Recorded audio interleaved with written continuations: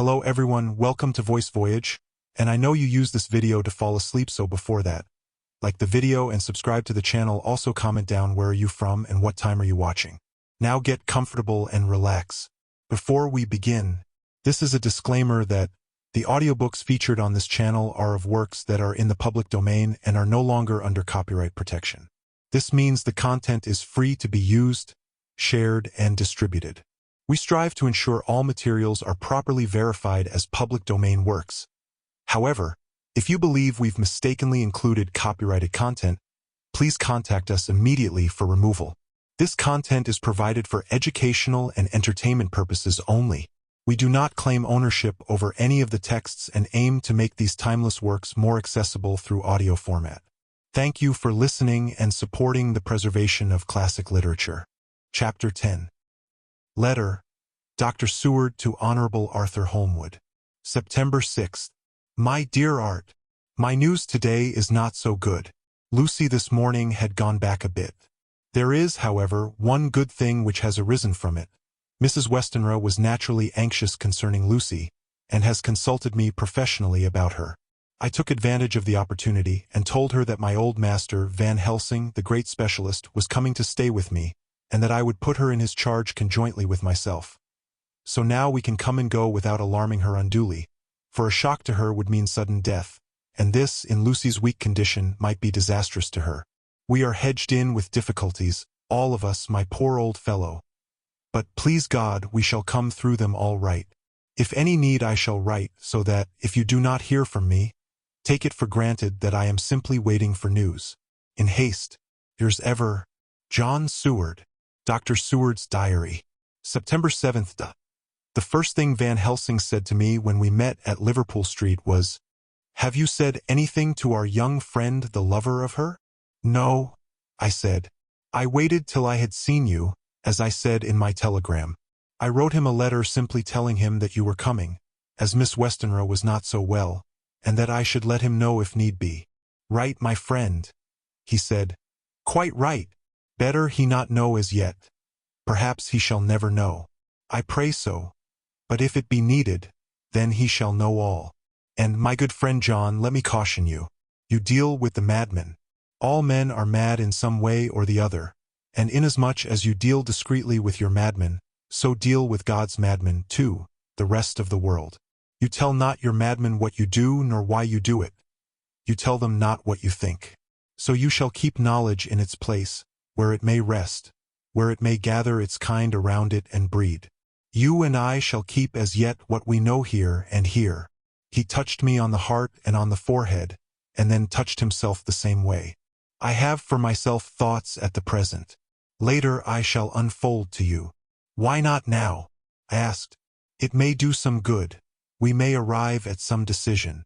He stopped and looked at me and said, "My friend John, when the corn is grown, even before it has ripened, while the milk of its mother earth is in him, and the sunshine has not yet begun to paint him with his gold, the husbandman he pull the ear and rub him between his rough hands, and blow away the green chaff and say to you, 'Look, he's good corn. He will make good crop when the time comes.'" I did not see the application and told him so. For reply he reached over and took my ear in his hand and pulled it playfully, as he used long ago to do at lectures, and said, "The good husbandman tell you so then because he knows, but not till then. But you do not find the good husbandman dig up his planted corn to see if he grow. That is for the children who play at husbandry, and not for those who take it as of the work of their life. See you now, friend John. I have sown my corn, and nature has her work to do in making it sprout. If he sprout at all, there's some promise, and I wait till the ear begins to swell."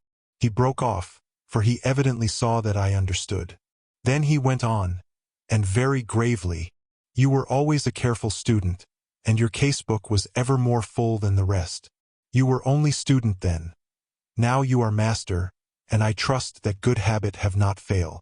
Remember, my friend, that knowledge is stronger than memory, and we should not trust the weaker. Even if you have not kept the good practice, let me tell you that this case of our dear miss is one that may be mind, I say may be, of such interest to us and others that all the rest may not make him kick the beam, as your people say. Take then good note of it. Nothing is too small. I counsel you, put down in record even your doubts and surmises. Hereafter it may be of interest to you to see how true you guess. We learn from failure, not from success. When I described Lucy's symptoms, the same as before, but infinitely more marked, he looked very grave but said nothing. He took with him a bag in which were many instruments and drugs, the ghastly paraphernalia of our beneficial trade.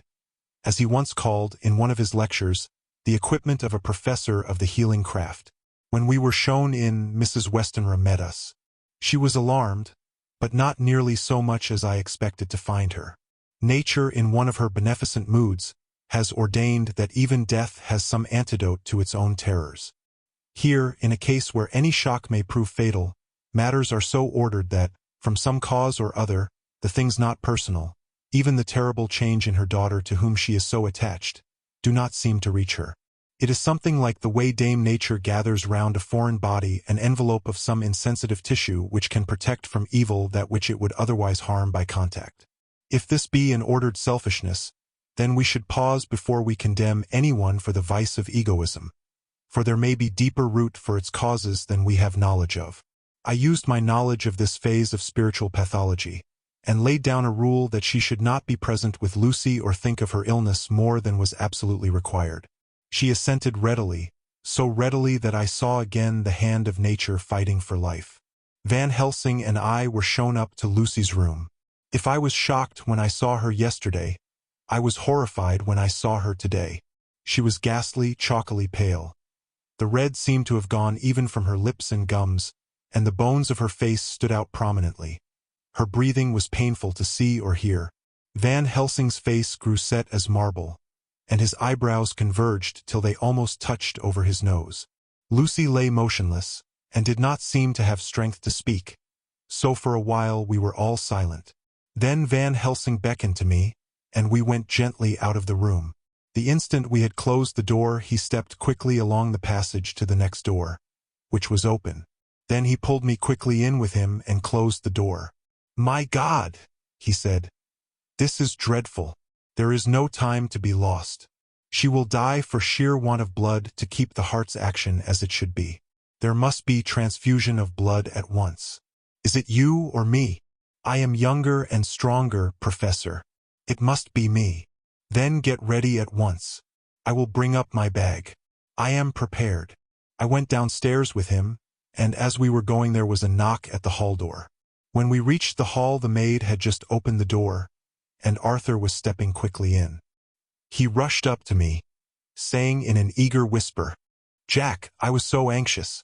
I read between the lines of your letter, and have been in an agony. The dad was better, so I ran down here to see for myself. Is not that gentleman Dr. Van Helsing? I am so thankful to you, sir, for coming." When first the professors I had lit upon him, he had been angry at his interruption at such a time. But now, as he took in his stalwart proportions and recognized the strong young manhood which seemed to emanate from him, his eyes gleamed. Without a pause, he said to him gravely as he held out his hand, "Sir, you have come in time. You are the lover of our dear miss. She is bad, very, very bad. Nay, my child, do not go like that." For he suddenly grew pale and sat down in a chair almost fainting. "You are to help her. You can do more than any that live, and your courage is your best help." "What can I do?" asked Arthur hoarsely. "Tell me, and I shall do it. My life is hers, and I would give the last drop of blood in my body for her." The professor has a strongly humorous side, and I could from old knowledge detect a trace of its origin in his answer. "My young sir, I do not ask so much as that. Not the last. What shall I do?" There was fire in his eyes, and his open nostril quivered with intent. Van Helsing slapped him on the shoulder. "Come," he said. "You are a man, and it is a man we want. You are better than me, better than my friend John." Arthur looked bewildered, and the professor went on by explaining in a kindly way. "Young Miss is bad, very bad. She wants blood, and blood she must have or die. My friend John and I have consulted, and we are about to perform what we call transfusion of blood, to transfer from full veins of one to the empty veins which pine for him. John was to give his blood, as he is the more young and strong than me." Here Arthur took my hand and wrung it hard in silence. But now you are here, you are more good than us, old or young, who toil much in the world of thought. Our nerves are not so calm and our blood not so bright than yours." Arthur turned to him and said, "If you only knew how gladly I would die for her, you would understand." He stopped with a sort of choke in his voice. "Good boy," said Van Helsing. "In the not-so-far-off you will be happy that you have done all for her you love. Come now and be silent. You shall kiss her once before it is done. But then you must go, and you must leave at my sign. Say no word to Madame. You know how it is with her. There must be no shock. Any knowledge of this would be one. Come." We all went up to Lucy's room. Arthur by direction remained outside. Lucy turned her head and looked at us, but said nothing. She was not asleep, but she was simply too weak to make the effort. Her eyes spoke to us. That was all. Van Helsing took some things from his bag and laid them on a little table out of sight.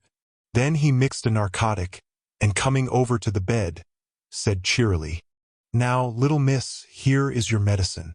Drink it off like a good child. See, I lift you so that to swallow is easy."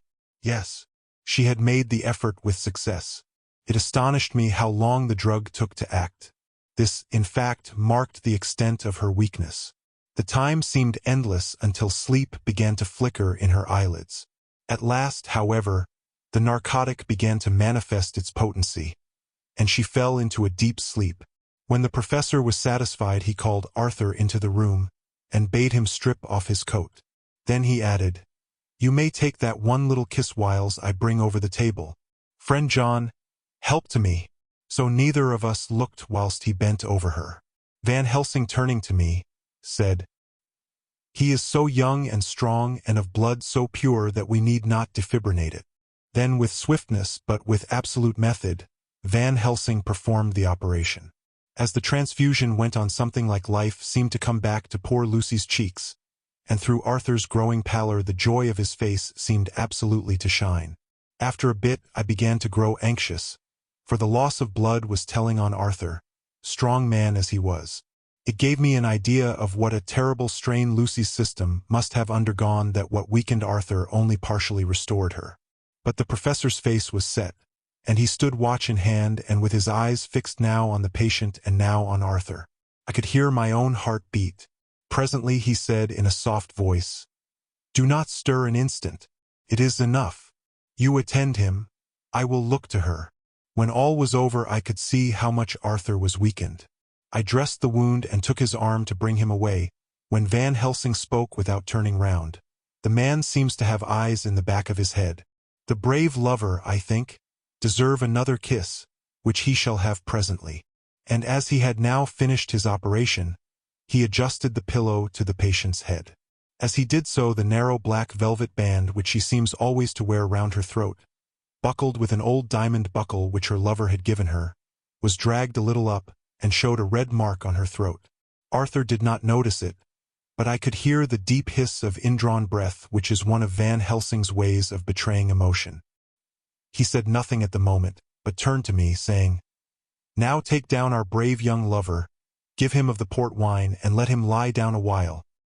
He must then go home and rest, sleep much and eat much, that he may be recruited of what he has so given to his love. He must not stay here. Hold a moment. I may take it, sir, that you are anxious of result. Then bring it with you that in all ways the operation is successful. You have saved her life this time, and you can go home and rest easy in mind that all that can be is. I shall tell her all when she is well.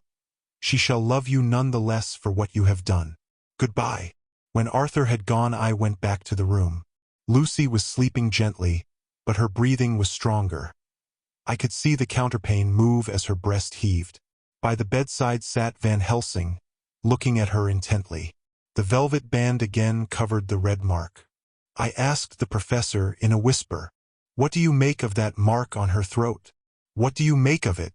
"I have not examined it yet," I answered, and then and there proceeded to loose the band.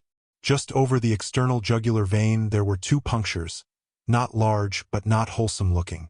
There was no sign of disease, but the edges were white and worn-looking, as if by some trituration.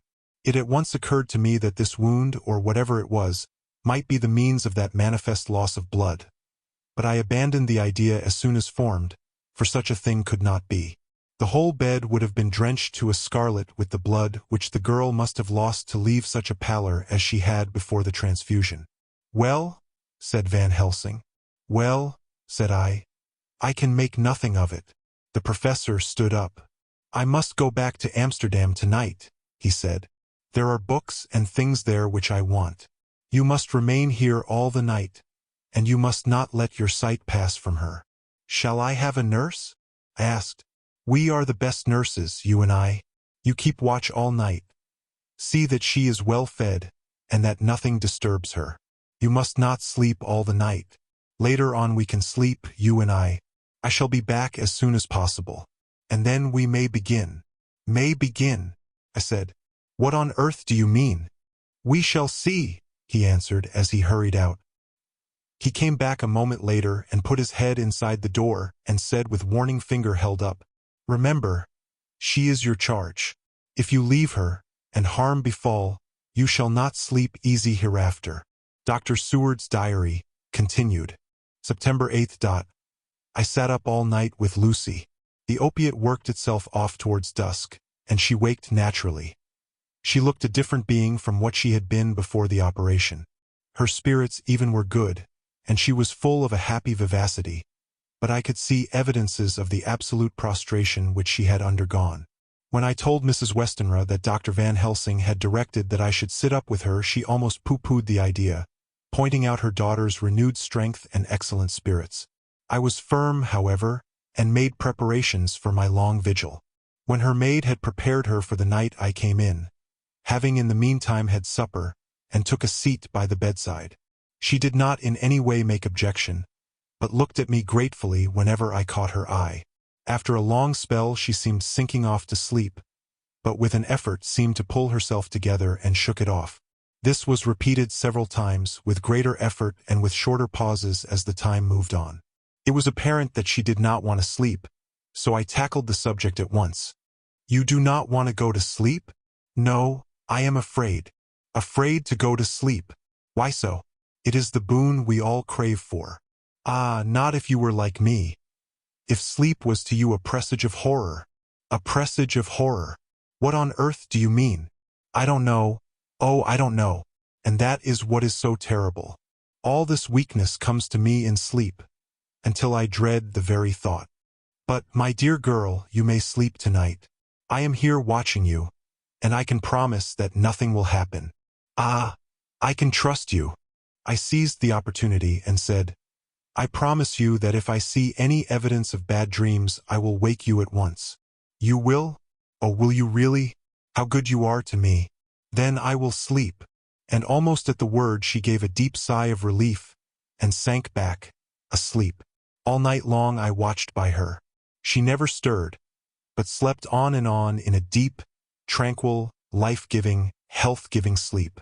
Her lips were slightly parted, and her breast rose and fell with the regularity of a pendulum.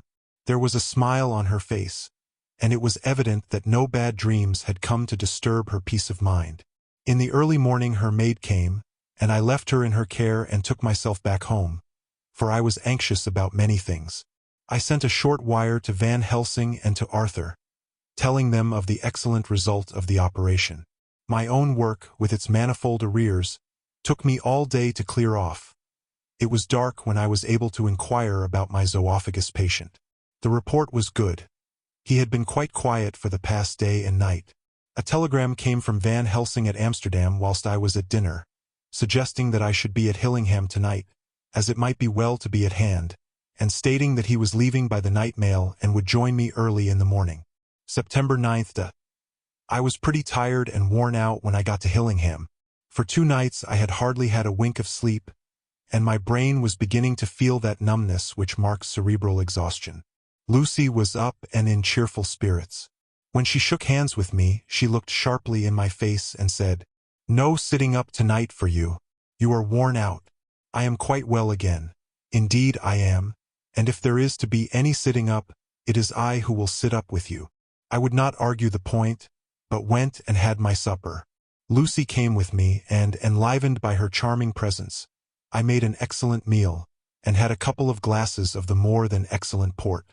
Then Lucy took me upstairs, and showed me a room next her own, where a cozy fire was burning. "Now," she said, "you must stay here. I shall leave this door open and my door too. You can lie on the sofa, for I know that nothing would induce any of you doctors to go to bed whilst there is a patient above the horizon. If I want anything I shall call out, and you can come to me at once." I could not but acquiesce, for I was dog-tired, and could not have sat up had I tried. So, on her renewing her promise to call me if she should want anything, I lay on the sofa, and forgot all about everything. Lucy Westenra's diary. September 9th. I feel so happy tonight. I have been so miserably weak, that to be able to think and move about is like feeling sunshine after a long spell of east wind out of a steel sky. Somehow Arthur feels very, very close to me. I seem to feel his presence warm about me. I suppose it is that sickness and weakness are selfish things and turn our inner eyes and sympathy on ourselves, whilst health and strength give love rein, and in thought and feeling he can wander where he wills. I know where my thoughts are. If Arthur only knew. My dear, your ears must tingle as you sleep, as mine do waking. Oh, the blissful rest of last night! How I slept, with that dear, good Dr. Seward watching me. And tonight I shall not fear to sleep, since he is close at hand and within call. Thank everybody for being so good to me. Thank God. Good night, Arthur. Dr. Seward's diary. September 10th. I was conscious of the professor's hand on my head, and started awake all in a second. That is one of the things that we learn in an asylum, at any rate. And how is our patient? Well, when I left her, or rather when she left me, I answered. Come, let us see, he said, and together we went into the room. The blind was down, and I went over to raise it gently, whilst Van Helsing stepped, with his soft, cat-like tread, over to the bed. As I raised the blind, and the morning sunlight flooded the room, I heard the professor's low hiss of inspiration, and knowing its rarity, a deadly fear shot through my heart. As I passed over he moved back, and his exclamation of horror, "God in Himmel!" needed no enforcement from his agonized face. He raised his hand and pointed to the bed, and his iron face was drawn and ashen white. I felt my knees begin to tremble. There on the bed, seemingly in a swoon, lay poor Lucy, more horribly white and wan-looking than ever. Even the lips were white, and the gums seemed to have shrunken back from the teeth, as we sometimes see in a corpse after a prolonged illness. Van Helsing raised his foot to stamp in anger, but the instinct of his life and all the long years of habit stood to him, and he put it down again softly. "Quick," he said, "bring the brandy."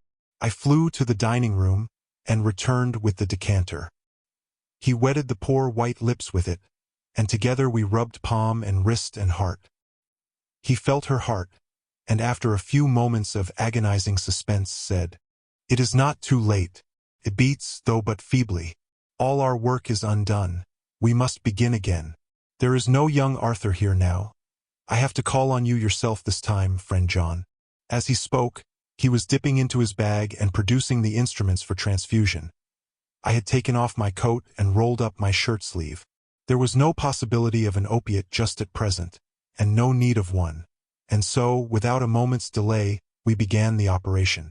After a time, it did not seem a short time either, for the draining away of one's blood, no matter how willingly it be given, is a terrible feeling. Van Helsing held up a warning finger. "Do not stir," he said. "But I fear that with growing strength she may wake, and that would make danger, oh, so much danger. But I shall precaution take. I shall give hypodermic injection of morphia." He proceeded then, swiftly and deftly, to carry out his intent.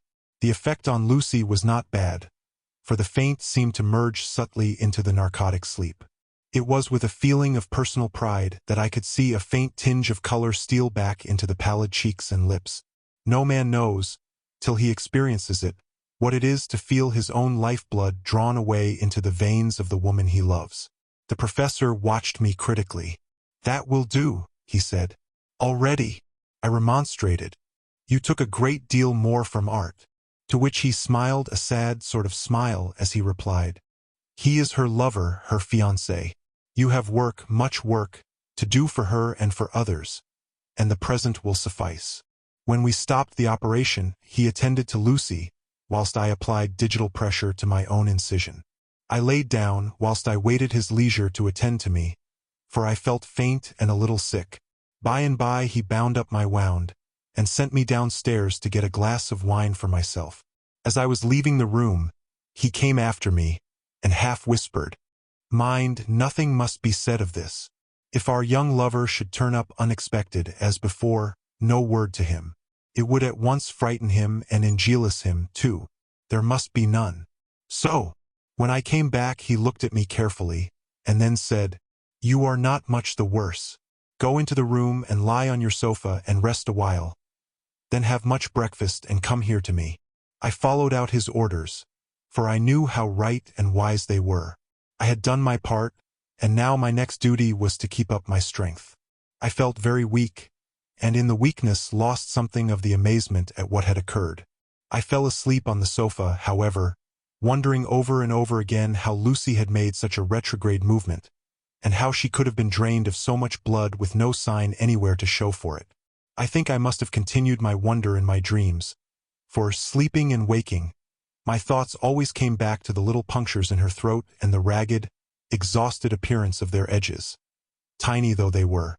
Lucy slept well into the day, and when she woke she was fairly well and strong, though not nearly so much so as the day before. When Van Helsing had seen her, he went out for a walk, leaving me in charge, with strict injunctions that I was not to leave her for a moment. I could hear his voice in the hall, asking the way to the nearest telegraph office.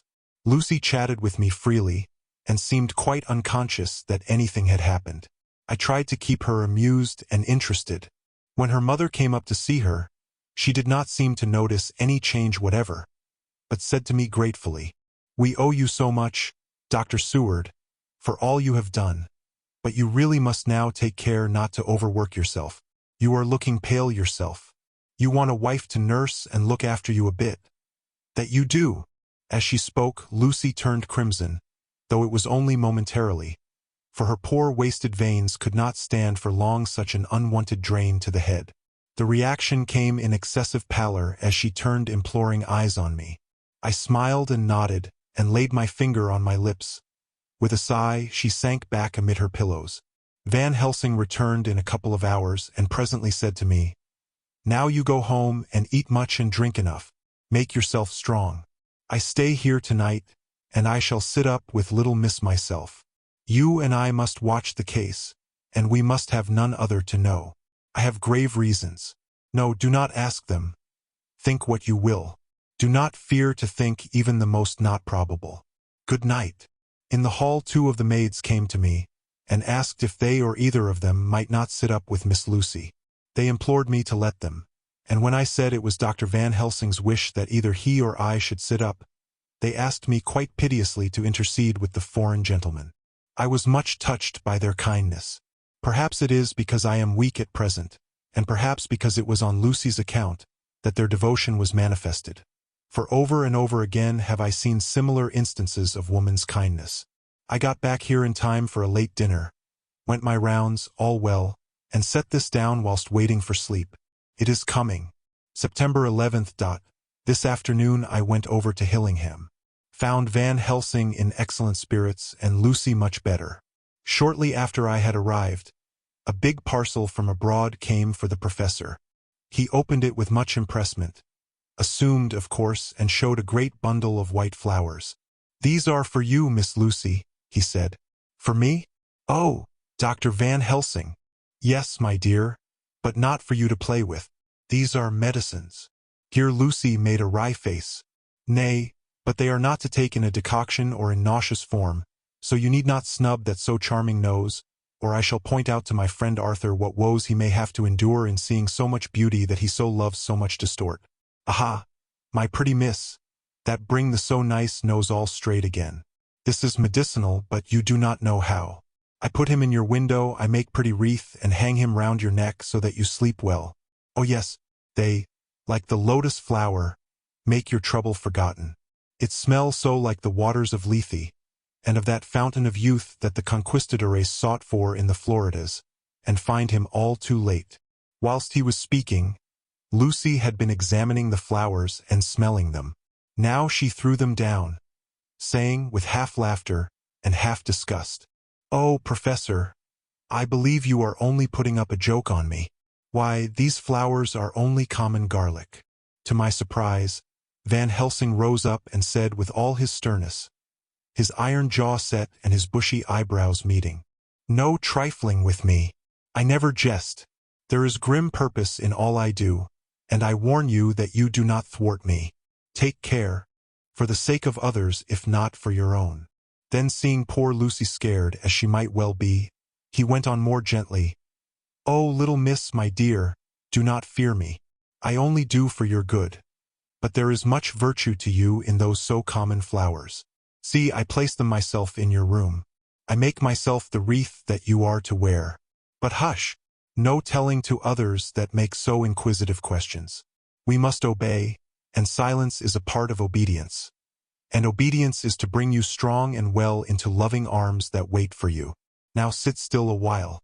Come with me, friend John, and you shall help me deck the room with my garlic, which is all the way from Haarlem, where my friend Vanderpool raised herb in his glasshouses all the year. I had to telegraph yesterday, or they would not have been here. We went into the room, taking the flowers with us. The professor's actions were certainly odd and not to be found in any pharmacopoeia that I ever heard of. First he fastened up the windows and latched them securely. Next, taking a handful of the flowers, he rubbed them all over the sashes, as though to ensure that every whiff of air that might get in would be laden with the garlic smell. Then with the wisp he rubbed all over the jamb of the door, above, below, and at each side and round the fireplace in the same way. It all seemed grotesque to me, and presently I said, "Well, Professor, I know you always have a reason for what you do, but this certainly puzzles me. It is well we have no skeptic here, or he would say that you were working some spell to keep out an evil spirit."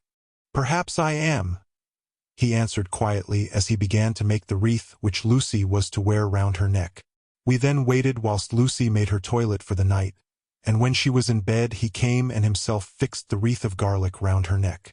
The last words he said to her were, "Take care you do not disturb it, and even if the room feel close, do not tonight open the window or the door." "I promise," said Lucy. "And thank you both 1,000 times for all your kindness to me. Oh, what have I done to be blessed with such friends?" As we left the house in my fly, which was waiting, Van Helsing said, "Tonight I can sleep in peace, and sleep I want. 2 nights of travel, much reading in the day between, and much anxiety on the day to follow, and a night to sit up without to wink. Tomorrow in the morning early you call for me, and we come together to see our pretty miss, so much more strong for my spell which I have work. Ho! Ho!" He seemed so confident that I, remembering my own confidence 2 nights before and with the baneful result, felt awe and vague terror.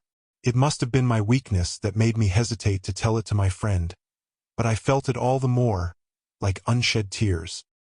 Chapter 11. Lucy Westenra's Diary. September 12th. How good they all are to me. I quite love that dear Dr. Van Helsing. I wonder why he was so anxious about these flowers. He positively frightened me, he was so fierce. And yet he must have been right, for I feel comfort from them already. Somehow I do not dread being alone tonight, and I can go to sleep without fear. I shall not mind any flapping outside the window. Oh, the terrible struggle that I have had against sleep so often of late. The pain of the sleeplessness, or the pain of the fear of sleep, with such unknown horrors as it has for me. How blessed are some people, whose lives have no fears, no dreads, to whom sleep is a blessing that comes nightly, and brings nothing but sweet dreams. Well, here I am tonight, hoping for sleep, and lying like Ophelia in the play, with virgin krantz and maiden struments. I never liked garlic before, but tonight it is delightful. There is peace in its smell. I feel sleep coming already. Good night, everybody. Dr. Seward's Diary. September 13th. Called at the Berkeley and found Van Helsing, as usual, up to time. The carriage ordered from the hotel was waiting. The professor took his bag, which he always brings with him now. Let all be put down exactly. Van Helsing and I arrived at Hillingham at 8 o'clock. It was a lovely morning. The bright sunshine and all the fresh feeling of early autumn seemed like the completion of nature's annual work. The leaves were turning to all kinds of beautiful colors, but had not yet begun to drop from the trees. When we entered, we met Mrs. Westenra coming out of the morning room. She is always an early riser. She greeted us warmly and said, "You will be glad to know that Lucy is better. The dear child is still asleep." I looked into her room and saw her, but did not go in, lest I should disturb her. The professor smiled and looked quite jubilant. He rubbed his hands together and said, "Aha! I thought I had diagnosed the case. My treatment is working." To which she answered, "You must not take all the credit to yourself, doctor. Lucy's state this morning is due in part to me." "How you do mean, ma'am?" asked the professor. "Well, I was anxious about the dear child in the night, and went into her room. She was sleeping soundly, so soundly that even my coming did not wake her. But the room was awfully stuffy. There were a lot of those horrible, strong-smelling flowers about everywhere, and she had actually a bunch of them round her neck. I feared that the heavy odor would be too much for the dear child in her weak state, so I took them all away and opened a bit of the window to let in a little fresh air. You will be pleased with her, I am sure." She moved off into her boudoir, where she usually breakfasted early. As she had spoken, I watched the professor's face, and saw it turn ashen gray. He had been able to retain his self-command whilst the poor lady was present, for he knew her state and how mischievous a shock would be. He actually smiled on her as he held open the door for her to pass into her room. But the instant she had disappeared, he pulled me, suddenly and forcibly, into the dining room and closed the door. Then, for the first time in my life, I saw Van Helsing break down. He raised his hands over his head in a sort of mute despair, and then beat his palms together in a helpless way. Finally he sat down on a chair, and putting his hands before his face, began to sob with loud, dry sobs that seemed to come from the very racking of his heart. Then he raised his arms again, as though appealing to the whole universe. "God! God! God!" he said. "What have we done? What has this poor thing done, that we are so sore beset? Is there fate amongst us still sent down from the pagan world of old, that such things must be, and in such way? This poor mother, all unknowing, and all for the best as she think, does such thing as lose her daughter body and soul, and we must not tell her, we must not even warn her, or she die, and then both die. Oh, how we are beset! How are all the powers of the devils against us?" Suddenly he jumped to his feet. "Come," he said, "come, we must see and act. Devils or no devils, or all the devils at once, it matters not. We fight him all the same." He went to the hall door for his bag, and together we went up to Lucy's room. Once again I drew up the blind, whilst Van Helsing went towards the bed. This time he did not start as he looked on the poor face with the same awful waxen pallor as before. He wore a look of stern sadness and infinite pity. "As I expected," he murmured, with that hissing inspiration of his which meant so much. Without a word he went and locked the door, and then began to set out on the little table the instruments for yet another operation of transfusion of blood. I had long ago recognized the necessity, and begun to take off my coat, but he stopped me with a warning hand. "No," he said. "Today you must operate. I shall provide. You are weakened already." As he spoke he took off his coat and rolled up his shirt sleeve. Again the operation, again the narcotic, again some return of color to the ashy cheeks, and the regular breathing of healthy sleep. This time I watched whilst Van Helsing recruited himself and rested. Presently he took an opportunity of telling Mrs. Westenra that she must not remove anything from Lucy's room without consulting him, that the flowers were of medicinal value, and that the breathing of their odor was a part of the system of cure. Then he took over the care of the case himself, saying that he would watch this night and the next and would send me word when to come. After another hour Lucy waked from her sleep, fresh and bright and seemingly not much the worse for her terrible ordeal. What does it all mean? I am beginning to wonder if my long habit of life amongst the insane is beginning to tell upon my own brain. Lucy Westenra's diary. September 17th. 4 days and nights of peace. I am getting so strong again that I hardly know myself. It is as if I had passed through some long nightmare, and had just awakened to see the beautiful sunshine and feel the fresh air of the morning around me. I have a dim half-remembrance of long, anxious times of waiting and fearing, darkness in which there was not even the pain of hope to make present distress more poignant, and then long spells of oblivion, and the rising back to life as a diver coming up through a great press of water. Since, however, Dr. Van Helsing has been with me, all this bad dreaming seems to have passed away.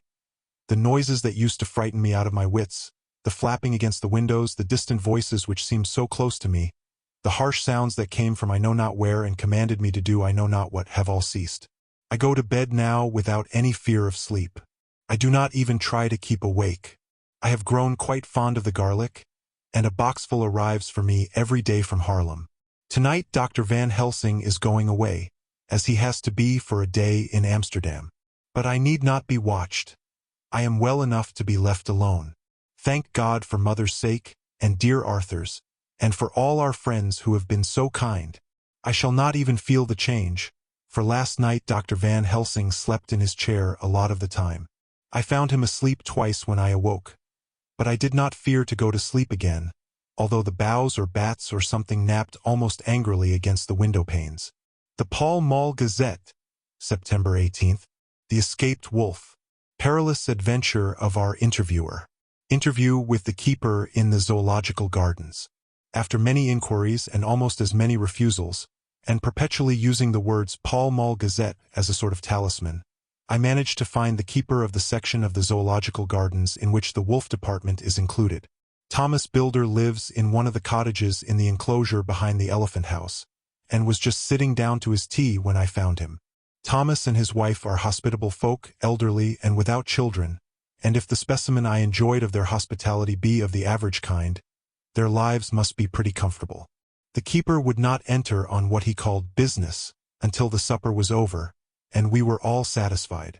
Then, when the table was cleared, and he had lit his pipe, he said, "Now, sir, you can go on and arsk me what you want. You'll excuse me refusin' to talk of professional subjects afore meals. I gives the wolves and the jackals and the hyenas in all our section their tea afore I begins to arsk them questions." "How do you mean, ask them questions?" I queried, wishful to get him into a talkative humor. "Itten of them over the iddy with a pole is one way. Scratchin' of their hears is another, when gents as is flush wants a bit of a show-orf to their gals. I don't so much mind the fust, the itten with a pole afore I chucks in their dinner, but I waits till they've 'ad their sherry and coffee, so to speak, afore I tries on with the ear-scratchin'. Mind you," he added philosophically, "there's a deal of the same nature in us as in them theer animals. Here's you a-comin' and arskin' of me questions about my business, and I that grumpy like that only for your bloomin' arfquid I'd a-seen you blowed fust for I'd answer. Not even when you arsked me sarcastic like if I'd like you to arsk the superintendent if you might arsk me questions. Without offense, did I tell yer to go to L? You did. And when you said you'd report me for usin' of obscene language that was itten me over the idee. But the arfquid made that all right. I weren't a-goin' to fight, so I waited for the food, and did with my owl as the wolves and lions and tigers does. But, lor love your art, now that the old 'ooman has stuck a chunk of her tea-cake in me, and rinsed me out with her bloomin' old teapot, and I've lit hup, you may scratch my ears for all you're worth, and won't get even a growl out of me. Drive along with your questions. I know what you're a-comin' at, that escaped wolf. Exactly. I want you to give me your view of it. Just tell me how it happened, and when I know the facts I'll get you to say what you consider was the cause of it, and how you think the whole affair will end. All right, governor. This is about the old story. That wolf what we called Berserker was one of 3 grey ones that came from Norway to Jamraka's, which we bought off him 4 years ago. He was a nice, well-behaved wolf, that never gave no trouble to talk of. I'm more surprised at 'im for wantin' to get out nor any other animal in the place. But, there, you can't trust wolves no more nor women. Don't you mind him, sir?" broke in Mrs. Tom with a cheery laugh. "'E's got mind in the animals so long that blessed if he ain't like a old wolf hisself, but there ain't no 'arm in 'im. Well, sir, It was about 2 hours after feedin' yesterday when I first hear my disturbance. I was making up a litter in the monkey house for a young puma which is ill. But when I heard the yelping and owlin' I kem away straight. There was Bersicker a tearin' like a mad thing at the bars as if he wanted to get out.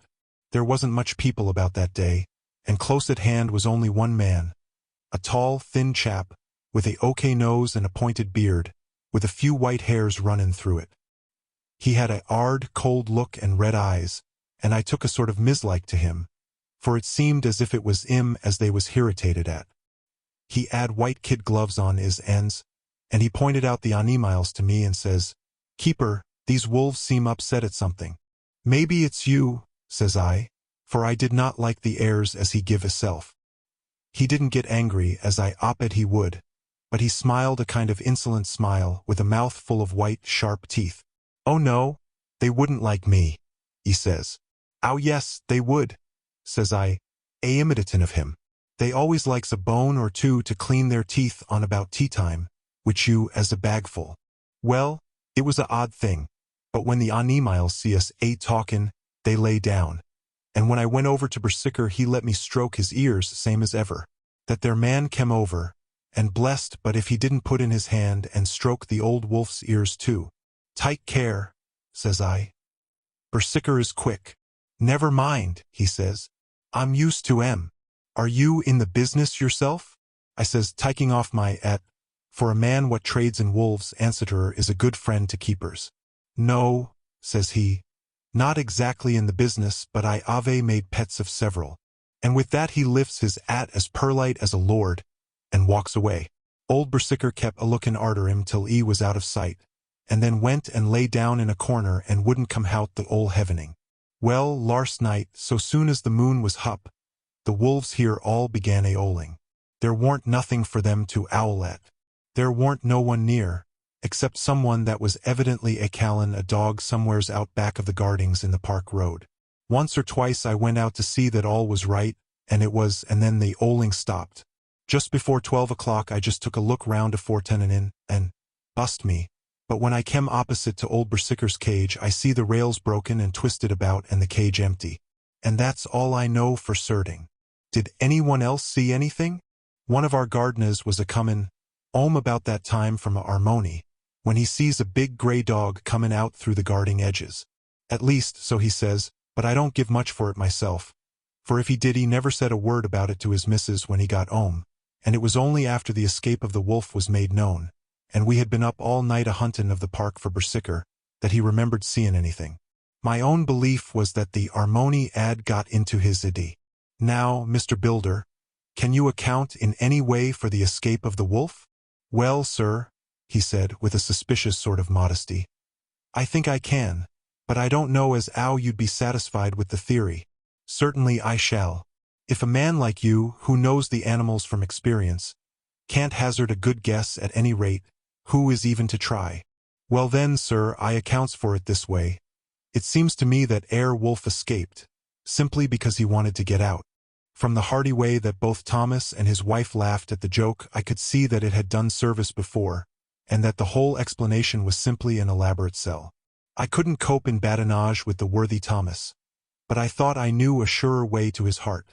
So I said, "Now, Mr. Builder, we'll consider that first half-sovereign worked off, and this brother of his is waiting to be claimed when you've told me what you think will happen." "Right why are, sir," he said briskly. "Ye'll excuse me, I know, for a chaffin' of ye, but the old woman here winked at me, which was as much as telling me to go on." "Well, I never," said the old lady. "My opinion is this, that wolf is a-idin' of somewheres." The gardener what didn't remember said he was a-gallopin' northward faster than a horse could go. But I don't believe him, for, yer see, sir, wolves don't gallop no more nor dogs does, they not bein' built that way. Wolves is fine things in a storybook, and I dessay when they gets in packs and does be chivvyin' something that's more afeard than they is they can make a devil of a noise and chop it up, whatever it is. But, Lord bless you, in real life a wolf is only a low creature, not half so clever or bold as a good dog, and not half a quarter so much fight in him.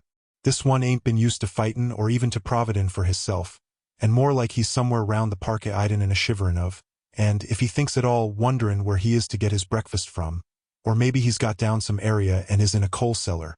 My eye. Won't some cook get a rum start when she sees his green eyes a-shining at her out of the dark? If he can't get food he's bound to look for it, and mayhap he may chance to light on a butcher's shop in time. If he doesn't, and some nursemaid goes a walkin' orf with a soldier, leavin' of the hinfant in the perambulator, well, then I shouldn't be surprised if the census is one babby the less. That's all. I was handing him the half-sovereign, when something came bobbing up against the window, and Mr. Builder's face doubled its natural length with surprise. "God bless me," he said, "if there ain't old Berserker come back by hisself." He went to the door and opened it. A most unnecessary proceeding it seemed to me. I have always thought that a wild animal never looks so well as when some obstacle of pronounced durability is between us. A personal experience has intensified rather than diminished that idea. After all, however, there is nothing like custom, for neither Builder nor his wife thought any more of the wolf than I should of a dog. The animal itself was as peaceful and well-behaved as that father of all picture wolves, Red Riding Hood's quondam friend, whilst moving her confidence in masquerade. The whole scene was an unutterable mixture of comedy and pathos.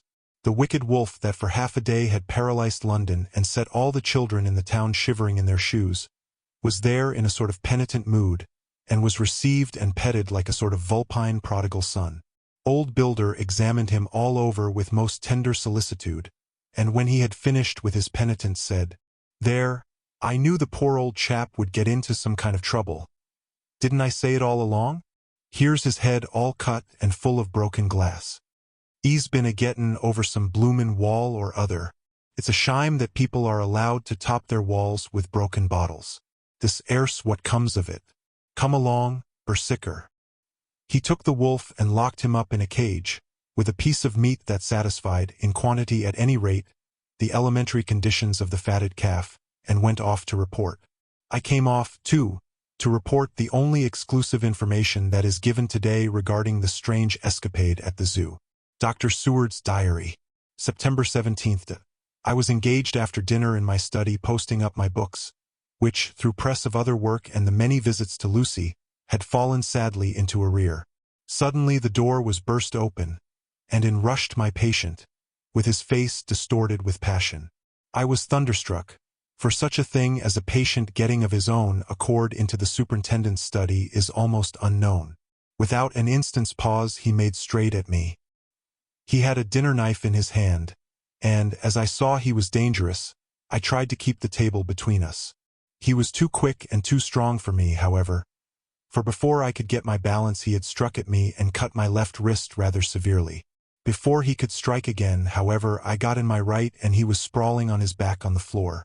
My wrist bled freely, and quite a little pool trickled on to the carpet. I saw that my friend was not intent on further effort, and occupied myself binding up my wrist, keeping a wary eye on the prostrate figure all the time. When the attendants rushed in, and we turned our attention to him, his employment positively sickened me. He was lying on his belly on the floor licking up, like a dog, the blood which had fallen from my wounded wrist. He was easily secured, and, to my surprise, went with the attendants quite placidly, simply repeating over and over again, "The blood is the life! The blood is the life! I cannot afford to lose blood just at present. I have lost too much of late for my physical good, and then the prolonged strain of Lucy's illness and its horrible phases is telling on me. I am overexcited and weary, and I need rest, rest, rest. Happily Van Helsing has not summoned me, so I need not forego my sleep. Tonight I could not well do without it. Telegram, Van Helsing, Antwerp, to Seward, Carfax. Sent to Carfax, Sussex, as no county given. Delivered late by 22 hours.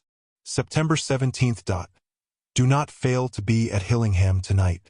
If not watching all the time frequently, visit and see that flowers are as placed. Very important. Do not fail. Shall be with you as soon as possible after arrival. Dr. Seward's diary. September 18th. Just off for train to London. The arrival of Van Helsing's telegram filled me with dismay. A whole night lost, and I know by bitter experience what may happen in a night. Of course it is possible that all may be well, But what may have happened? Surely there is some horrible doom hanging over us that every possible accident should thwart us in all we try to do. I shall take the cylinder with me, and then I can complete my entry on Lucy's phonograph. Memorandum left by Lucy Westenra. September 17th. Night. I write this and leave it to be seen, so that no one may by any chance get into trouble through me. This is an exact record of what took place tonight. I feel I am dying of weakness, and have barely strength to write, but it must be done if I die in the doing.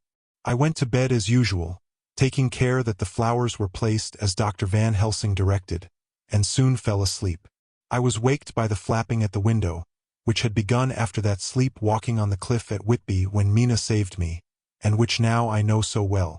I was not afraid, but I did wish that Dr. Seward was in the next room, as Dr. Van Helsing said he would be, so that I might have called him. I tried to go to sleep, but could not. Then there came to me the old fear of sleep, and I determined to keep awake. Perversely, sleep would try to come then when I did not want it.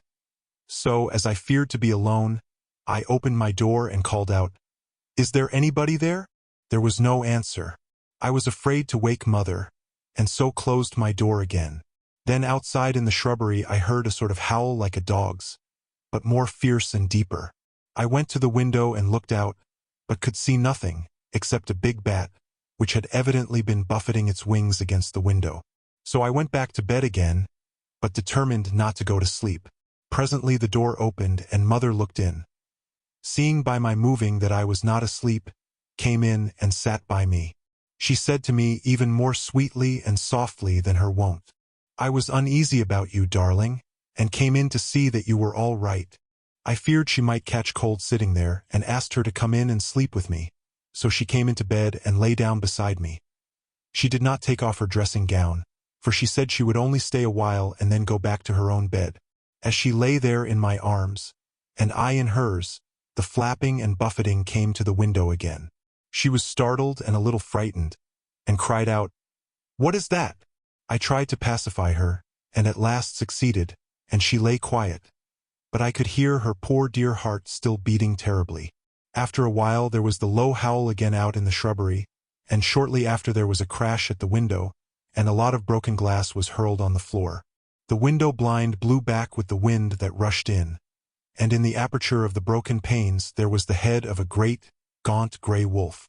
Mother cried out in a fright, and struggled up into a sitting posture, and clutched wildly at anything that would help her.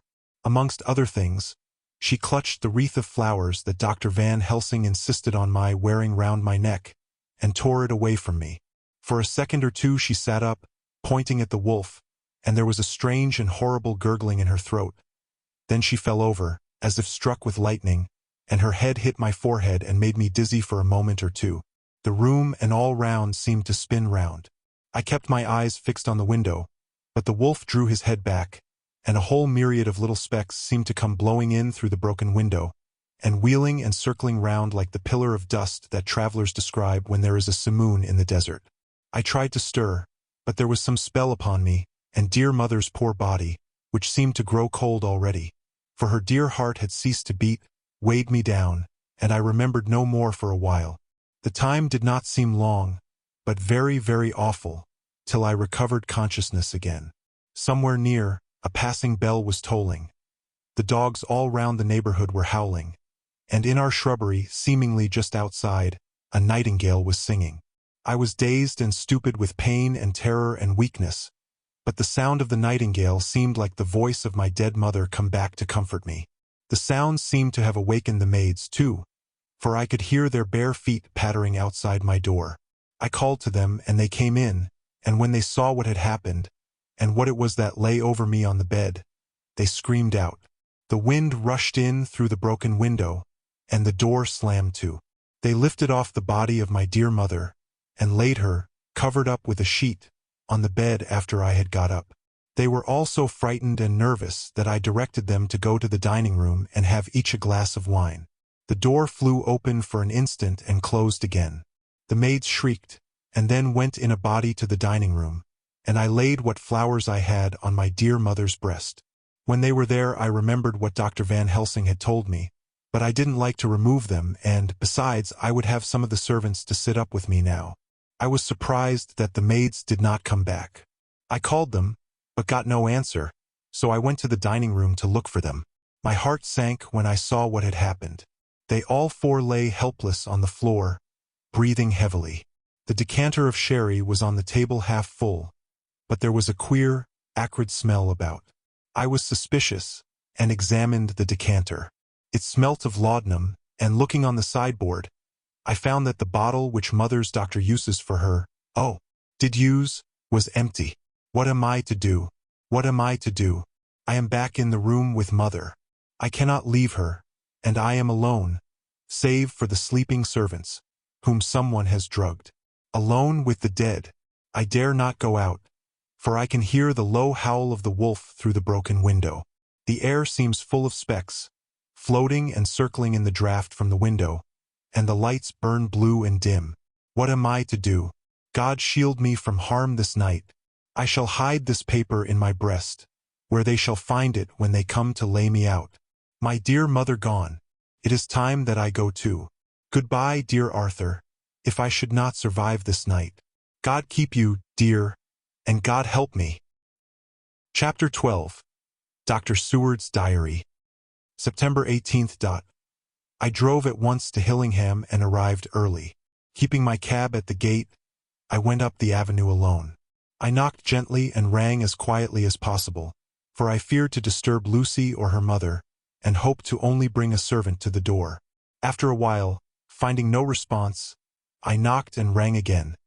Still no answer. I cursed the laziness of the servants that they should lie abed at such an hour, for it was now 10 o'clock, and so rang and knocked again, but more impatiently, but still without response. Hitherto I had blamed only the servants, but now a terrible fear began to assail me. Was this desolation but another link in the chain of doom which seemed drawing tight around us? Was it indeed a house of death to which I had come? Too late? I knew that minutes, even seconds of delay, might mean hours of danger to Lucy, if she had had again one of those frightful relapses, and I went round the house to try if I could find by chance an entry anywhere. I could find no means of ingress. Every window and door was fastened and locked, and I returned baffled to the porch. As I did so, I heard the rapid pit-pat of a swiftly driven horse's feet. They stopped at the gate, and a few seconds later I met Van Helsing running up the avenue. When he saw me, he gasped out, "Then it was you and just arrived. How is she? Are we too late? Did you not get my telegram?" I answered as quickly and coherently as I could that I had only got his telegram early in the morning, and had not lost a minute in coming here, and that I could not make anyone in the house hear me. He paused and raised his hat as he said solemnly, "Then I fear we are too late. God's will be done." With his usual recuperative energy, he went on, "Come. If there be no way open to get in, we must make one. Time is all in all to us now." We went round to the back of the house, where there was a kitchen window. The professor took a small surgical saw from his case, and handing it to me, pointed to the iron bars which guarded the window. I attacked them at once and had very soon cut through 3 of them. Then with a long, thin knife we pushed back the fastening of the sashes and opened the window. I helped the professor in and followed him. There was no one in the kitchen or in the servants' rooms, which were close at hand. We tried all the rooms as we went along, and in the dining room, dimly lit by rays of light through the shutters, found 4 servant women lying on the floor. There was no need to think them dead, for their stertorous breathing and the acrid smell of laudanum in the room left no doubt as to their condition. Van Helsing and I looked at each other, and as we moved away he said, "We can attend to them later." Then we ascended to Lucy's room. For an instant or two we paused at the door to listen, but there was no sound that we could hear. With white faces and trembling hands, we opened the door gently and entered the room. How shall I describe what we saw? On the bed lay 2 women, Lucy and her mother. The latter lay farthest in, and she was covered with a white sheet, the edge of which had been blown back by the draught through the broken window, showing the drawn, white face, with a look of terror fixed upon it. By her side lay Lucy, with face white and still more drawn. The flowers which had been round her neck we found upon her mother's bosom, and her throat was bare, showing the two little wounds which we had noticed before, but looking horribly white and mangled. Without a word the professor bent over the bed, his head almost touching poor Lucy's breast. Then he gave a quick turn of his head, as of one who listens, and leaping to his feet, he cried out to me, "It is not yet too late. Quick, quick, bring the brandy." I flew downstairs and returned with it, taking care to smell and taste it, lest it too were drugged like the decanter of sherry which I found on the table. The maids were still breathing, but more restlessly, and I fancied that the narcotic was wearing off. I did not stay to make sure, but returned to Van Helsing. He rubbed the brandy, as on another occasion, on her lips and gums and on her wrists and the palms of her hands. He said to me, "I can do this all that can be at the present. You go wake those maids. Flick them in the face with a wet towel, and flick them hard. Make them get heat and fire and a warm bath. This poor soul is nearly as cold as that beside her. She will need be heated before we can do anything more." I went at once, and found little difficulty in waking 3 of the women.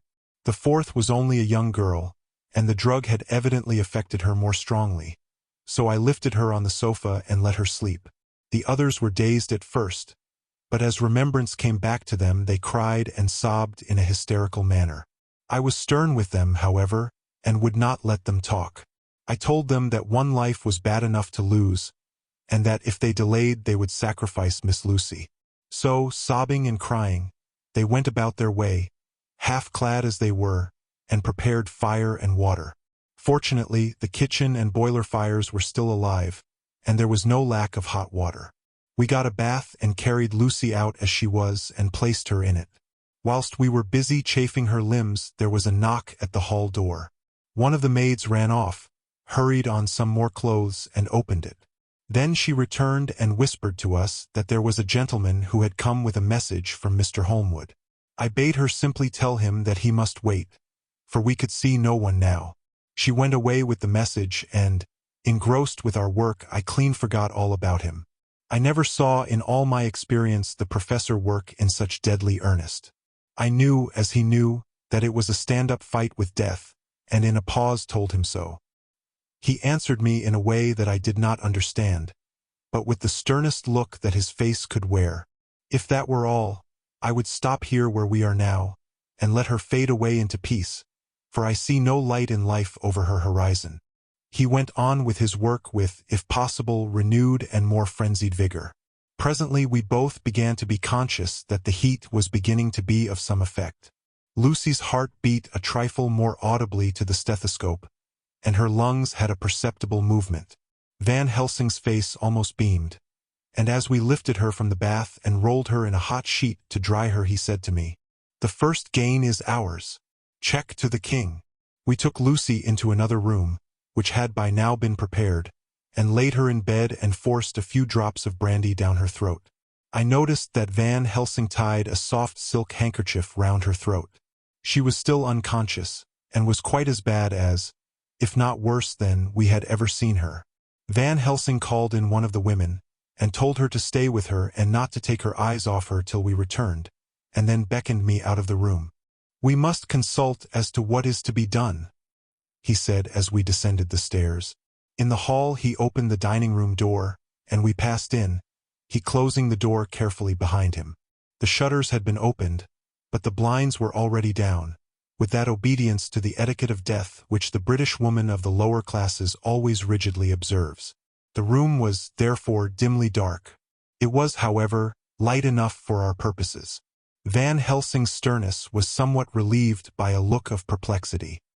He was evidently torturing his mind about something, so I waited for an instant, and he spoke. "What are we to do now?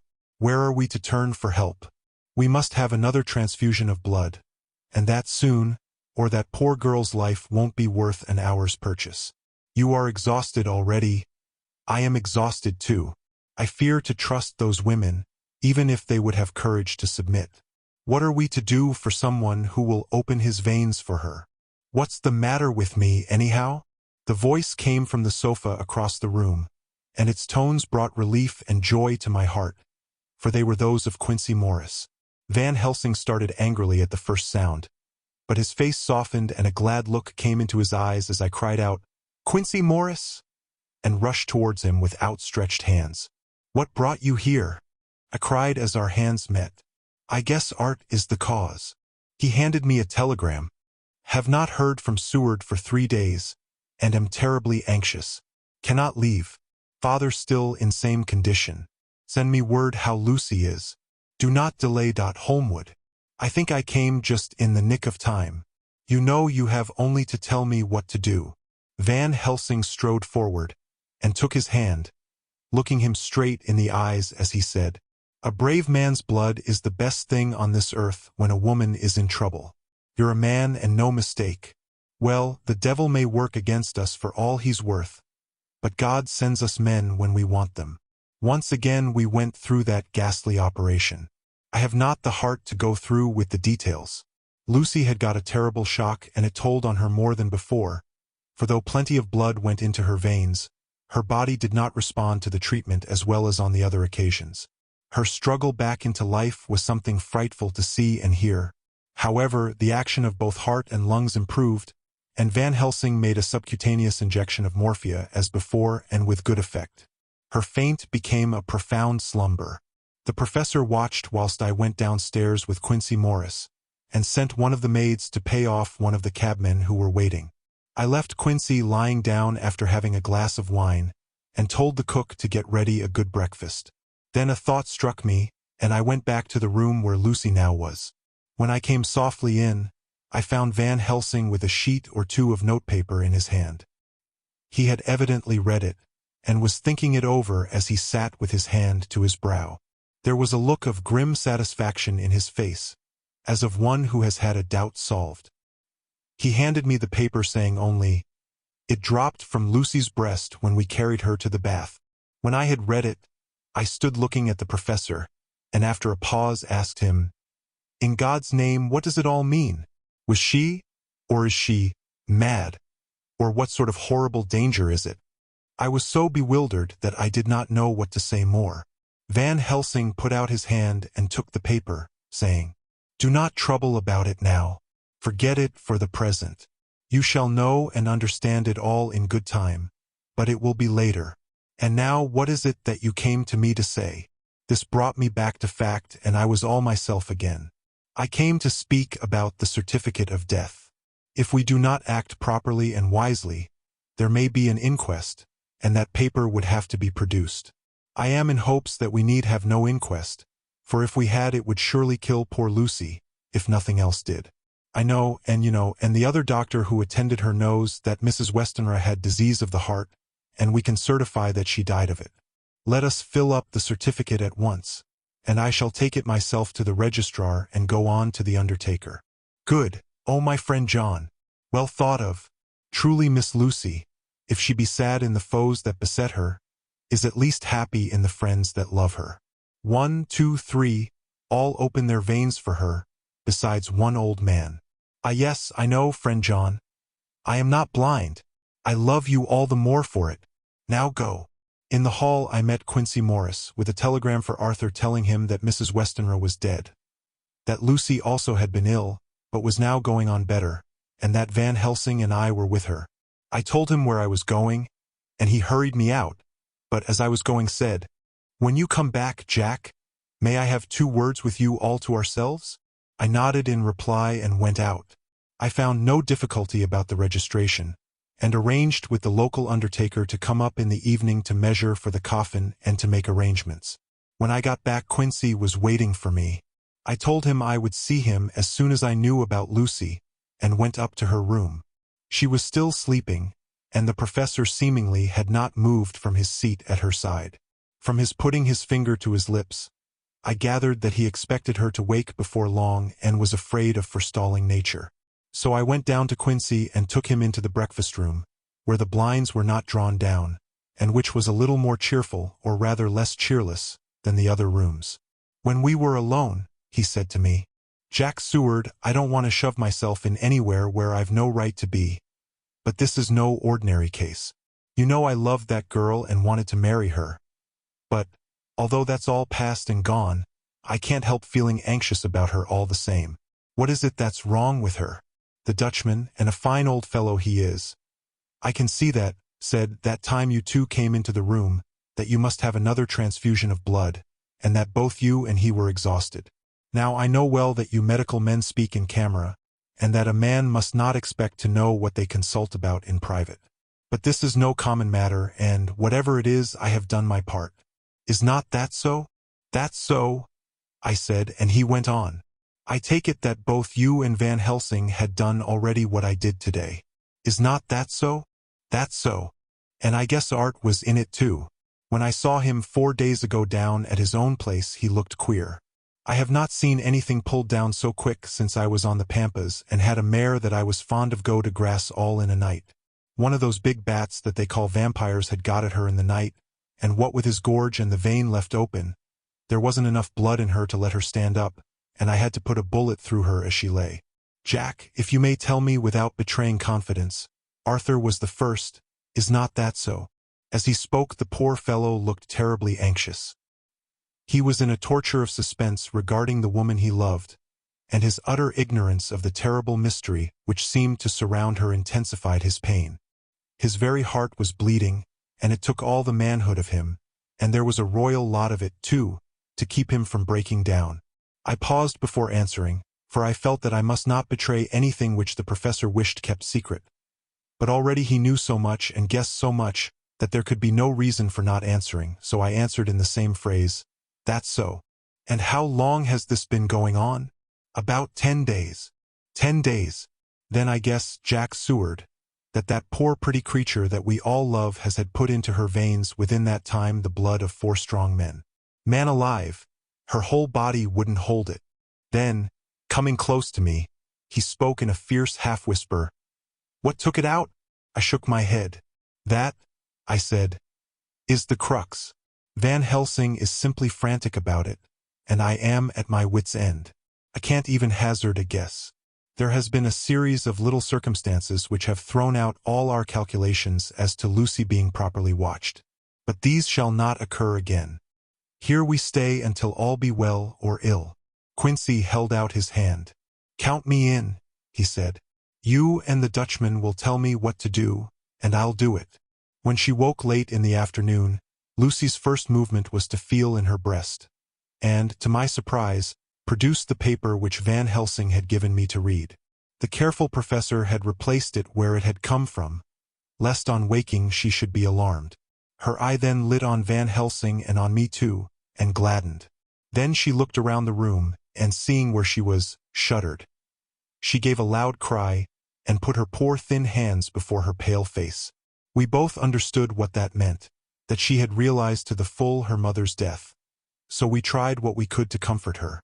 Doubtless sympathy eased her somewhat, but she was very low in thought and spirit, and wept silently and weakly for a long time. We told her that either or both of us would now remain with her all the time, and that seemed to comfort her. Towards dusk she fell into a doze. Here a very odd thing occurred. While still asleep, she took the paper from her breast and tore it in two. Van Helsing stepped over and took the pieces from her. All the same, however, she went on with the action of tearing, as though the material were still in her hands. Finally she lifted her hands and opened them as though scattering the fragments. Van Helsing seemed surprised, and his brows gathered as if in thought, but he said nothing. September 19th. All last night she slept fitfully, being always afraid to sleep, and something weaker when she woke from it. The professor and I took it in turns to watch, and we never left her for a moment unattended. Quincy Morris said nothing about his intention, but I knew that all night long he patrolled round and round the house. When the day came, its searching light showed the ravages in poor Lucy's strength. She was hardly able to turn her head, and the little nourishment which she could take seemed to do her no good. At times she slept, and both Van Helsing and I noticed the difference in her between sleeping and waking. Whilst asleep she looked stronger, although more haggard, and her breathing was softer. Her open mouth showed the pale gums drawn back from the teeth, which thus looked positively longer and sharper than usual. When she woke, the softness of her eyes evidently changed the expression, for she looked her own self, although a dying one. In the afternoon she asked for Arthur, and we telegraphed for him. Quincy went off to meet him at the station. When he arrived it was nearly 6 o'clock, and the sun was setting full and warm, and the red light streamed in through the window and gave more color to the pale cheeks. When he saw her, Arthur was simply choking with emotion, and none of us could speak. In the hours that had passed, the fits of sleep, or the comatose condition that passed for it, had grown more frequent, so that the pauses when conversation was possible were shortened. Arthur's presence, however, seemed to act as a stimulant. She rallied a little and spoke to him more brightly than she had done since we arrived. He too pulled himself together, and spoke as cheerily as he could, so that the best was made of everything. It was now nearly 1 o'clock, and he and Van Helsing are sitting with her. I am to relieve them in a quarter of an hour, and I am entering this on Lucy's phonograph. Until 6 o'clock they are to try to rest. I fear that tomorrow will end our watching, for the shock has been too great. The poor child cannot rally. God help us all. Letter, Mina Harker to Lucy Westenra. Unopened by her. September 17th. My dearest Lucy, it seems an age since I heard from you, or indeed since I wrote. You will pardon me, I know, for all my faults when you have read all my budget of news. Well, I got my husband back all right. When we arrived at Exeter there was a carriage waiting for us, and in it, though he had an attack of gout, Mr. Hawkins. He took us to his house, where there were rooms for us all nice and comfortable, and we dined together. After dinner Mr. Hawkins said, My dears, I want to drink your health and prosperity, and may every blessing attend you both. I know you both from children, and have, with love and pride, seen you grow up. Now I want you to make your home here with me. I have left to me neither chick nor child. All are gone, and in my will I have left you everything.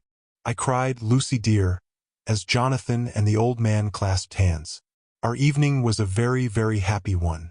So here we are, installed in this beautiful old house, and from both my bedroom and the drawing room I can see the great elms of the cathedral close, with their great black stems standing out against the old yellow stone of the cathedral, and I can hear the rooks overhead cawing and chattering and gossiping all day, after the manner of rooks and humans. I am busy, I need not tell you, arranging things and housekeeping.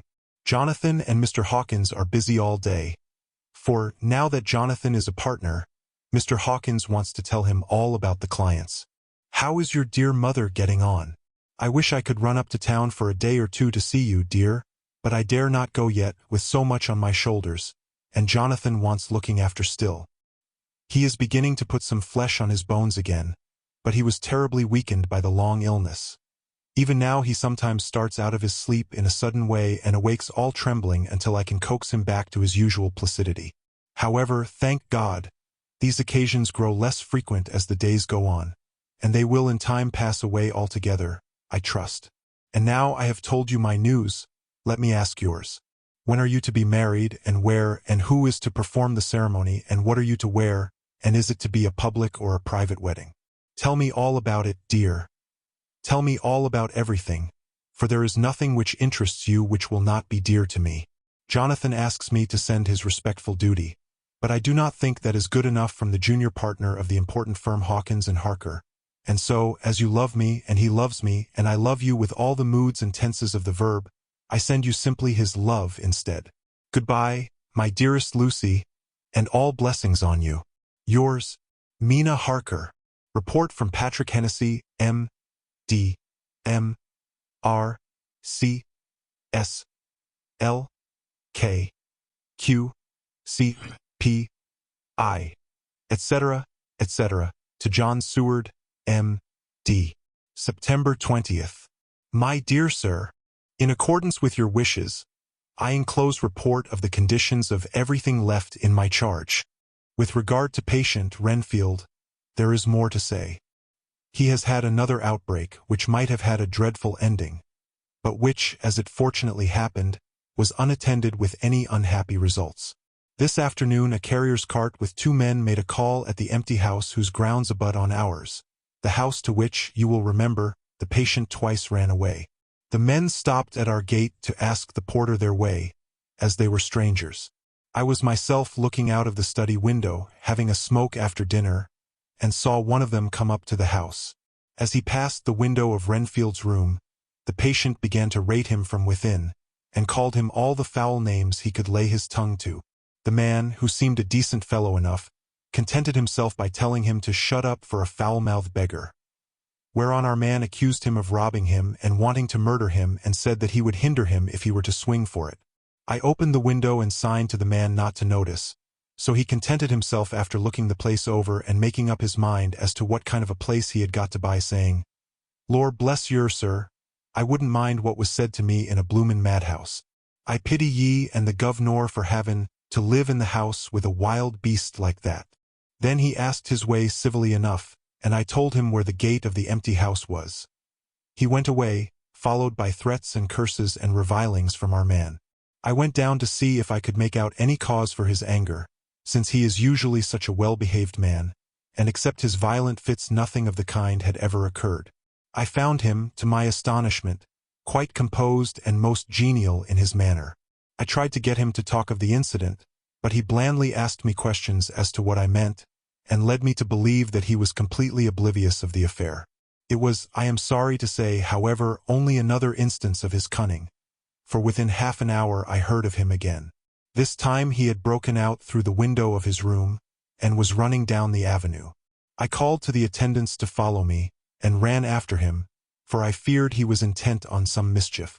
My fear was justified when I saw the same cart which had passed before coming down the road, having on it some great wooden boxes. The men were wiping their foreheads, and were flushed in the face, as if with violent exercise. Before I could get up to him, the patient rushed at them, and pulling one of them off the cart, began to knock his head against the ground. If I had not seized him just at the moment, I believe he would have killed the man there and then. The other fellow jumped down and struck him over the head with the butt end of his heavy whip. It was a terrible blow, but he did not seem to mind it, but seized him also, and struggled with the three of us, pulling us to and fro as if we were kittens. You know I am no lightweight, and the others were both burly men. At first he was silent in his fighting, but as we began to master him, and the attendants were putting a straight waistcoat on him, he began to shout, "I'll frustrate them! They shan't rob me! They shan't murder me by inches! I'll fight for my lord and master!" and all sorts of similar incoherent ravings. It was with very considerable difficulty that they got him back to the house and put him in the padded room. One of the attendants, Hardy, had a finger broken. However, I set it all right, and he is going on well. The two carriers were at first loud in their threats of actions for damages, and promised to rain all the penalties of the law on us. Their threats were, however, mingled with some sort of indirect apology for the defeat of the two of them by a feeble madman. They said that if it had not been for the way their strength had been spent in carrying and raising the heavy boxes to the cart, they would have made short work of him. They gave as another reason for their defeat the extraordinary state of drought to which they had been reduced by the dusty nature of their occupation and the reprehensible distance from the scene of their labors of any place of public entertainment. I quite understood their drift, and after a stiff glass of grog, or rather more of the same, and with each a sovereign in hand, they made light of the attack, and swore that they would encounter a worse madman any day for the pleasure of meeting so bloomin' good a bloke as your correspondent. I took their names and addresses, in case they might be needed. They are as follows: Jack Smollett of Dudding's Rents, King George's Road, Great Walworth, and Thomas Snelling, Peter Farley's Row, Guide Court, Bethnal Green. They are both in the employment of Harris & Sons, Moving and Shipment Company, Orange Masters Yard, Soho. I shall report to you any matter of interest occurring here, and shall wire you at once if there is anything of importance. Believe me, dear sir, yours faithfully, Patrick Hennessy. Letter, Mina Harker to Lucy Westenra. Unopened by her. September 18th. My dearest Lucy, such a sad blow has befallen us. Mr. Hawkins has died very suddenly. Some may not think it so sad for us, but we had both come to so love him that it really seems as though we had lost a father. I never knew either father or mother, so that the dear old man's death is a real blow to me. Jonathan is greatly distressed. It is not only that he feels sorrow, deep sorrow, for the dear, good man who has befriended him all his life, and now at the end has treated him like his own son and left him a fortune which to people of our modest bringing up is wealth beyond the dream of avarice, but Jonathan feels it on another account. He says the amount of responsibility which it puts upon him makes him nervous. He begins to doubt himself. I try to cheer him up, and my belief in him helps him to have a belief in himself. But it is here that the grave shock that he experienced tells upon him the most. Oh, it is too hard that a sweet, simple, noble, strong nature such as his, a nature which enabled him by our dear, good friend's aid to rise from clerk to master in a few years, should be so injured that the very essence of its strength is gone. Forgive me, dear, if I worry you with my troubles in the midst of your own happiness. But, Lucy dear, I must tell someone, for the strain of keeping up a brave and cheerful appearance to Jonathan tries me, and I have no one here that I can confide in. I dread coming up to London, as we must do the day after tomorrow. For poor Mr. Hawkins left in his will that he was to be buried in the grave with his father. As there are no relations at all, Jonathan will have to be chief mourner. I shall try to run over to see you, dearest, if only for a few minutes. Forgive me for troubling you. With all blessings, your loving, Mina Harker. Dr. Seward's Diary. September 20th. Only resolution and habit can let me make an entry tonight. I am too miserable, too low-spirited, too sick of the world and all in it, including life itself, that I would not care if I heard this moment the flapping of the wings of the angel of death. And he has been flapping those grim wings to some purpose of late Lucy's mother and Arthur's father. And now, let me get on with my work. I duly relieved Van Helsing in his watch over Lucy. We wanted Arthur to go to rest also, but he refused at first. It was only when I told him that we should want him to help us during the day, and that we must not all break down for want of rest, lest Lucy should suffer, that he agreed to go. Van Helsing was very kind to him. "Come, my child," he said. "Come with me. You are sick and weak and have had much sorrow and much mental pain, as well as that tax on your strength that we know of. You must not be alone. For to be alone is to be full of fears and alarms. Come to the drawing-room where there is a big fire and there are 2 sofas. You shall lie on one, and I on the other, and our sympathy will be comfort to each other, even though we do not speak, and even if we sleep." Arthur went off with him, casting back a longing look on Lucy's face, which lay in her pillow, almost whiter than the lawn. She lay quite still, and I looked round the room to see that all was as it should be. I could see that the professor had carried out in this room, as in the other, his purpose of using the garlic. The whole of the window sashes reeked with it, and round Lucy's neck, over the silk handkerchief which Van Helsing made her keep on, was a rough chaplet of the same odorous flowers.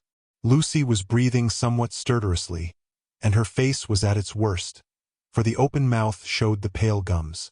Her teeth, in the dim, uncertain light, seemed longer and sharper than they had been in the morning. In particular, by some trick of the light, the canine teeth looked longer and sharper than the rest.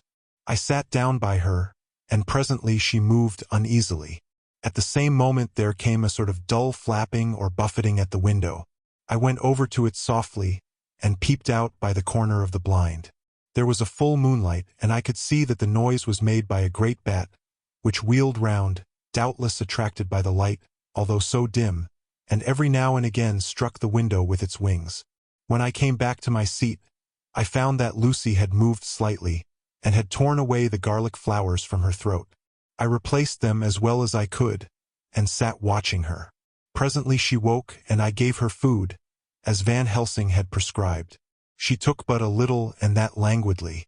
There did not seem to be with her now the unconscious struggle for life and strength that had hitherto so marked her illness. It struck me as curious that the moment she became conscious she pressed the garlic flowers close to her. It was certainly odd that whenever she got into that lethargic state, with the stertorous breathing, she put the flowers from her, but that when she waked she clutched them close. There was no possibility of making any mistake about this, for in the long hours that followed, she had many spells of sleeping and waking and repeated both actions many times. At 6 o'clock Van Helsing came to relieve me. Arthur had then fallen into a doze, and he mercifully let him sleep on. When he saw Lucy's face I could hear the sissing indraw of his breath, and he said to me in a sharp whisper, "Draw up the blind. I want light." Then he bent down, and, with his face almost touching Lucy's, examined her carefully. He removed the flowers and lifted the silk handkerchief from her throat. As he did so, he started back, and I could hear his ejaculation, "Mein Gott!"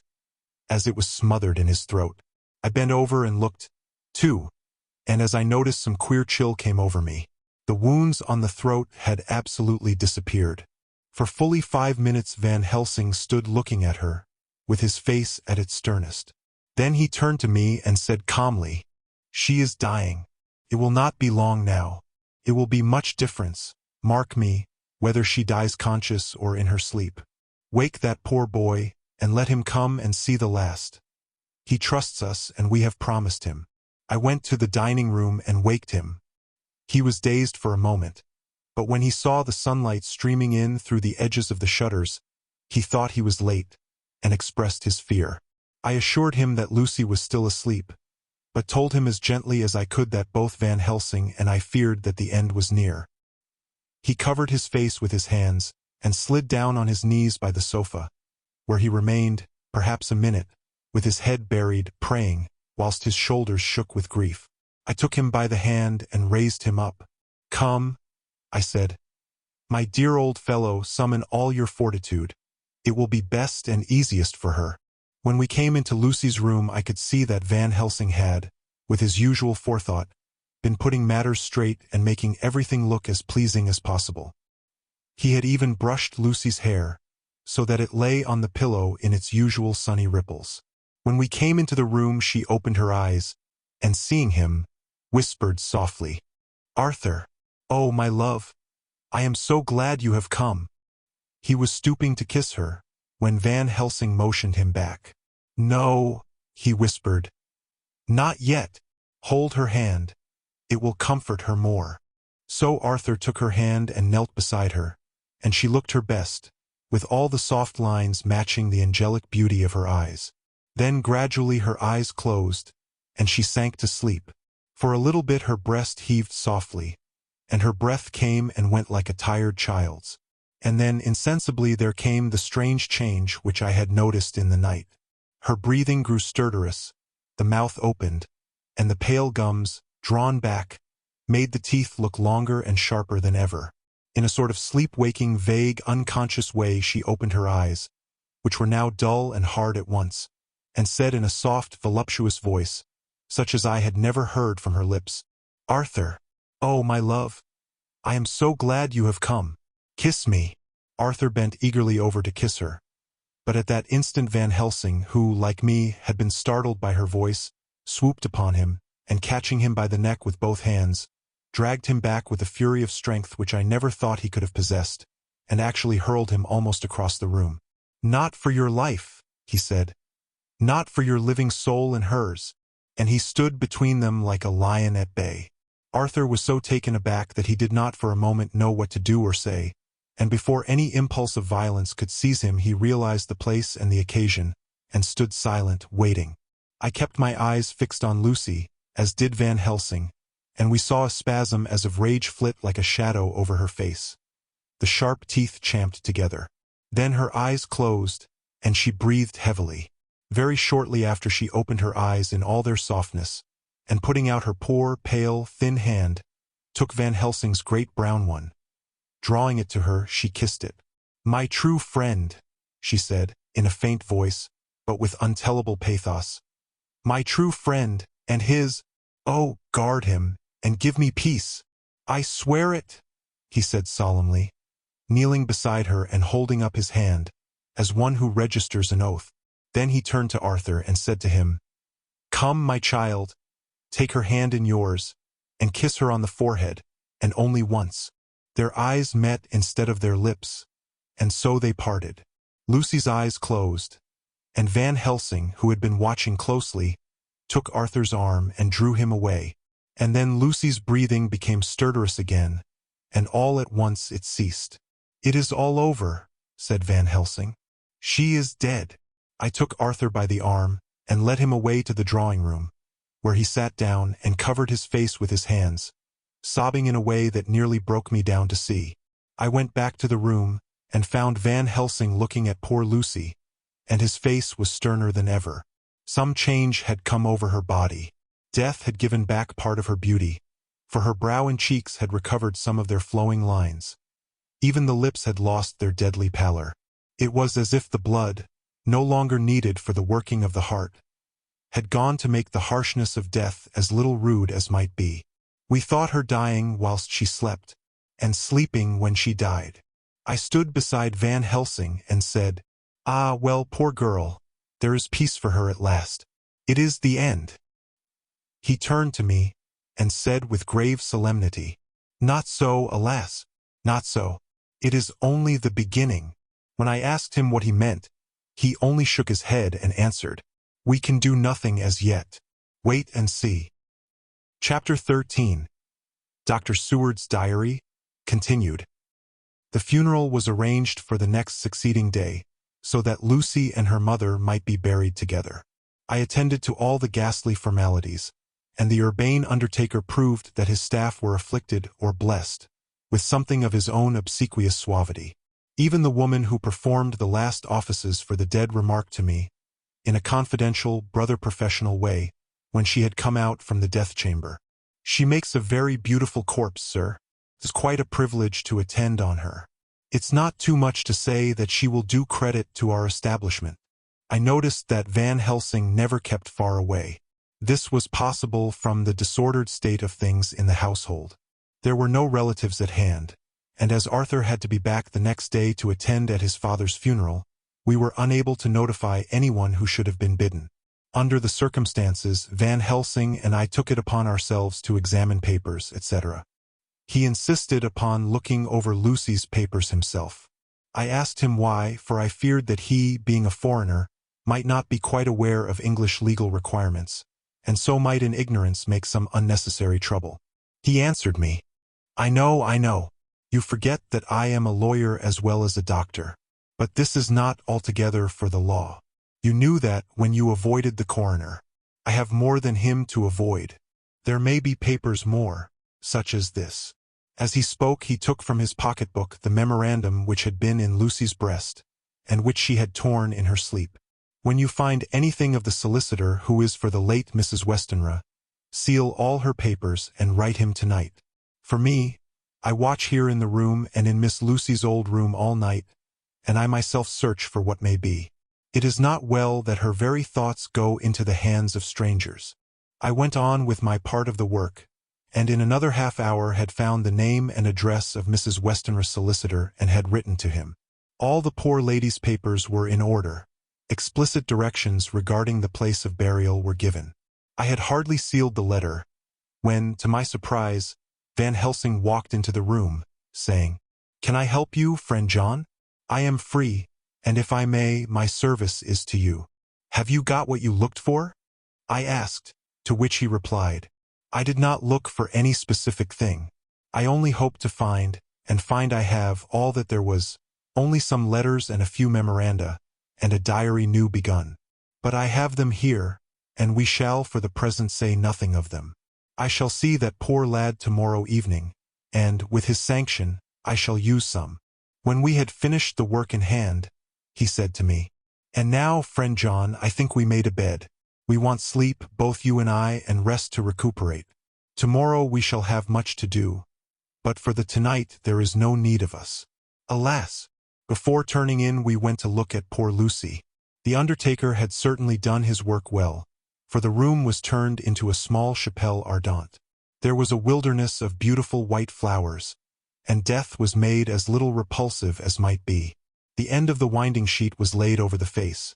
When the professor bent over and turned it gently back, we both started at the beauty before us, the tall wax candles showing a sufficient light to note it well. All Lucy's loveliness had come back to her in death, and the hours that had passed, instead of leaving traces of decay's effacing fingers, had but restored the beauty of life, till positively I could not believe my eyes that I was looking at a corpse. The professor looked sternly grave. He had not loved her as I had, and there was no need for tears in his eyes. He said to me, "Remain till I return," and left the room. He came back with a handful of wild garlic from the box waiting in the hall, but which had not been opened, and placed the flowers amongst the others on and around the bed. Then he took from his neck, inside his collar, a little gold crucifix, and placed it over the mouth. He restored the sheet to its place and we came away. I was undressing in my own room, when, with a premonitory tap at the door, he entered, and at once began to speak. "Tomorrow I want you to bring me, before night, a set of post-mortem knives." "Must we make an autopsy?" I asked. "Yes and no. I want to operate, but not as you think. Let me tell you now, but not a word to another. I want to cut off her head and take out her heart." "Ah, you a surgeon, and so shocked. You, whom I have seen with no tremble of hand or heart, do operations of life and death that make the rest shudder. Oh, but I must not forget, my dear friend John, that you loved her, and I have not forgotten it, for it is I that shall operate, and you must only help. I would like to do it tonight, but for Arthur I must not. He will be free after his father's funeral tomorrow, and he will want to see her, to see it. Then, when she is coffined ready for the next day, you and I shall come when all sleep. We shall unscrew the coffin lid, and shall do our operation, and then replace all so that none know save we alone. But why do it at all? The girl is dead. Why mutilate her poor body without need? And if there is no necessity for a post-mortem and nothing to gain by it, no good to her, to us, to science, to human knowledge, why do it? Without such it is monstrous." For answer he put his hand on my shoulder, and said, with infinite tenderness, "Friend John, I pity your poor bleeding heart, and I love you the more because it does so bleed. If I could, I would take on myself the burden that you do bear. But there are things that you know not, but that you shall know, and bless me for knowing, though they are not pleasant things. John, my child, you have been my friend now many years, and yet did you ever know me to do any without good cause? I may err, I am but man, but I believe in all I do.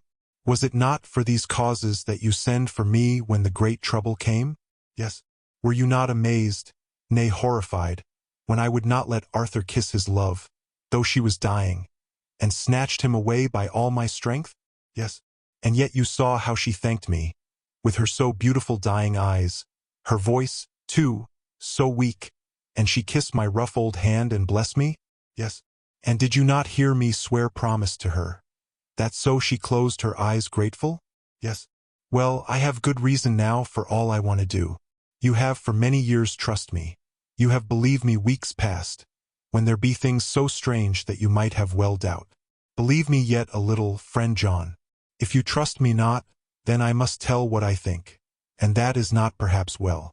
And if I work, as work I shall, no matter trust or no trust, without my friend trust in me, I work with heavy heart and feel, oh, so lonely when I want all help and courage that may be."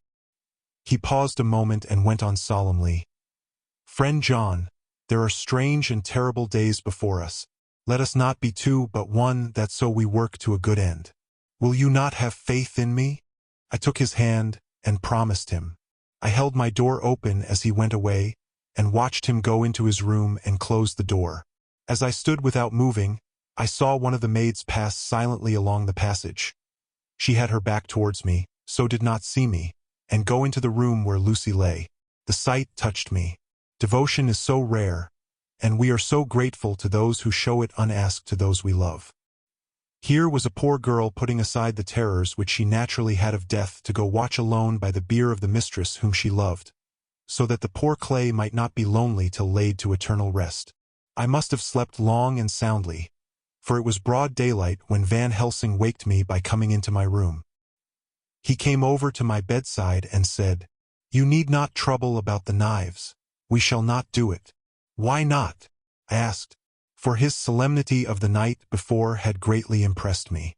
"Because," he said sternly, "it is too late or too early. See." Here he held up the little golden crucifix. "This was stolen in the night." "How stolen?" I asked in wonder. "Since you have it now?" "Because I get it back from the worthless wretch who stole it, from the woman who robbed the dead and the living. Her punishment will surely come, but not through me. She knew not altogether what she did, and thus unknowing, she only stole. Now we must wait." He went away on the word, leaving me with a new mystery to think of, a new puzzle to grapple with. The forenoon was a dreary time, but at noon the solicitor came, Mr. Marquand of Holman, sons, Marquand and Litterdale. He was very genial and very appreciative of what we had done, and took off our hands all cares as to details. During lunch he told us that Mrs. Westenra had for some time expected sudden death from her heart, and had put her affairs in absolute order. He informed us that, with the exception of a certain entailed property of Lucy's father's which now, in default of direct issue, went back to a distant branch of the family, the whole estate, real and personal, was left absolutely to Arthur Holmwood. When he had told us so much he went on. Frankly, we did our best to prevent such a testamentary disposition, and pointed out certain contingencies that might leave her daughter either penniless or not so free as she should be to act regarding a matrimonial alliance. Indeed, we pressed the matter so far that we almost came into collision, for she asked us if we were or were not prepared to carry out her wishes. Of course, we had then no alternative but to accept. We were right in principle, and 99 times out of 100 we should have proved, by the logic of events, the accuracy of our judgment. Frankly, however, I must admit that in this case any other form of disposition would have rendered impossible the carrying out of her wishes. For by her predeceasing her daughter, the latter would have come into possession of the property, and even had she only survived her mother by 5 minutes, her property would, in case there were no will, and a will was a practical impossibility in such a case, have been treated at her decease as under intestacy, in which case Lord Godalming, though so dear a friend, would have had no claim in the world, and the inheritors, being remote, would not be likely to abandon their just rights, for sentimental reasons regarding an entire stranger. I assure you, my dear sirs, I am rejoiced at the result, perfectly rejoiced. He was a good fellow, but his rejoicing at the one little part, in which he was officially interested, of so great a tragedy, was an abject lesson in the limitations of sympathetic understanding. He did not remain long, but said he would look in later in the day and see Lord Godalming. His coming, however, had been a certain comfort to us, since it assured us that we should not have to dread hostile criticism as to any of our acts. Arthur was expected at 5 o'clock, so a little before that time we visited the death chamber. It was so in very truth, for now both mother and daughter lay in it. The undertaker, true to his craft, had made the best display he could of his goods, and there was a mortuary air about the place that lowered our spirits at once. Van Helsing ordered the former arrangement to be adhered to, explaining that, as Lord Godalming was coming very soon, it would be less harrowing to his feelings to see all that was left of his fiancée quite alone. The undertaker seemed shocked at his own stupidity, and exerted himself to restore things to the condition in which we left them the night before, so that when Arthur came such shocks to his feelings as we could avoid were saved. Poor fellow! He looked desperately sad and broken. Even his stalwart manhood seemed to have shrunk somewhat under the strain of his much-tried emotions. He had, I knew, been very genuinely and devotedly attached to his father, and to lose him, and at such a time, was a bitter blow to him. With me he was warm as ever, and to Van Helsing he was sweetly courteous. But I could not help seeing that there was some constraint with him. The professor noticed it, too, and motioned me to bring him upstairs. I did so, and left him at the door of the room, as I felt he would like to be quite alone with her. But he took my arm and led me in, saying huskily, "You loved her too, old fellow. She told me all about it, and there was no friend had a closer place in her heart than you. I don't know how to thank you for all you have done for her. I can't think yet." Here he suddenly broke down, and threw his arms round my shoulders and laid his head on my breast, crying, "Oh, Jack, Jack, what shall I do? The whole of life seems gone from me all at once, and there is nothing in the wide world for me to live for." I comforted him as well as I could. In such cases men do not need much expression. A grip of the hand, the tightening of an arm over the shoulder, a sob in unison, are expressions of sympathy dear to a man's heart. I stood still and silent till his sobs died away, and then I said softly to him, "Come and look at her." Together we moved over to the bed, and I lifted the lawn from her face. God, how beautiful she was! Every hour seemed to be enhancing her loveliness. It frightened and amazed me somewhat. And as for Arthur, he fell a-trembling, and finally was shaken with doubt as with an ague. At last, after a long pause, he said to me in a faint whisper, "Jack, is she really dead?" I assured him sadly that it was so, and went on to suggest, for I felt that such a horrible doubt should not have life for a moment longer than I could help, that it often happened that after death faces became softened and even resolved into their youthful beauty, that this was especially so when death had been preceded by any acute or prolonged suffering. It seemed to quite do away with any doubt, and, after kneeling beside the couch for a while and looking at her lovingly and long, he turned aside. I told him that that must be goodbye, as the coffin had to be prepared. So he went back and took her dead hand in his and kissed it, and bent over and kissed her forehead. He came away, fondly looking back over his shoulder at her as he came. I left him in the drawing-room and told Van Helsing that he had said goodbye. So the latter went to the kitchen to tell the undertaker's men to proceed with the preparations and to screw up the coffin. When he came out of the room again, I told him of Arthur's question, and he replied, "I am not surprised. Just now I doubted for a moment myself. We all dined together, and I could see that poor Art was trying to make the best of things." Van Helsing had been silent all dinner time, but when we had lit our cigars he said, "Lord—" But Arthur interrupted him. "No, no, not that, for God's sake. Not yet at any rate. Forgive me, sir. I did not mean to speak offensively. It is only because my loss is so recent." The professor answered very sweetly, "I only used that name because I was in doubt. I must not call you Mr. And I have grown to love you, yes, my dear boy, to love you as Arthur." Arthur held out his hand, and took the old man's warmly. "Call me what you will," he said. "I hope I may always have the title of a friend. And let me say that I am at a loss for words to thank you for your goodness to my poor dear." He paused a moment and went on, "I know that she understood your goodness even better than I do, and if I was rude or in any way wanting at that time you acted so, you remember," the professor nodded, "you must forgive me." He answered with a grave kindness, "I know it was hard for you to quite trust me then, for to trust such violence needs to understand, and I take it that you do not, that you cannot, trust me now, for you do not yet understand. And there may be more times when I shall want you to trust when you cannot, and may not, and must not yet understand. But the time will come when your trust shall be whole and complete in me, and when you shall understand as though the sunlight himself shone through. Then you shall bless me from first to last for your own sake, and for the sake of others, and for her dear sake to whom I swore to protect." "And indeed, sir," said Arthur warmly, "I shall in all ways trust you. I know and believe you have a very noble heart, and you are Jack's friend, and you were hers. You shall do what you like."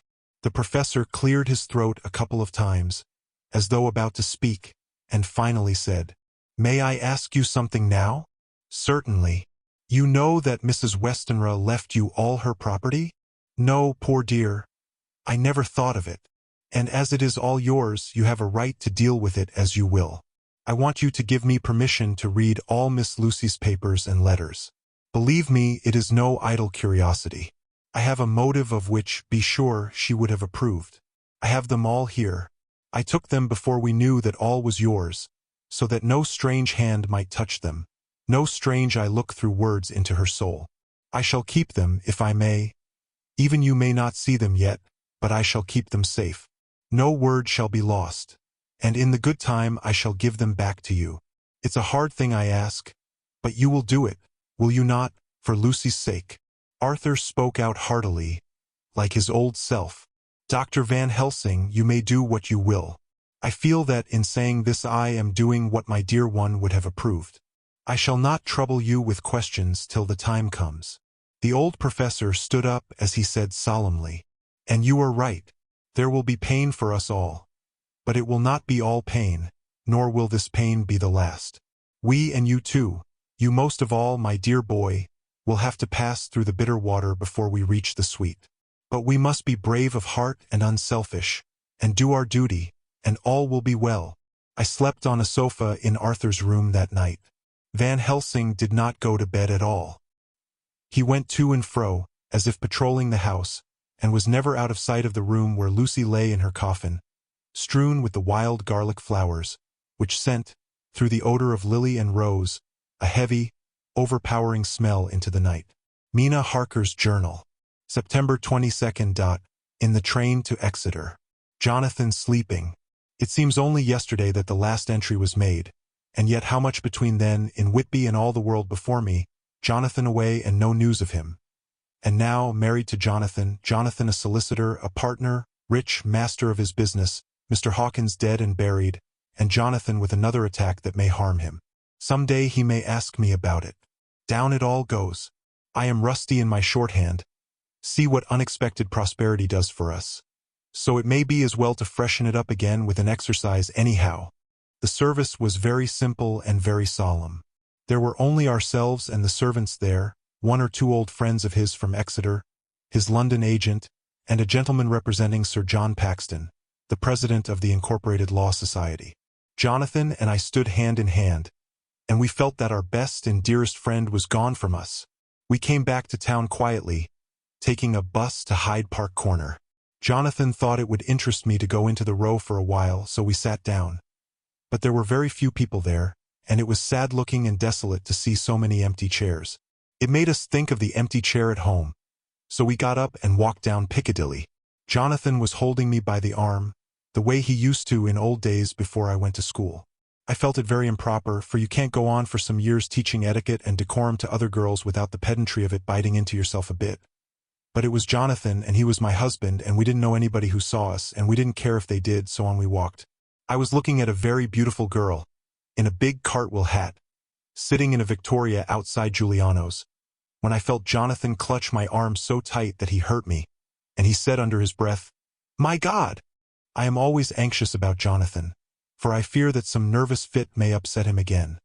So I turned to him quickly, and asked him what it was that disturbed him. He was very pale, and his eyes seemed bulging out as, half in terror and half in amazement. He gazed at a tall, thin man, with a beaky nose and black mustache and pointed beard, who was also observing the pretty girl. He was looking at her so hard that he did not see either of us, and so I had a good view of him. His face was not a good face. It was hard and cruel and sensual, and his big white teeth, that looked all the whiter because his lips were so red, were pointed like an animal's. Jonathan kept staring at him, till I was afraid he would notice. I feared he might take it ill, he looked so fierce and nasty. I asked Jonathan why he was disturbed, and he answered, evidently thinking that I knew as much about it as he did. "Do you see who it is?" "No, dear," I said. "I don't know him. Who is it?" His answer seemed to shock and thrill me, for it was said as if he did not know that it was to me, Mina, to whom he was speaking. "It is the man himself." The poor dear was evidently terrified at something, very greatly terrified. I do believe that if he had not had me to lean on and to support him, he would have sunk down. He kept staring. A man came out of the shop with a small parcel, and gave it to the lady, who then drove off. The dark man kept his eyes fixed on her, and when the carriage moved up Piccadilly, he followed in the same direction, and hailed a hansom. Jonathan kept looking after him, and said, as if to himself, "I believe it is the Count, but he has grown young. My God, if this be so, oh my God, if I only knew, if I only knew." He was distressing himself so much that I feared to keep his mind on the subject by asking him any questions, so I remained silent. I drew him away quietly, and he, holding my arm, came easily. We walked a little further, and then went in and sat for a while in the Green Park. It was a hot day for autumn, and there was a comfortable seat in a shady place. After a few minutes staring at nothing, Jonathan's eyes closed, and he went quietly into a sleep, with his head on my shoulder. I thought it was the best thing for him, so did not disturb him. In about 20 minutes he woke up, and said to me quite cheerfully, "Why, Mina, have I been asleep? Oh, do forgive me for being so rude. Come, and we'll have a cup of tea somewhere." He had evidently forgotten all about the dark stranger, as in his illness he had forgotten all that this episode had reminded him of. I don't like this lapsing into forgetfulness. It may make or continue some injury to the brain. I must not ask him, for fear I shall do more harm than good. But I must somehow learn the facts of his journey abroad. The time is come, I fear, when I must open that parcel, and know what is written. Oh, Jonathan, you will, I know, forgive me if I do wrong, but it is for your own dear sake. Later. A sad homecoming in every way, the house empty of the dear soul who was so good to us. Jonathan still pale and dizzy under a slight relapse of his malady. And now a telegram from Van Helsing, whoever he may be. You will be grieved to hear that Mrs. Westenra died 5 days ago, and that Lucy died the day before yesterday. They were both buried today. Oh, what a wealth of sorrow in a few words! Poor Mrs. Westenra. Poor Lucy. Gone, gone, never to return to us. And poor, poor Arthur. To have lost such sweetness out of his life. God help us all to bear our troubles. Dr. Seward's Diary. September 22nd. It is all over. Arthur has gone back to Ring, and has taken Quincy Morris with him. What a fine fellow is Quincy! I believe in my heart of hearts that he suffered as much about Lucy's death as any of us. But he bore himself through it like a moral Viking. If America can go on breeding men like that, she will be a power in the world indeed. Van Helsing is lying down, having a rest preparatory to his journey. He goes over to Amsterdam tonight, but says he returns tomorrow night, that he only wants to make some arrangements which can only be made personally. He is to stop with me then, if he can. He says he has work to do in London which may take him some time. Poor old fellow. I fear that the strain of the past week has broken down even his iron strength. All the time of the burial he was, I could see, putting some terrible restraint on himself.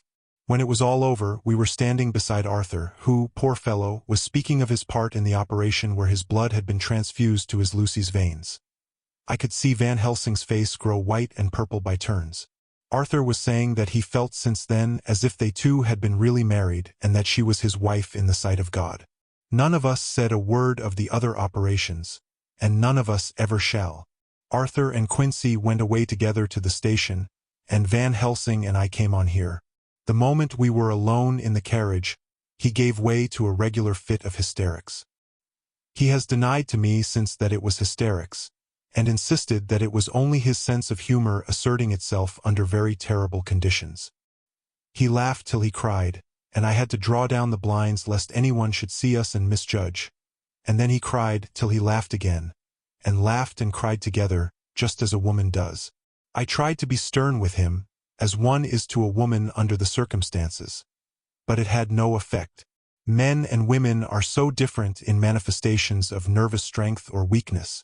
Then when his face grew grave and stern again, I asked him why his mirth, and why at such a time. His reply was in a way characteristic of him, for it was logical and forceful and mysterious. He said, "Ah, you don't comprehend, friend John. Do not think that I am not sad, though I laugh. See, I have cried even when the laugh did choke me. But no more think that I am all sorry when I cry, for the laugh he come just the same. Keep it always with you that laughter who knock at your door and say, 'May I come in?' is not the true laughter. No, he is a king and he come when and how he like. He ask no person. He choose no time of suitability. He say, 'I am here. Behold, in example I grieve my heart out for that so sweet young girl. I give my blood for her, though I am old and worn. I give my time, my skill, my sleep. I let my other sufferers want that so she may have all. And yet I can laugh at her very grave. Laugh when the clay from the spade of the sexton drop upon her coffin and say, thud, thud, to my heart, till it send back the blood from my cheek. My heart bleed for that poor boy, that dear boy, so of the age of mine own boy had I been so blessed that he live, and with his hair and eyes the same. There, you know now why I love him so. And yet when he say things that touch my husband heart to the quick, and make my father heart yearn to him as to no other man, not even to you, friend John, for we are more level in experiences than father and son. Yet even at such moment king laugh he come to me and shout and bellow in my ear, 'Here I am! Here I am!' Till the blood come dance back and bring some of the sunshine that he carry with him to my cheek. Oh, friend John, it is a strange world, a sad world, a world full of miseries, and woes and troubles. And yet when king laugh come he make them all dance to the tune he play. Bleeding hearts, and dry bones of the churchyard, and tears that burn as they fall. All dance together to the music that he make with that smileless mouth of him. And believe me, friend John, that he is good to come and kind. Ah, we men and women are like ropes drawn tight with strain that pull us different ways. Then tears come, and like the rain on the ropes, they brace us up, until perhaps the strain become too great, and we break. But King laugh he come like the sunshine, and he ease off the strain again, and we bear to go on with our labor what it may be. I did not like to wound him by pretending not to see his idea, but, as I did not yet understand the cause of his laughter, I asked him. As he answered me his face grew stern, and he said in quite a different tone, "Oh, it was the grim irony of it all. This so lovely lady garlanded with flowers, that looked so fair as life, till one by one we wondered if she were truly dead.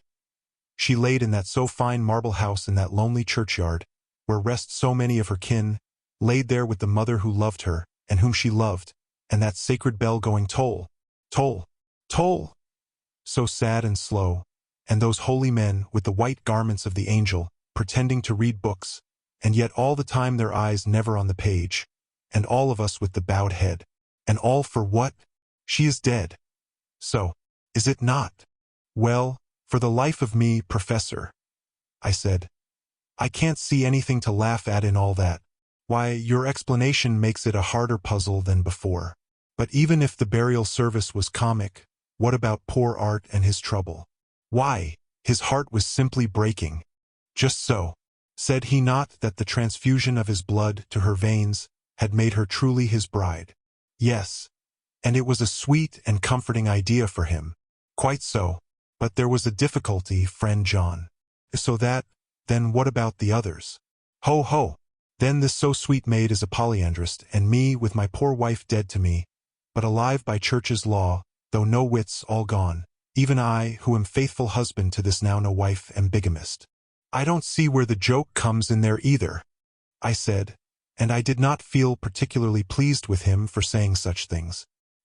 He laid his hand on my arm, and said, Friend John, forgive me if I pain. I showed not my feeling to others when it would wound, but only to you, my old friend, whom I can trust. If you could have looked into my very heart then when I want to laugh, if you could have done so when the laugh arrived, if you could do so now, when King Laugh have pack up his crown and all that is to him, for he go far, far away from me and for a long, long time, maybe you would perhaps pity me the most of all. I was touched by the tenderness of his tone, and asked why. Because I know. And now we are all scattered, and for many a long day loneliness will sit over our roofs with brooding wings. Lucy lies in the tomb of her kin, a lordly death house in a lonely churchyard, away from teeming London, where the air is fresh and the sun rises over Hampstead Hill, and where wild flowers grow of their own accord. So I can finish this diary, and God only knows if I shall ever begin another. If I do, or if I even open this again, it will be to deal with different people and different themes. For here at the end, where the romance of my life is told ere I go back to take up the thread of my life work, I say sadly and without hope, Finis. The Westminster Gazette, September 25th. A Hampstead Mystery. The neighborhood of Hampstead is just at present exercised with a series of events which seem to run on lines parallel to those of what was known to the writers of headlines as the Kensington Horror, or the Stabbing Woman, or the Woman in Black. During the past 2 or 3 days several cases have occurred of young children straying from home or neglecting to return from their playing on the heath. In all these cases the children were too young to give any properly intelligible account of themselves. But the consensus of their excuses is that they had been with a bluffer lady. It has always been late in the evening when they have been missed, and on 2 occasions the children have not been found until early in the following morning. It is generally supposed in the neighborhood that, as the first child missed gave as his reason for being away that a bluffer lady had asked him to come for a walk, the others had picked up the phrase and used it as occasion served. This is the more natural as the favorite game of the little ones at present is luring each other away by wiles. A correspondent writes us that to see some of the tiny tots pretending to be the bluffer lady is supremely funny. Some of our caricaturists might, he says, take a lesson in the irony of grotesque by comparing the reality and the picture. It is only in accordance with general principles of human nature that the bluffer lady should be the popular role at these al fresco performances. Our correspondent naively says that even Ellen Terry could not be so winningly attractive as some of these grubby-faced little children pretend, and even imagine themselves to be. There is, however, possibly a serious side to the question, For some of the children, indeed all who have been missed at night, have been slightly torn or wounded in the throat. The wounds seem such as might be made by a rat or a small dog, and although of not much importance individually, would tend to show that whatever animal inflicts them has a system or method of its own. The police of the division have been instructed to keep a sharp lookout for straying children, especially when very young, in and around Hampstead Heath, and for any stray dog which may be about. The Westminster Gazette, September 25th. Extra Special. The Hampstead Horror. Another child injured. The Bluffer Lady. We have just received intelligence that another child, missed last night, was only discovered late in the morning under a furze bush at the Shooter's Hillside of Hampstead Heath, which is, perhaps, less frequented than the other parts. It has the same tiny wound in the throat as has been noticed in other cases. It was terribly weak, and looked quite emaciated. It too, when partially restored, had the common story to tell of being lured away by the Bluffer Lady. Chapter 14. Mina Harker's Journal. September 23rd. Jonathan is better after a bad night. I am so glad that he has plenty of work to do, for that keeps his mind off the terrible things. And oh, I am rejoiced that he is not now weighed down with the responsibility of his new position. I knew he would be true to himself, and now how proud I am to see my Jonathan rising to the height of his advancement and keeping pace in all ways with the duties that come upon him. He will be away all day till late, for he said he could not lunch at home. My household work is done, so I shall take his foreign journal, and lock myself up in my room and read it. September 24th. I hadn't the heart to write last night. That terrible record of Jonathan's upset me so. Poor dear! How he must have suffered, whether it be true or only imagination. I wonder if there is any truth in it at all. Did he get his brain fever and then write all those terrible things, or had he some cause for it all? I suppose I shall never know, for I dare not open the subject to him. And yet that man we saw yesterday, he seemed quite certain of him. Poor fellow! I suppose it was the funeral upset him and sent his mind back on some train of thought. He believes it all himself. I remember how on our wedding day he said, "Unless some solemn duty come upon me to go back to the bitter hours, asleep or awake, mad or sane." There seems to be through it all some thread of continuity. That fearful Count was coming to London, if it should be, and he came to London with his teeming millions. There may be a solemn duty, and if it come we must not shrink from it. I shall be prepared. I shall get my typewriter this very hour and begin transcribing. Then we shall be ready for other eyes if required. And if it be wanted, then perhaps if I am ready, poor Jonathan may not be upset, for I can speak for him and never let him be troubled or worried with it at all. If ever Jonathan quite gets over the nervousness, he may want to tell me of it all, and I can ask him questions and find out things, and see how I may comfort him. Letter Van Helsing to Mrs. Harker. September 24th. Confidence. Dear Madam, I pray you to pardon my writing, in that I am so far friend as that I sent to you sad news of Miss Lucy Westenra's death.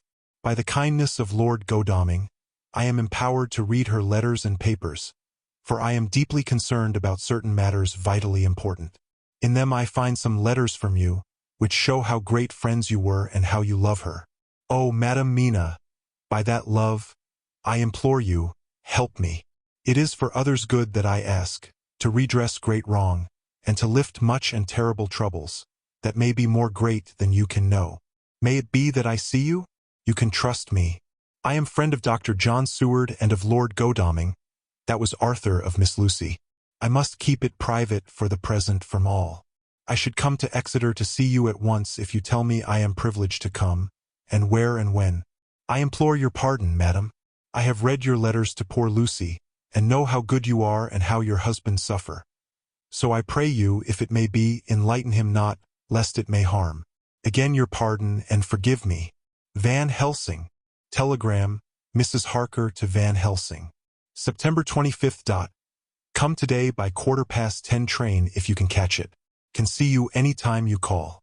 Wilhelmina Harker. Mina Harker's Journal. September 25th. I cannot help feeling terribly excited as the time draws near for the visit of Dr. Van Helsing, for somehow I expect that it will throw some light upon Jonathan's sad experience, and as he attended poor dear Lucy in her last illness, he can tell me all about her. That is the reason of his coming. It is concerning Lucy and her sleepwalking, and not about Jonathan. Then I shall never know the real truth now. How silly I am. That awful journal gets hold of my imagination and tinges everything with something of its own color. Of course it is about Lucy. That habit came back to the poor dear, and that awful night on the cliff must have made her ill. I had almost forgotten in my own affairs how ill she was afterwards. She must have told him of her sleepwalking adventure on the cliff, and that I knew all about it, and now he wants me to tell him what she knows, so that he may understand. I hope I did right in not saying anything of it to Mrs. Westenra. I should never forgive myself if any act of mine, were it even a negative one, brought harm on poor dear Lucy. I hope, too, Dr. Van Helsing will not blame me. I have had so much trouble and anxiety of late that I feel I cannot bear more just at present. I suppose a cry does us all good at times, clears the air as other rain does. Perhaps it was reading the journal yesterday that upset me, and then Jonathan went away this morning to stay away from me a whole day and night, the first time we have been parted since our marriage. I do hope the dear fellow will take care of himself, and that nothing will occur to upset him. It is 2 o'clock, and the doctor will be here soon now. I shall say nothing of Jonathan's journal unless he asks me. I am so glad I have typewritten out my own journal, so that, in case he asks about Lucy, I can hand it to him. It will save much questioning. Later. He has come and gone. Oh, what a strange meeting, and how it all makes my head whirl round. I feel like one in a dream. Can it be all possible, or even a part of it? If I had not read Jonathan's journal first, I should never have accepted even a possibility. Poor, dear Jonathan. How he must have suffered. Please the good God, all this may not upset him again. I shall try to save him from it, but it may be even a consolation and a help to him, terrible though it be and awful in its consequences, to know for certain that his eyes and ears and brain did not deceive him, and that it is all true. It may be that it is the doubt which haunts him, that when the doubt is removed, no matter which, waking or dreaming, may prove the truth, he will be more satisfied and better able to bear the shock. Dr. Van Helsing must be a good man as well as a clever one if he is Arthur's friend and Dr. Seward's, and if they brought him all the way from Holland to look after Lucy. I feel from having seen him that he is good and kind and of a noble nature. When he comes tomorrow I shall ask him about Jonathan. And then, please God, all this sorrow and anxiety may lead to a good end. I used to think I would like to practice interviewing. Jonathan's friend on the Exeter News told him that memory was everything in such work, that you must be able to put down exactly almost every word spoken, even if you had to refine some of it afterwards. Here was a rare interview. I shall try to record it verbatim. It was 2:30 when the knock came. I took my courage à deux mains and waited. In a few minutes Mary opened the door and announced Dr. Van Helsing. I rose and bowed, and he came towards me. A man of medium weight, strongly built, with his shoulders set back over a broad, deep chest and a neck well balanced on the trunk as the head is on the neck. The poise of the head strikes one at once as indicative of thought and power. The head is noble, well-sized, broad, and large behind the ears. The face, clean-shaven, shows a hard, square chin, a large, resolute, mobile mouth, a good-sized nose, rather straight, but with quick, sensitive nostrils that seem to broaden as the big, bushy brows come down and the mouth tightens. The forehead is broad and fine, rising at first almost straight and then sloping back above 2 bumps or ridges wide apart. Such a forehead that the reddish hair cannot possibly tumble over it, but falls naturally back and to the sides. Big, dark blue eyes are set widely apart, and are quick and tender or stern with the man's moods. He said to me, "Mrs. Harker, is it not?" I bowed assent. "That was Miss Mina Murray?" Again I assented. "It is Mina Murray that I came to see, that was friend of that poor dear child Lucy Westenra." "Madam Mina, it is on account of the dead I come." "Sir," I said, "you could have no better claim on me than that you were a friend and helper of Lucy Westenra," and I held out my hand. He took it and said tenderly, "Oh, Madam Mina, I knew that the friend of that poor Lily girl must be good, but I had yet to learn." He finished his speech with a courtly bow. I asked him what it was that he wanted to see me about, so he at once began. I have read your letters to Miss Lucy. Forgive me, but I had to begin to inquire somewhere, and there was none to ask. I know that you were with her at Whitby. She sometimes kept a diary. You need not look surprised, Madam Mina. It was begun after you had left, and was an imitation of you. And in that diary she traces by inference certain things to a sleepwalking in which she puts down that you saved her. In great perplexity then I come to you, and ask you out of your so much kindness to tell me all of it that you can remember. I can tell you, I think, Dr. Van Helsing, all about it. Ah, then you have good memory for facts, for details? It is not always so with young ladies. No, doctor, but I wrote it all down at the time. I can show it to you if you like. Oh, Madam Mina, I will be grateful. You will do me much favor. I could not resist the temptation of mystifying him a bit. I suppose it is some of the taste of the original apple that remains still in our mouths. So I handed him the shorthand diary. He took it with a grateful bow, and said, "May I read it?" "If you wish," I answered as demurely as I could. He opened it, and for an instant his face fell. Then he stood up and bowed. "Oh, you so clever woman," he said. "I knew long that Mr. Jonathan was a man of much thankfulness. But see, his wife have all the good things. And will you not so much honor me and so help me as to read it for me? Alas, I know not the shorthand." By this time my little joke was over, and I was almost ashamed. So I took the typewritten copy from my work-basket and handed it to him. "Forgive me," I said. "I could not help it, but I had been thinking that it was of dear Lucy that you wished to ask, and so that you might not have time to wait. Not on my account, but because I know your time must be precious. I have written it out on the typewriter for you." He took it, and his eyes glistened. "You are so good," he said. "And may I read it now? I may want to ask you some things when I have read." "By all means," I said. "Read it over whilst I order lunch, and then you can ask me questions whilst we eat." He bowed and settled himself in a chair with his back to the light, and became absorbed in the papers, whilst I went to see after lunch chiefly in order that he might not be disturbed. When I came back, I found him walking hurriedly up and down the room, his face all ablaze with excitement. He rushed up to me and took me by both hands. "Oh, Madam Mina," he said, "how can I say what I owe to you? This paper is as sunshine. It opens the gate to me. I am dazed, I am dazzled with so much light, and yet clouds roll in behind the light every time. But that you cannot comprehend. Oh, but I am grateful to you, you so clever woman. Madame," he said this very solemnly, "if ever Abraham Van Helsing can do anything for you or yours, I trust you will let me know. It will be pleasure and delight if I may serve you as a friend. As a friend, but all I have ever learned, all I can ever do, shall be for you and those you love.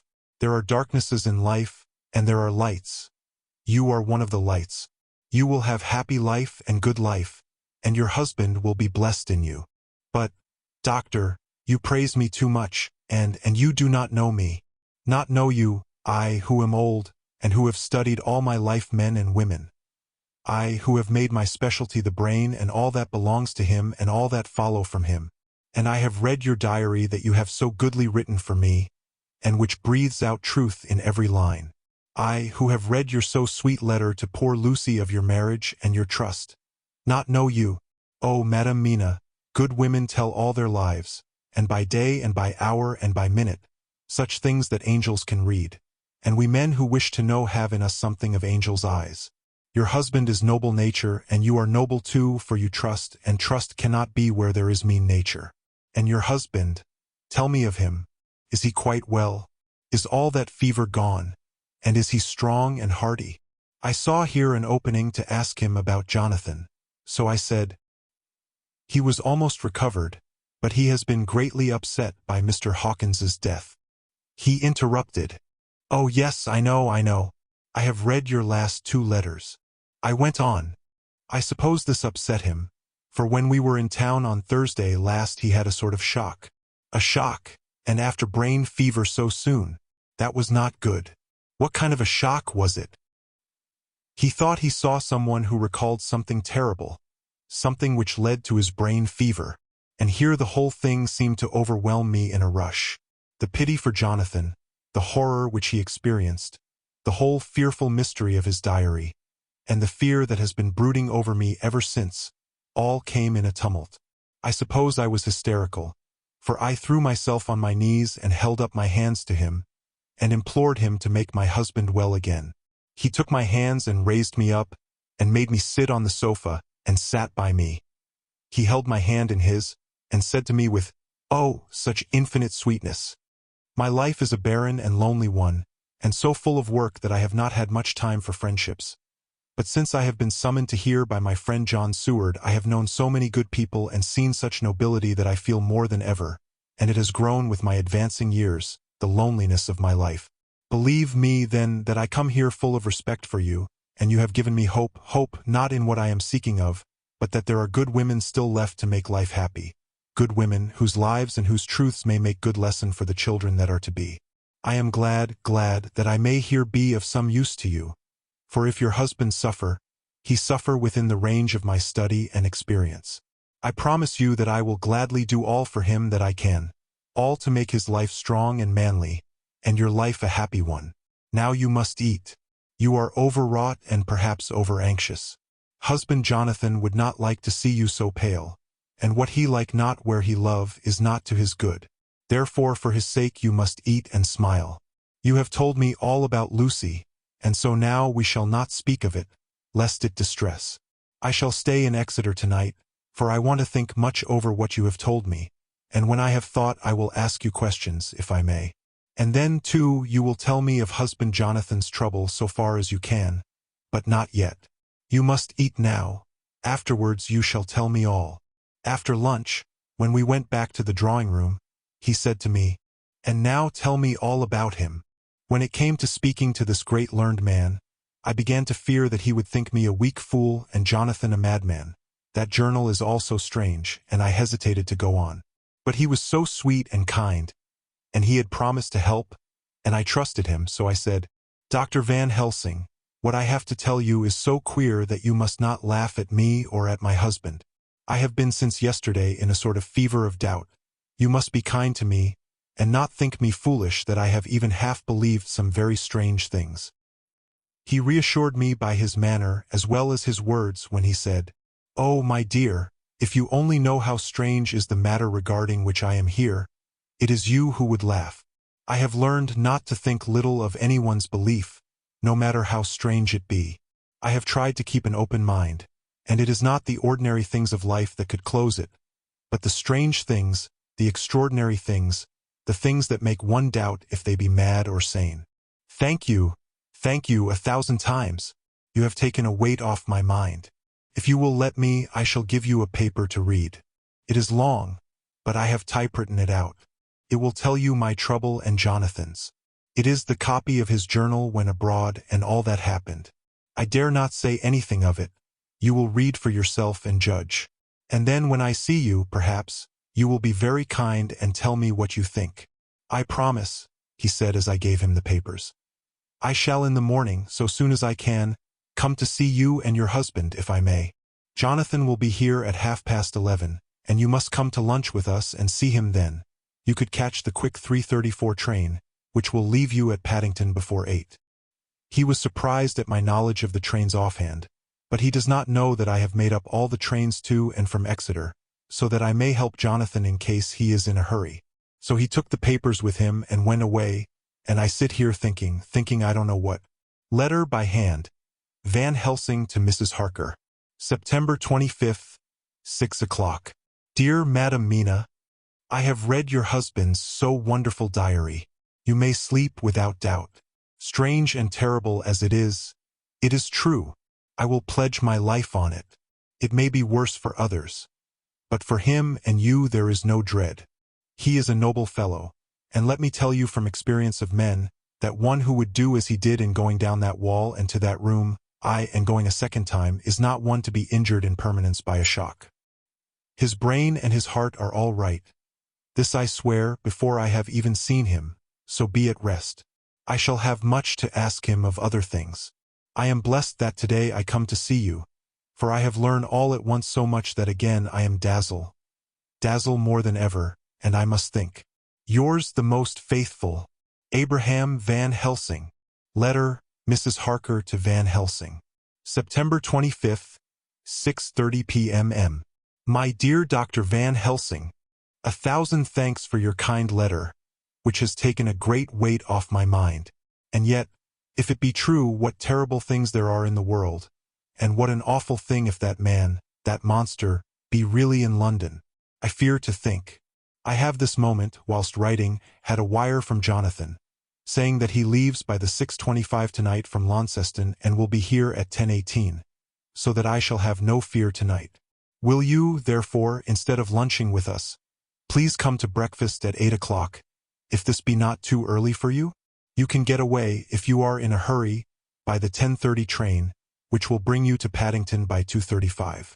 Do not answer this, as I shall take it that, if I do not hear, you will come to breakfast.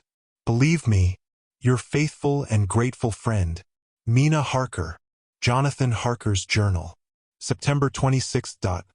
I thought never to write in this diary again, but the time has come. When I got home last night, Mina had supper ready, and when we had supped she told me of Van Helsing's visit, and of her having given him the 2 diaries copied out, and of how anxious she has been about me.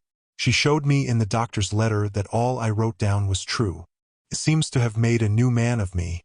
It was the doubt as to the reality of the whole thing that knocked me over. I felt impotent, and in the dark, and distrustful. But now that I know, I am not afraid even of the Count. He has succeeded after all, then, in his design in getting to London, and it was he I saw. He has got younger, and how? Van Helsing is the man to unmask him and hunt him out, if he is anything like what Mina says. We sat late and talked it all over. Mina is dressing, and I shall call at the hotel in a few minutes and bring him over. He was, I think, surprised to see me. When I came into the room where he was and introduced myself, he took me by the shoulder and turned my face round to the light and said, after a sharp scrutiny, "But Madame Mina told me you were ill, that you had had a shock." It was so funny to hear my wife called Madame Mina by this kindly, strong-faced old man. I smiled and said, "I was ill, I have had a shock. But you have cured me already." "And how?" "By your letter to Mina last night." I was in doubt, and then everything took a hue of unreality, and I did not know what to trust, even the evidence of my own senses. Not knowing what to trust, I did not know what to do, and so had only to keep on working in what had hitherto been the groove of my life. The groove ceased to avail me, and I mistrusted myself. "Doctor, you don't know what it is to doubt everything, even yourself. No, you don't. You couldn't with eyebrows like yours." He seemed pleased, and laughed as he said, "So, you are physiognomist. I learn more here with each hour. I am with so much pleasure coming to you to breakfast. And oh, sir, you will pardon praise from an old man, but you are blessed in your wife." I would listen to him go on praising Mina for a day, so I simply nodded and stood silent. She is one of God's women, fashioned by his own hand to show us men and other women that there is a heaven where we can enter, and that its light can be here on earth.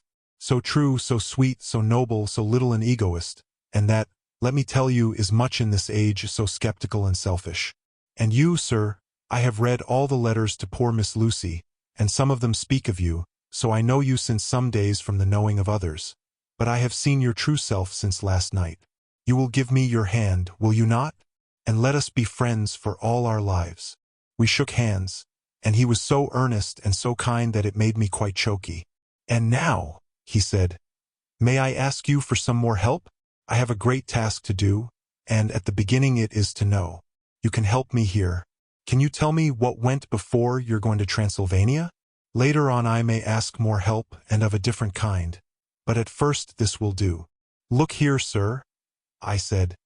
"Does what you have to do concern the Count?" "It does," he said solemnly. "Then I am with you heart and soul. As you go by the 10:30 train, you will not have time to read them, but I shall get the bundle of papers. You can take them with you and read them in the train." After breakfast I saw him to the station. When we were parting, he said, "Perhaps you will come to town if I send to you, and take Madame Mina too." "We shall both come when you will," I said. I had got him the morning papers and the London papers of the previous night, and while we were talking at the carriage window, waiting for the train to start. He was turning them over.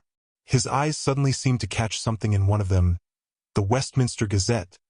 I knew it by the color, and he grew quite white. He read something intently, groaning to himself. Mein Gott! Mein Gott! So soon. So soon. I do not think he remembered me at the moment.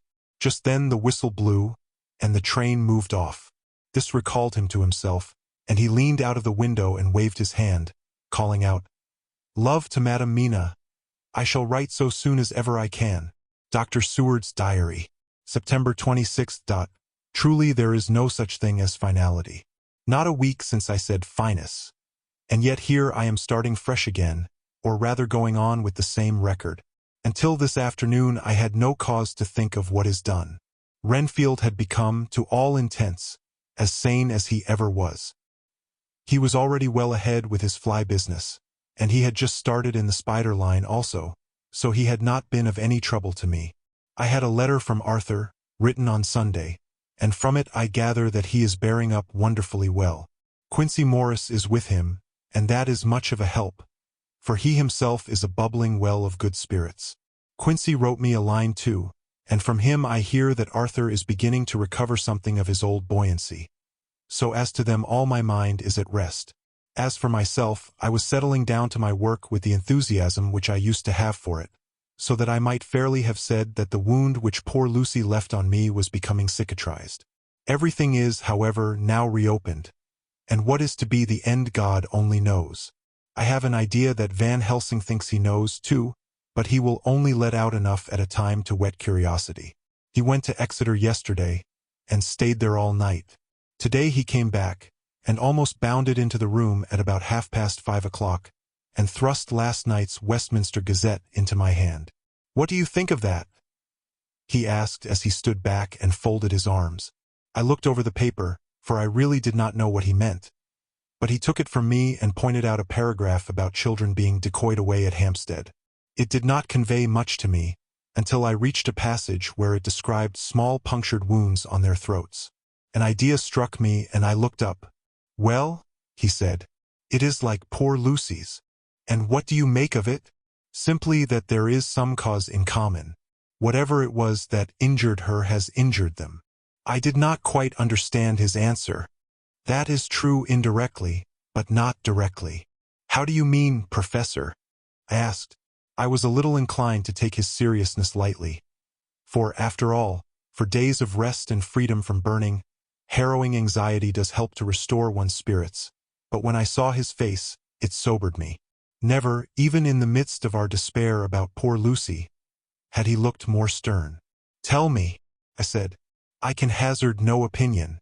I do not know what to think, and I have no data on which to found a conjecture."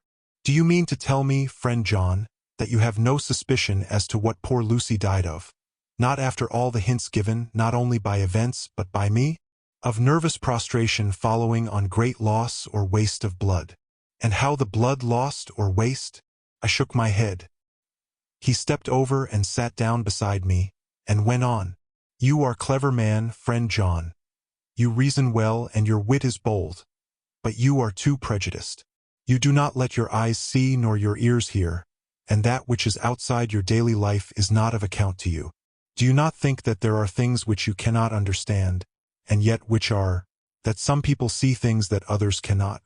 But there are things old and new which must not be contemplated by men's eyes, because they know, or think they know, some things which other men have told them. Ah, it is the fault of our science that it wants to explain all, and if it explain not, then it says there is nothing to explain.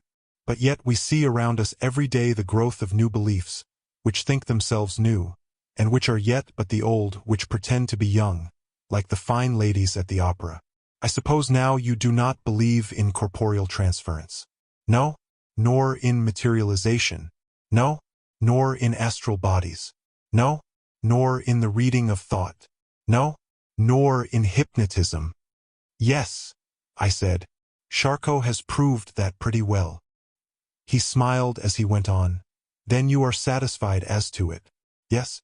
And of course then you understand how it act, and can follow the mind of the great Charcot. Alas that he is no more. into the very soul of the patient that he influence. No? Then, friend John, am I to take it that you simply accept fact, and are satisfied to let from premise to conclusion be a blank? No? Then tell me, for I am student of the brain, how you accept the hypnotism and reject the thought-reading. Let me tell you, my friend, that there are things done today in electrical science which would have been deemed unholy by the very men who discovered electricity, who would themselves not so long before have been burned as wizards. There are always mysteries in life. Why was it that Methuselah lived 900 years, and Old Parr 169, and yet that poor Lucy, with 4 men's blood in her poor veins, could not live even one day? For, had she lived one more day, we could have saved her. Do you know all the mystery of life and death? Do you know the altogether of comparative anatomy and can say wherefore the qualities of brutes are in some men, and not in others? Can you tell me why, when other spiders die small and soon, that one great spider lived for centuries in the tower of the old Spanish church and grew, till, on descending, he could drink the oil of all the church lamps? Can you tell me why in the Pampas, and elsewhere, there are bats that come at night and open the veins of cattle and horses and suck dry their veins? How in some islands of the western seas there are bats which hang on the trees all day, and those who have seen describe as like giant nuts or pods, and that when the sailors sleep on the deck because that it is hot, flit down on them and then in the morning are found dead men, white as even Miss Lucy was. Good God, Professor, I said, starting up. Do you mean to tell me that Lucy was bitten by such a bat, and that such a thing is here in London in the 19th century? He waved his hand for silence, and went on. Can you tell me why the tortoise lives more long than generations of men, why the elephant goes on and on till he have seen dynasties, and why the parrot never die only of bite of cat or dog or other complaint? Can you tell me why men believe in all ages and places that there are some few who live on always if they be permit, that there are men and women who cannot die? We all know, because science has vouched for the fact, that there have been toads shut up in rocks for thousands of years, shut in one so small hole that only hold him since the youth of the world. Can you tell me how the Indian fakir can make himself to die and have been buried, and his grave sealed and corn sowed on it, and the corn reaped and be cut and sown and reaped and cut again, and then men come and take away the unbroken seal, and that there lie the Indian fakir, not dead, but that rise up and walk amongst them as before? Here I interrupted him. I was getting bewildered. He so crowded on my mind his list of nature's eccentricities and possible impossibilities that my imagination was getting fired. I had a dim idea that he was teaching me some lesson, as long ago he used to do in his study at Amsterdam, but he used then to tell me the thing so that I could have the object of thought in mind all the time. But now I was without this help, yet I wanted to follow him, so I said, Professor, let me be your pet student again. Tell me the thesis so that I may apply your knowledge as you go on. At present I am going in my mind from point to point as a madman, and not a sane one follows an idea. I feel like a novice lumbering through a bog in a mist, jumping from one tussock to another in the mere blind effort to move on without knowing where I am going. That is good image, he said. Well, I shall tell you. My thesis is this. I want you to believe. To believe what? To believe in things that you cannot. Let me illustrate. I heard once of an American who so defined faith, that faculty which enables us to believe things which we know to be untrue. For one, I follow that man. He meant that we shall have an open mind, and not let a little bit of truth check the rush of a big truth, like a small rock does a railway truck. We get the small truth first. Good. We keep him and we value him. But all the same we must not let him think himself all the truth in the universe. Then you want me not to let some previous conviction injure the receptivity of my mind with regard to some strange matter. Do I read your lesson aright? Ah, you are my favorite pupil still. It is worth to teach you. Now that you are willing to understand, you have taken the first step to understand. You think then that those so small holes in the children's throats were made by the same that made the hole in Miss Lucy? I suppose so. He stood up and said solemnly, Then you are wrong. Oh, would it were so! But alas, no, it is worse, far, far worse. In God's name, Professor Van Helsing, what do you mean? I cried. He threw himself with a despairing gesture into a chair, and placed his elbows on the table, covering his face with his hands as he spoke. They were made by Miss Lucy. Chapter 15. Dr. Seward's Diary? Continued. For a while sheer anger mastered me. It was as if he had during her life struck Lucy on the face. I smote the table hard and rose up as I said to him, "Dr. Van Helsing, are you mad?" He raised his head and looked at me, and somehow the tenderness of his face calmed me at once. "Would I were," he said. "Madness were easy to bear compared with truth like this. Oh, my friend, why, think you, did I go so far round, why take so long to tell you so simple a thing? Was it because I hate you and have hated you all my life? Was it because I wished to give you pain? Was it that I wanted, now so late, revenge for that time when you saved my life, and from a fearful death? Ah, no. Forgive me, said I. He went on. My friend, it was because I wished to be gentle in the breaking to you, for I know you have loved that so sweet lady. But even yet I do not expect you to believe. It is so hard to accept at once any abstract truth, that we may doubt such to be possible when we have always believed the no of it. It is more hard still to accept so sad a concrete truth, and of such a one as Miss Lucy. Tonight I go to prove it. Dare you come with me? This staggered me. A man does not like to prove such a truth. Byron accepted from the category jealousy. And prove the very truth he most abhorred. He saw my hesitation, and spoke. The logic is simple, no madman's logic this time, jumping from tussock to tussock in a misty bog. If it be not true, then proof will be relief. At worst it will not harm. If it be true, ah, there is the dread. Yet very dread should help my cause, for in it is some need of belief. Come, I tell you what I propose. First, that we go off now and see that child in the hospital. Dr. Vincent of the North Hospital, where the papers say the child is friend of mine, and I think of yours since you were in class at Amsterdam. He will let 2 scientists see his case, if he will not let 2 friends. We shall tell him nothing, but only that we wish to learn. And then, he took a key from his pocket and held it up. And then we spend the night, you and I, in the churchyard where Lucy lies. This is the key that locked the tomb. I had it from the coffin man to give to Arthur. My heart sank within me, for I felt that there was some fearful ordeal before us. I could do nothing, however, so I plucked up what heart I could and said that we had better hasten. As the afternoon was passing, we found the child awake. It had had a sleep and taken some food, and altogether was going on well. Dr. Vincent took the bandage from its throat and showed us the punctures. There was no mistaking the similarity to those which had been on Lucy's throat. They were smaller, and the edges looked fresher. That was all. We asked Vincent to what he attributed them, and he replied that it must have been a bite of some animal, perhaps a rat. But, for his own part, he was inclined to think that it was one of the bats which are so numerous on the northern heights of London. Out of so many harmless ones, he said, there may be some wild specimen from the south of a more malignant species. Some sailor may have brought one home, and it managed to escape, or even from the zoological gardens a young one may have got loose, or one be bred there from a vampire. These things do occur, you know.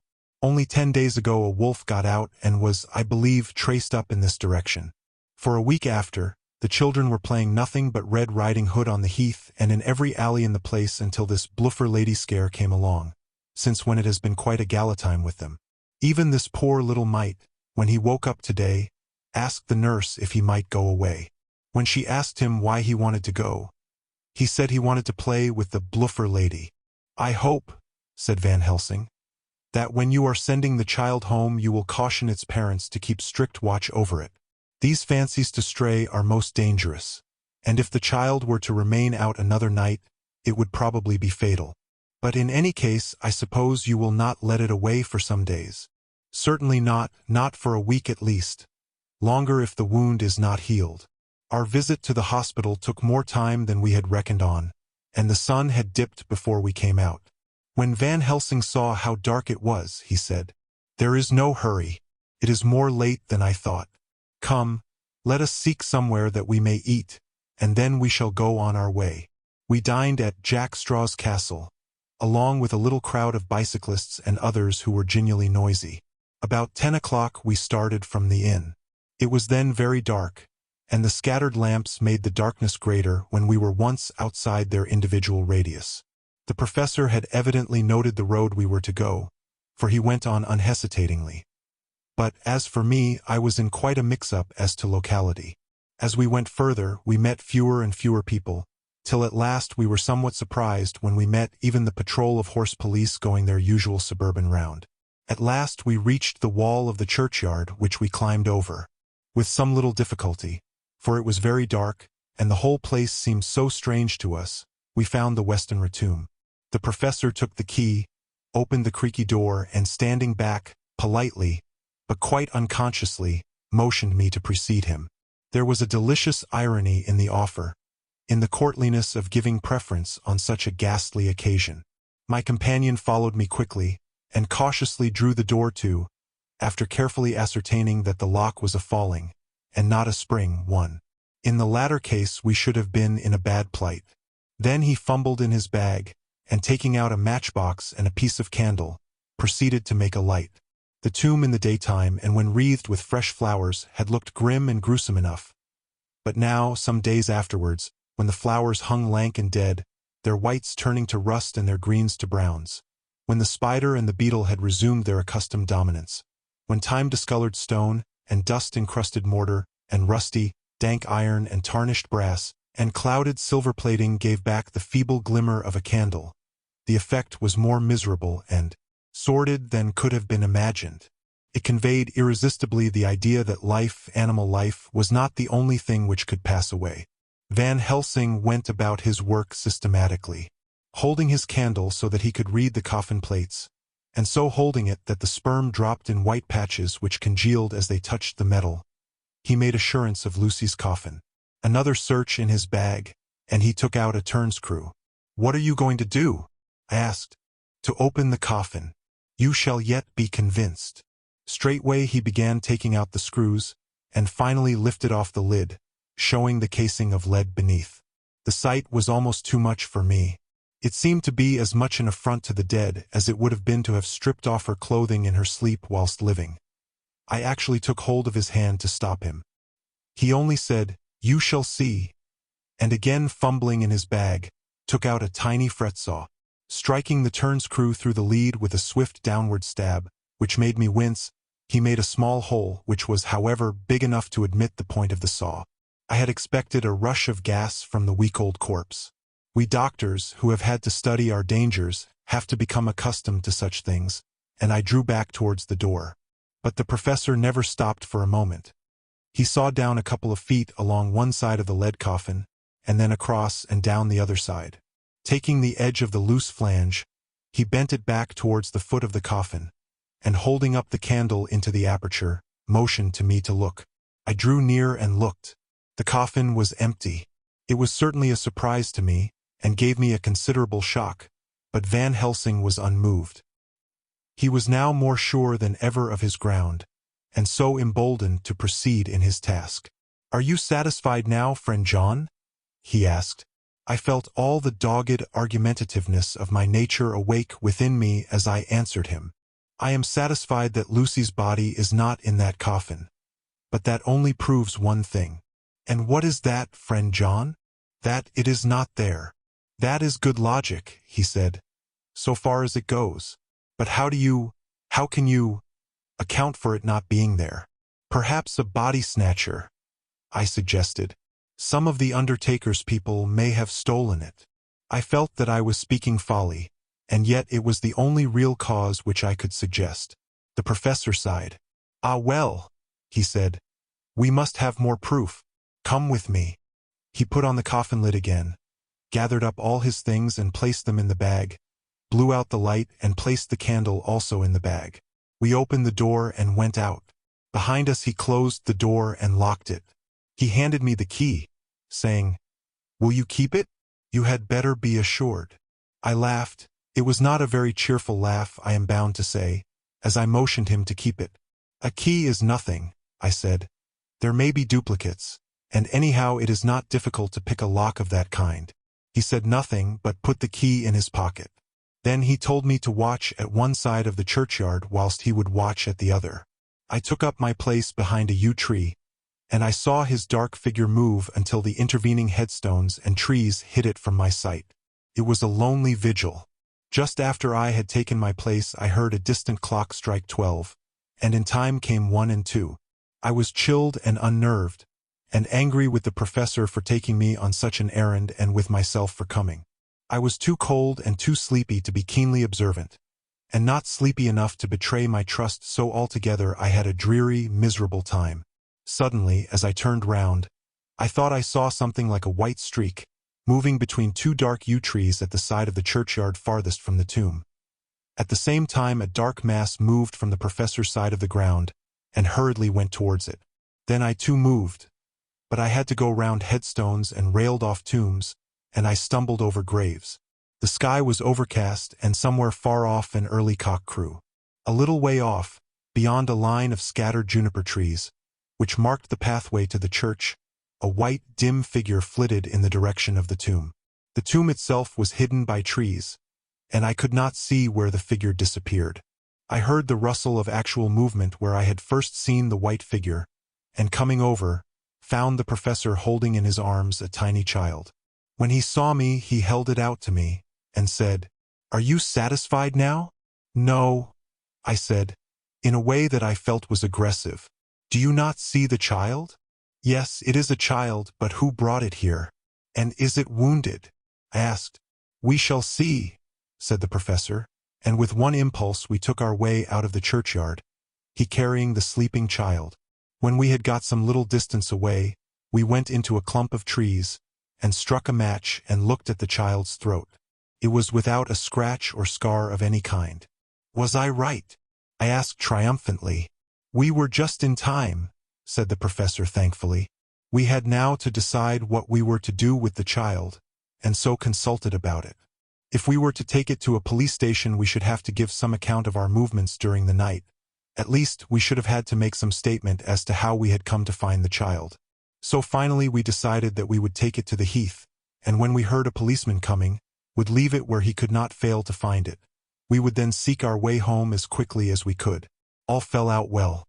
At the edge of Hampstead Heath we heard a policeman's heavy tramp, and laying the child on the pathway, we waited and watched until he saw it as he flashed his lantern to and fro.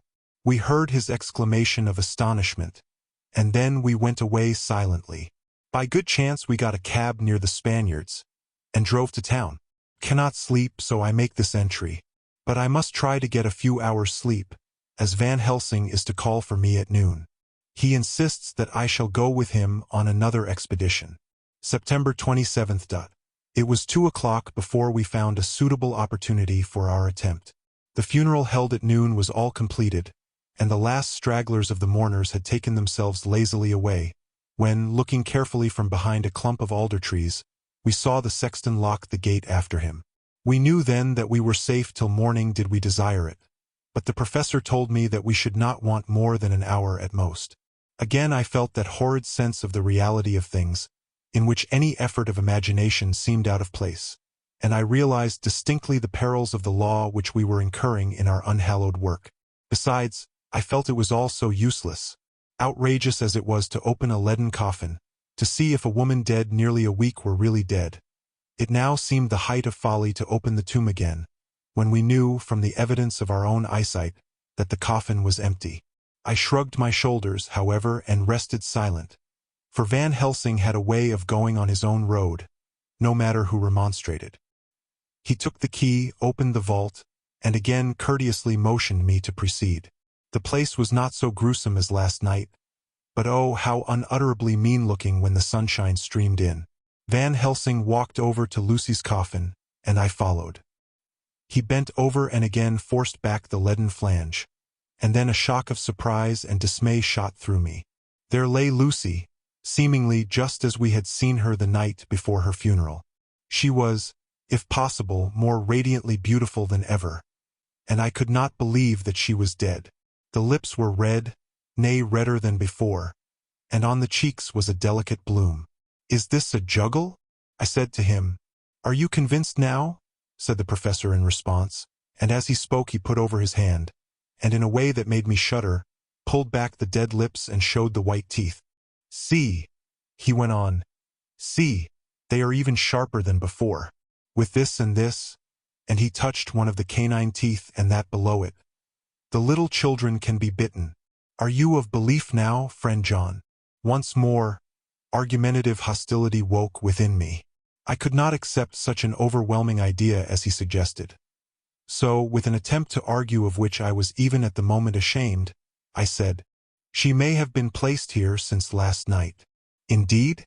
That is so, and by whom?" "I do not know. Someone has done it. And yet she has been dead 1 week. Most peoples in that time would not look so." I had no answer for this, so was silent. Van Helsing did not seem to notice my silence. At any rate, he showed neither chagrin nor triumph. He was looking intently at the face of the dead woman, raising the eyelids and looking at the eyes, and once more opening the lips and examining the teeth. Then he turned to me and said, "Here there is one thing which is different from all recorded. Here is some dual life that is not as the common. She was bitten by the vampire when she was in a trance, sleepwalking." "Oh, you start. You do not know that, friend John, but you shall know it all later. And in trance could he best come to take more blood. In trance she died, and in trance she is undead too. So it is that she differ from all other. Usually when the undead sleep at home." As he spoke he made a comprehensive sweep of his arm to designate what to a vampire was home. "Their face show what they are, but this so sweet that was when she not undead she go back to the nothings of the common dead. There is no malign there, see, and so it make hard that I must kill her in her sleep." This turned my blood cold, and it began to dawn upon me that I was accepting Van Helsing's theories. But if she were really dead, what was there of terror in the idea of killing her? He looked up at me, and evidently saw the change in my face, for he said almost joyously, "Ah, you believe now?" I answered, "Do not press me too hard all at once. I am willing to accept." "How will you do this bloody work?" "I shall cut off her head and fill her mouth with garlic, and I shall drive a stake through her body."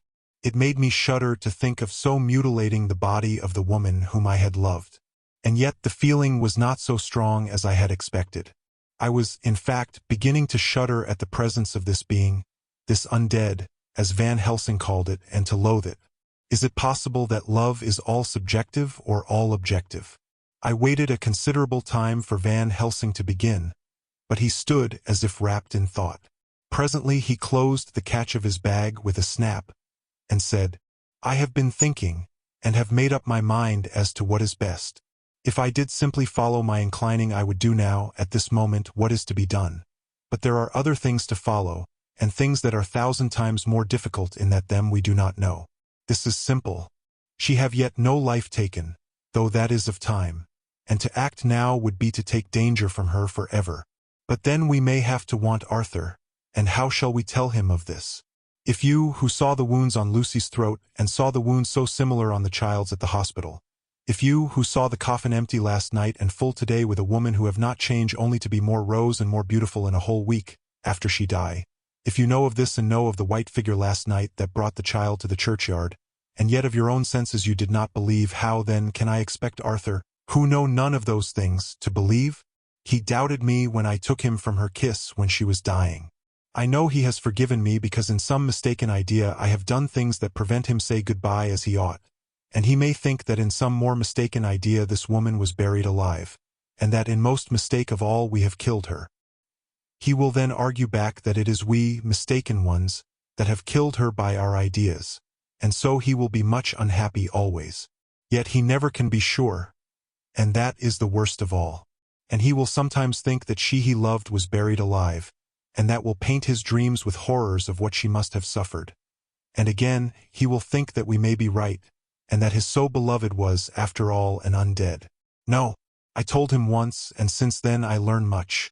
Now, since I know it is all true, 100,000 times more do I know that he must pass through the bitter waters to reach the sweet. He, poor fellow, must have 1 hour that will make the very face of heaven grow black to him. Then we can act for good all round and send him peace. My mind is made up. Let us go. You return home for tonight to your asylum, and see that all be well. As for me, I shall spend the night here in this churchyard in my own way. Tomorrow night you will come to me to the Berkeley Hotel at 10 o'clock. I shall send for Arthur to come too, and also that so fine young man of America that gave his blood. Later we shall all have work to do. I come with you so far as Piccadilly and there dine, for I must be back here before the sun set. So we locked the tomb and came away, and got over the wall of the churchyard, which was not much of a task, and drove back to Piccadilly. Note left by Van Helsing in his portmanteau. Berkeley Hotel directed to John Seward, M.D. Not delivered. September 27th. Friend John. I write this in case anything should happen. I go alone to watch in that churchyard. It pleases me that the undead Miss Lucy shall not leave tonight, that so on the morrow night she may be more eager. Therefore I shall fix some things she like not, garlic and a crucifix, and so seal up the door of the tomb. She is young as undead, and will heed. Moreover, these are only to prevent her coming out. They may not prevail on her wanting to get in. For then the undead is desperate, and must find the line of least resistance, whatsoever it may be. I shall be at hand all the night from sunset till after the sunrise, and if there be aught that may be learned I shall learn it. For Miss Lucy or from her, I have no fear. But that other to whom is there that she is undead, he have now the power to seek her tomb and find shelter. He is cunning, as I know from Mr. Jonathan and from the way that all along he have fooled us when he played with us for Miss Lucy's life, and we lost. And in many ways the undead are strong. He have always the strength in his hand of 20 men. Even we 4 who gave our strength to Miss Lucy, it also is all to him. Besides, he can summon his wolf and I know not what. So if it be that he come thither on this night he shall find me, but none other shall, until it be too late. But it may be that he will not attempt the place. There is no reason why he should. His hunting ground is more full of game than the churchyard where the undead woman sleep, and the one old man watch. Therefore I write this in case. Take the papers that are with this, the diaries of Harker and the rest, and read them, and then find this great undead, and cut off his head and burn his heart or drive a stake through it, so that the world may rest from him. If it be so, farewell. Van Helsing. Dr. Seward's Diary. September 28th. It is wonderful what a good night's sleep will do for one. Yesterday I was almost willing to accept Van Helsing's monstrous ideas, but now they seem to start out lurid before me as outrages on common sense. I have no doubt that he believes it all. I wonder if his mind can have become in any way unhinged. Surely there must be some rational explanation of all these mysterious things. Is it possible that the professor can have done it himself? He is so abnormally clever that if he went off his head he would carry out his intent with regard to some fixed idea in a wonderful way. I am loath to think it, and indeed it would be almost as great a marvel as the other to find that Van Helsing was mad. But anyhow I shall watch him carefully. I may get some light on the mystery. September 29th. Morning. Last night, at a little before 10 o'clock, Arthur and Quincy came into Van Helsing's room. He told us all that he wanted us to do, but especially addressing himself to Arthur, as if all our wills were centered in his. He began by saying that he hoped we would all come with him too. For, he said, there is a grave duty to be done there. You were doubtless surprised at my letter. This query was directly addressed to Lord Godalming. I was. It rather upset me for a bit. There has been so much trouble around my house of late that I could do without any more. I have been curious, too, as to what you mean. Quincy and I talked it over. But the more we talked, the more puzzled we got, till now I can say for myself that I'm about up a tree as to any meaning about anything. Me too, said Quincy Morris laconically. Oh, said the professor. Then you are nearer the beginning, both of you, than friend John here, who has to go a long way back before he can even get so far as to begin. It was evident that he recognized my return to my old doubting frame of mind without my saying a word. Then, turning to the other two, he said with intense gravity, I want your permission to do what I think good this night. It is, I know, much to ask, and when you know what it is I propose to do you will know, and only then, how much. Therefore may I ask that you promise me in the dark, so that afterwards, though you may be angry with me for a time, I must not disguise from myself the possibility that such may be. You shall not blame yourselves for anything. That's frank anyhow, broke in Quincy. I'll answer for the professor.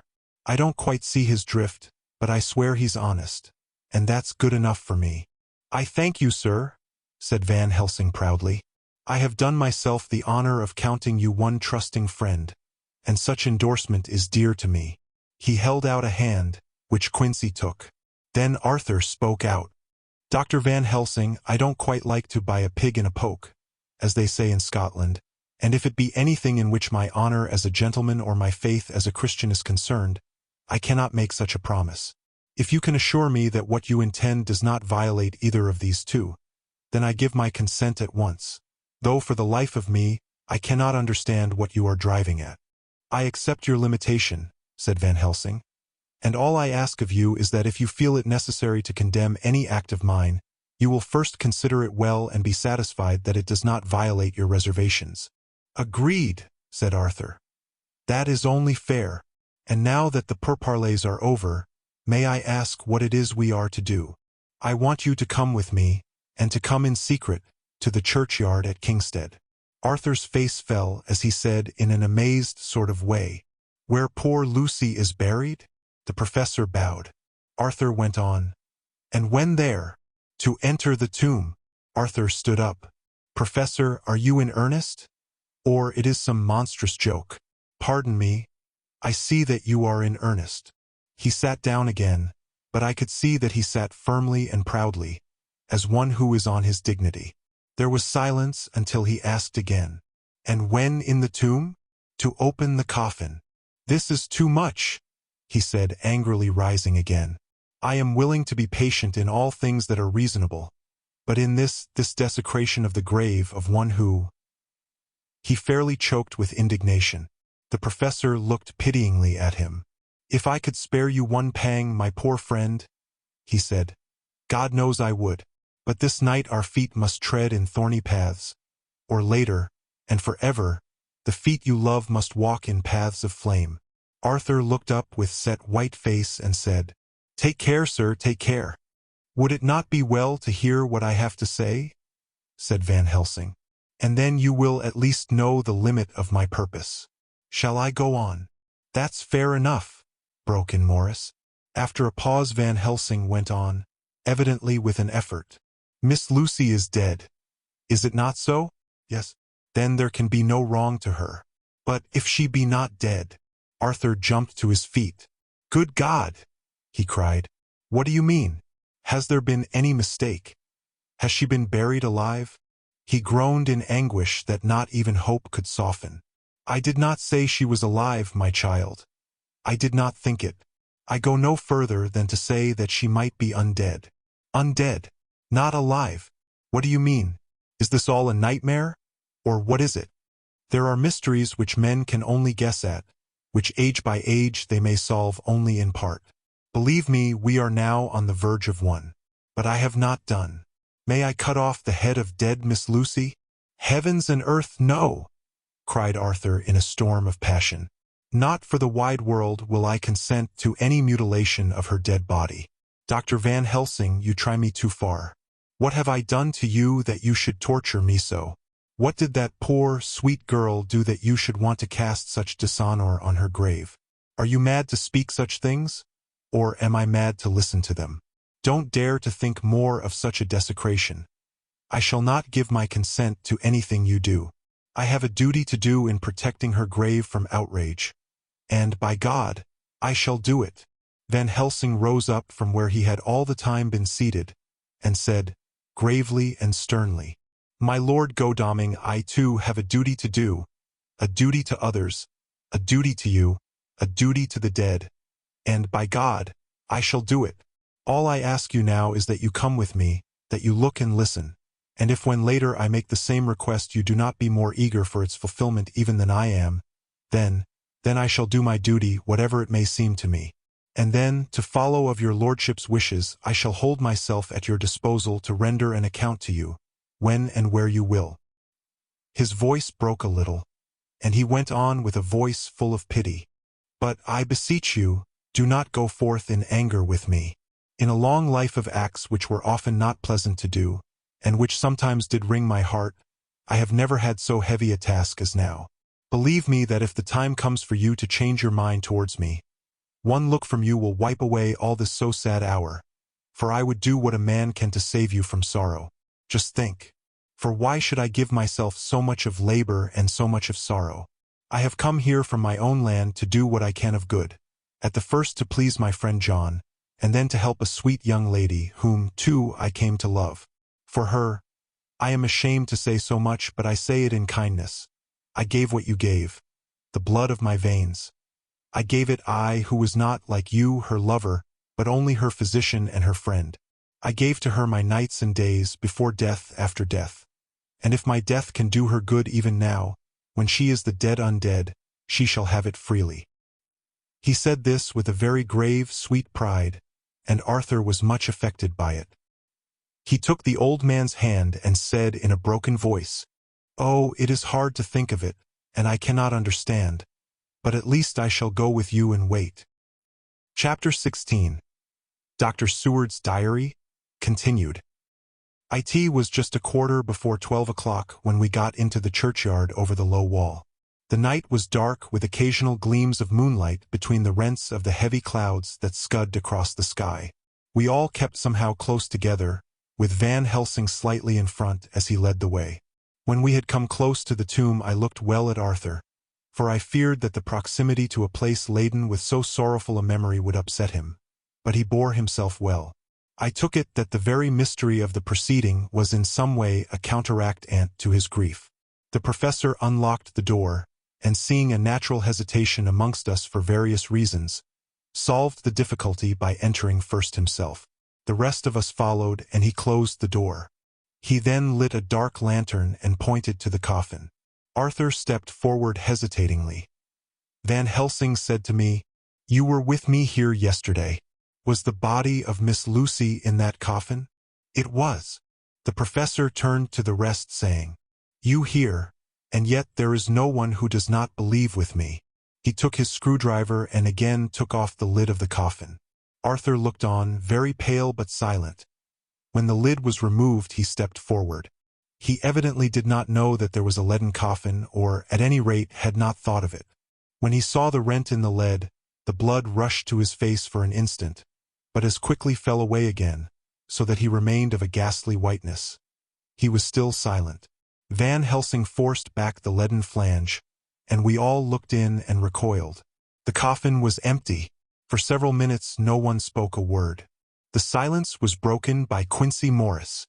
"Professor," I answered for you. "Your word is all I want. I wouldn't ask such a thing ordinarily. I wouldn't so dishonor you as to imply a doubt.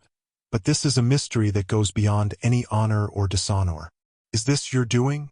I swear to you by all that I hold sacred that I have not removed nor touched her. What happened was this. 2 nights ago my friend Seward and I came here, with good purpose, believe me.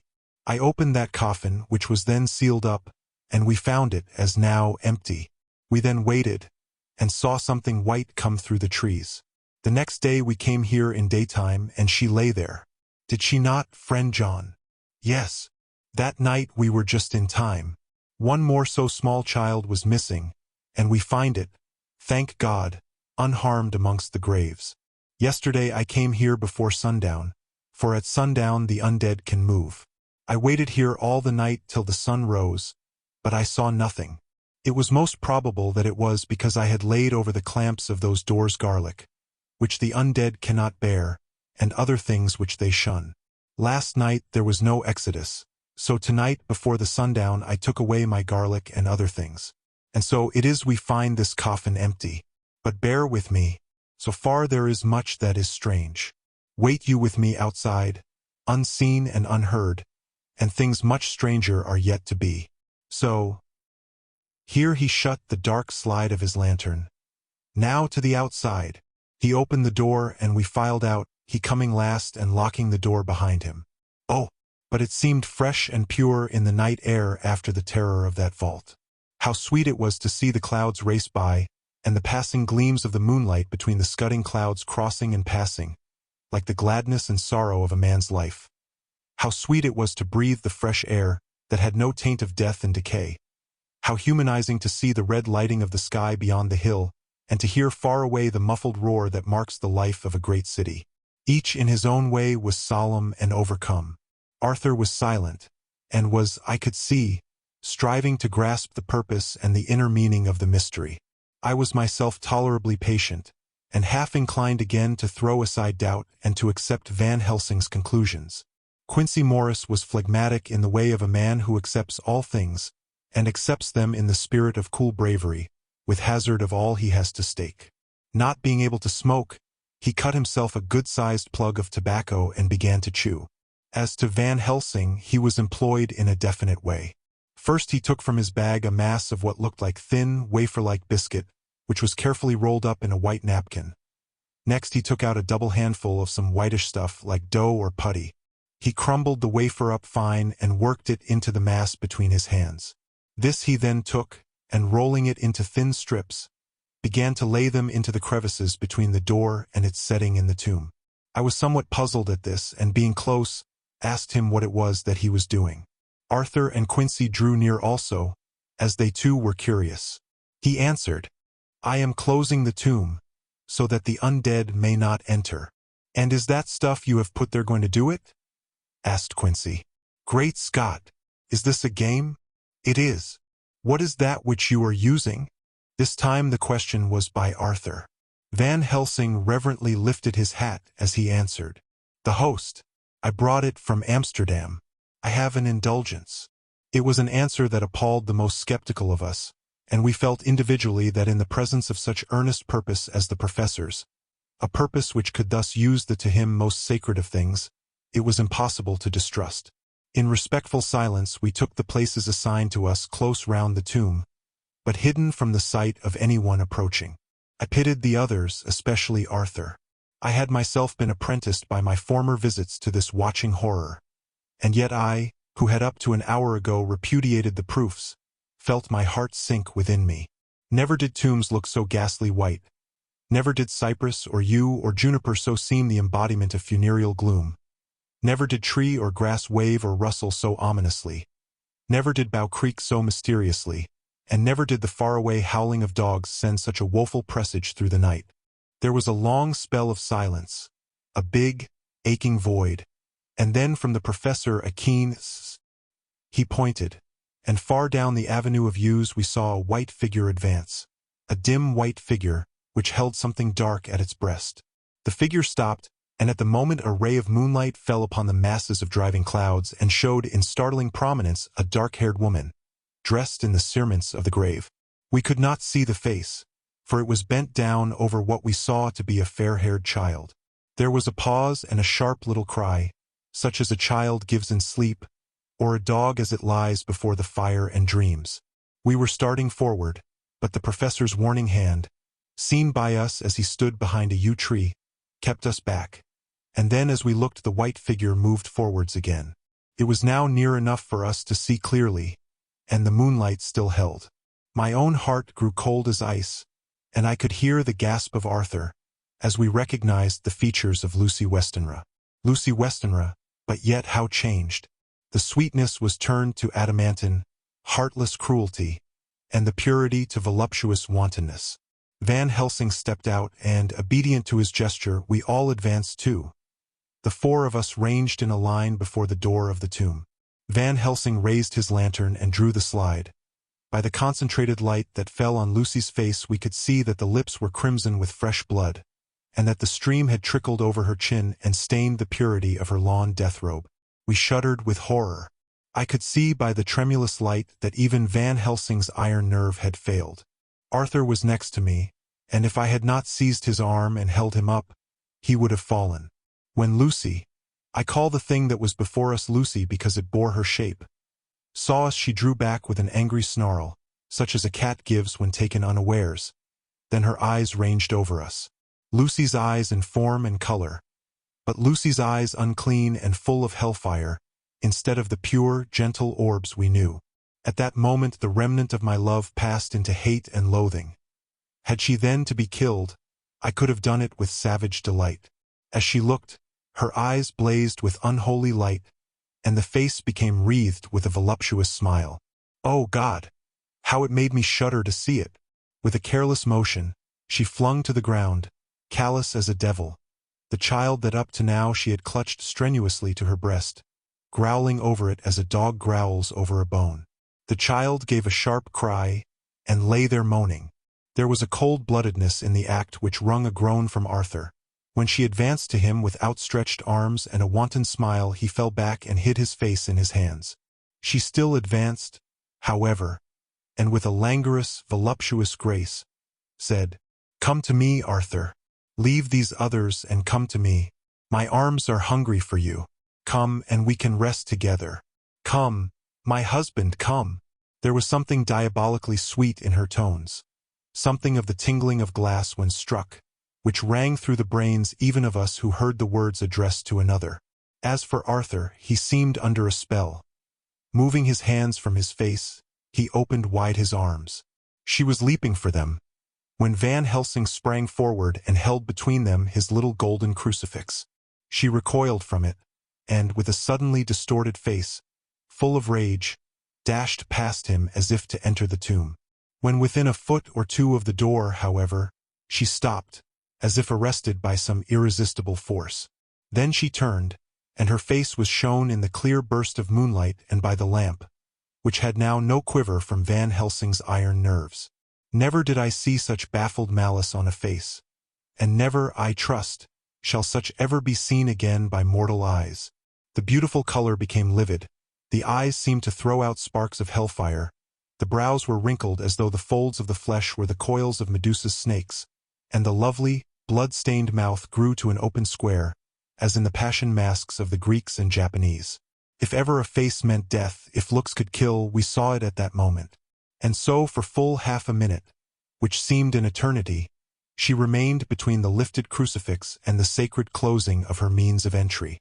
Van Helsing broke the silence by asking Arthur, "Answer me, O my friend, am I to proceed in my work?"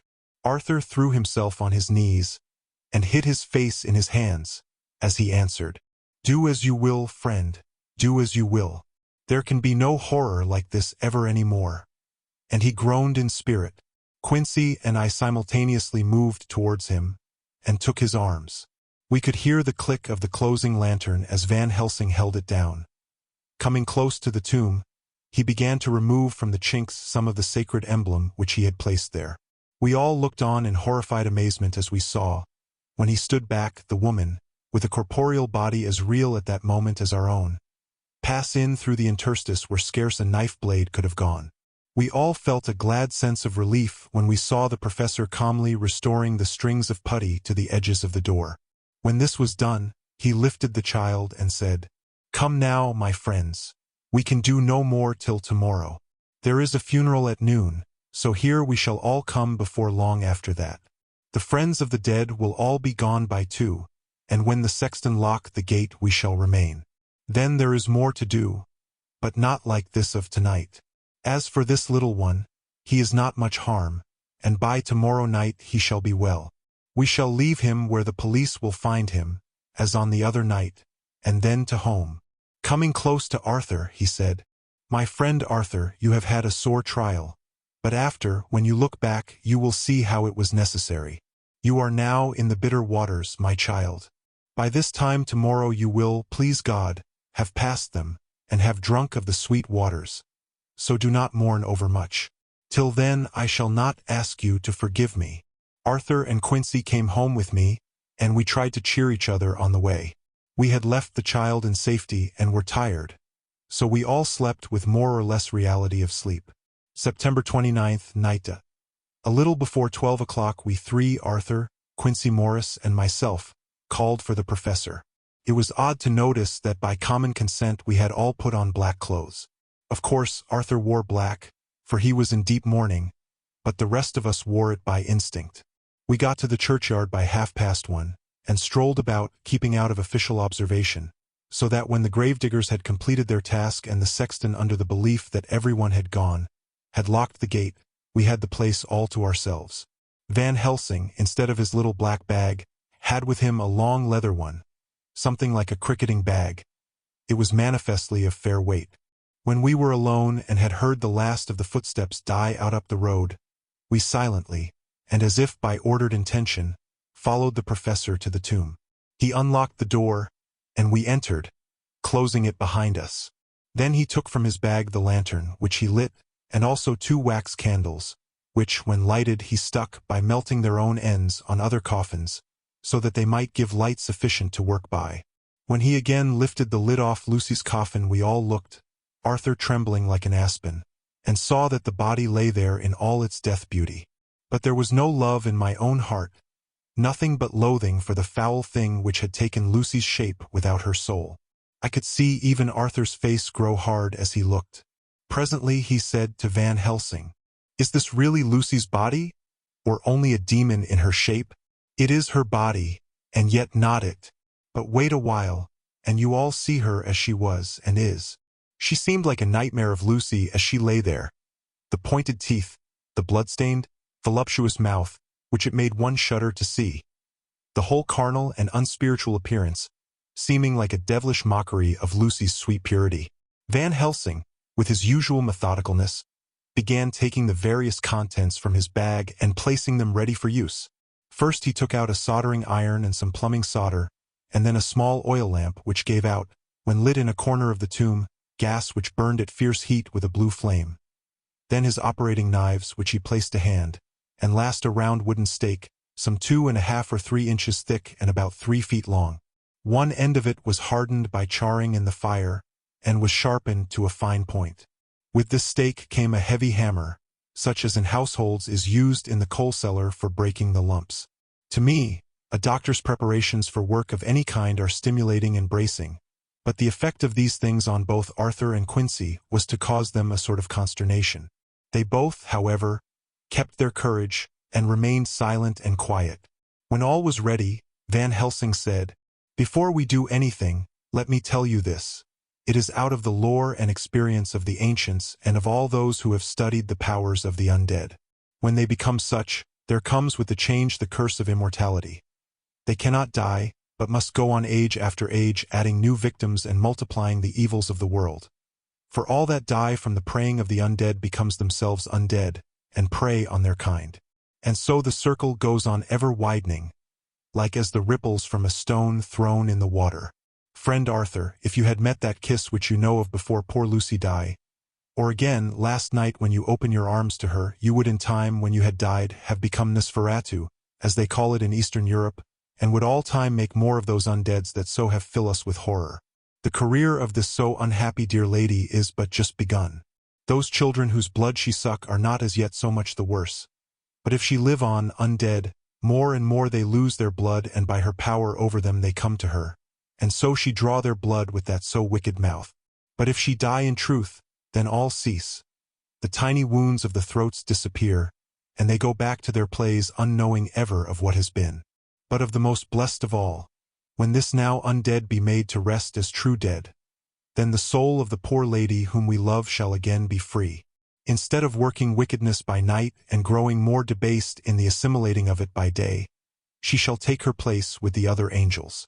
So that, my friend, it will be a blessed hand for her that shall strike the blow that sets her free. To this I am willing. But is there none amongst us who has a better right? Will it be no joy to think of hereafter in the silence of the night when sleep is not? It was my hand that sent her to the stars. It was the hand of him that loved her best. The hand that of all she would herself have chosen, had it been to her to choose? Tell me if there be such a one amongst us.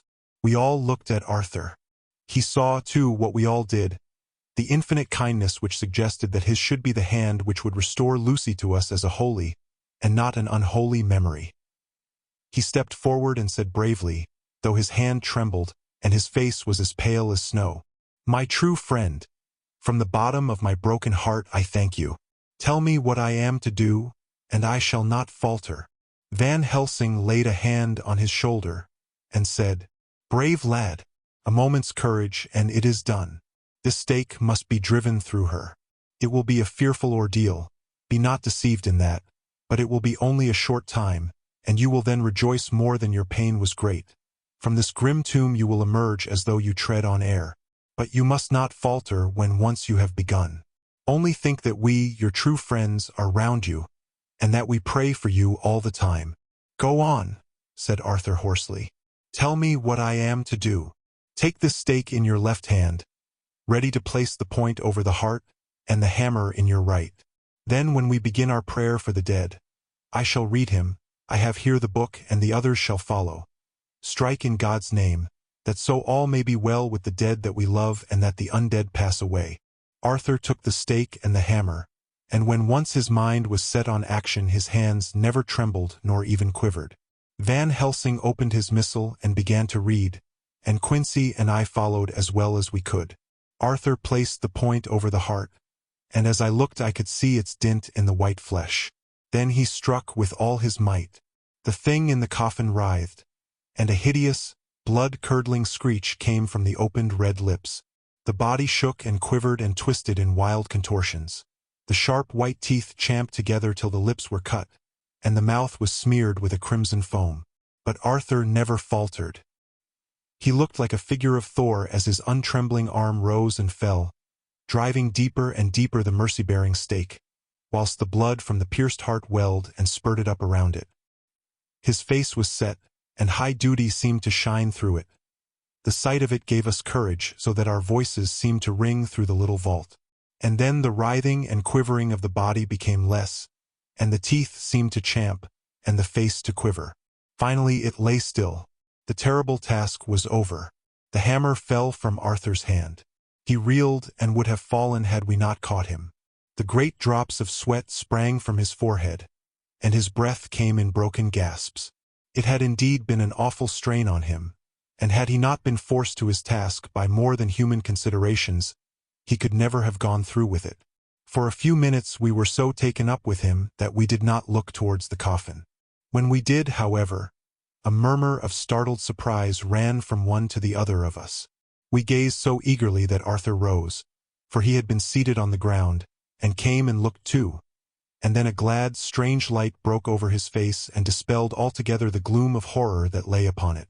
There, in the coffin lay no longer the foul thing that we had so dreaded and grown to hate, that the work of her destruction was yielded as a privilege to the one best entitled to it, but Lucy as we had seen her in her life, with her face of unequaled sweetness and purity.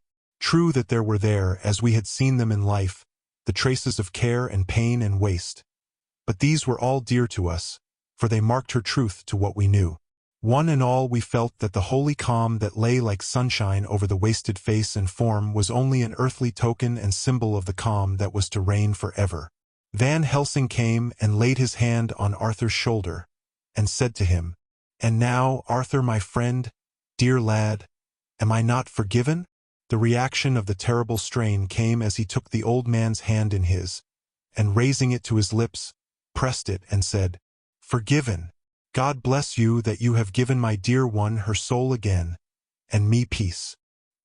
He put his hands on the professor's shoulder, and laying his head on his breast, cried for a while silently, whilst we stood unmoving. When he raised his head Van Helsing said to him, "And now, my child, you may kiss her. Kiss her dead lips if you will, as she would have you to, if for her to choose. For she is not a grinning devil now, not any more a foul thing for all eternity. No longer she is the devil's undead.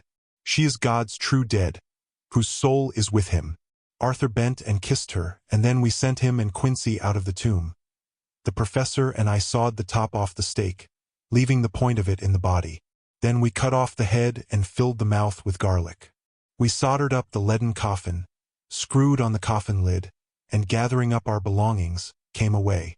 When the professor locked the door, he gave the key to Arthur. Outside the air was sweet, the sun shone, and the birds sang, and it seemed as if all nature were tuned to a different pitch. There was gladness and mirth and peace everywhere, for we were at rest ourselves on one account, and we were glad, though it was with a tempered joy. Before we moved away, Van Helsing said, "Now, my friends, one step of our work is done, one the most harrowing to ourselves. But there remains a greater task, to find out the author of all this our sorrow and to stamp him out. I have clues which we can follow. But it is a long task and a difficult, and there is danger in it and pain. Shall you not all help me? We have learned to believe, all of us. Is it not so? And since so, do we not see our duty? Yes. And do we not promise to go on to the bitter end?" Each in turn we took his hand, and the promise was made. Then said the professor as we moved off, 2 nights hence you shall meet with me and dine together at 7 of the clock with friend John. I shall entreat 2 others, 2 that you know not as yet, and I shall be ready to all our work show and our plans unfold. Friend John, you come with me home, for I have much to consult about, and you can help me. Tonight I leave for Amsterdam, but shall return tomorrow night. And then begins our great quest. But first I shall have much to say, so that you may know what is to do and to dread. Then our promise shall be made to each other anew. For there is a terrible task before us, and once our feet are on the plowshare we must not draw back. Chapter 17. Dr. Seward's Diary, continued. When we arrived at the Berkeley Hotel, Van Helsing found a telegram waiting for him. AM coming up by train. Jonathan at Whitby. Important news to Mina Harker. The professor was delighted. Ah, that wonderful Madame Mina, he said. Pearl among women. She arrived, but I cannot stay. She must go to your house, friend John. You must meet her at the station. Telegraph her en route, so that she may be prepared.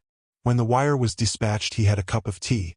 Over it he told me of a diary kept by Jonathan Harker when abroad, and gave me a typewritten copy of it, as also of Mrs. Harker's diary at Whitby. Take these, he said, and study them well. When I have returned you will be master of all the facts, and we can then better enter on our inquisition. Keep them safe, for there is in them much of treasure. You will need all your faith, even you who have had such an experience as that of today.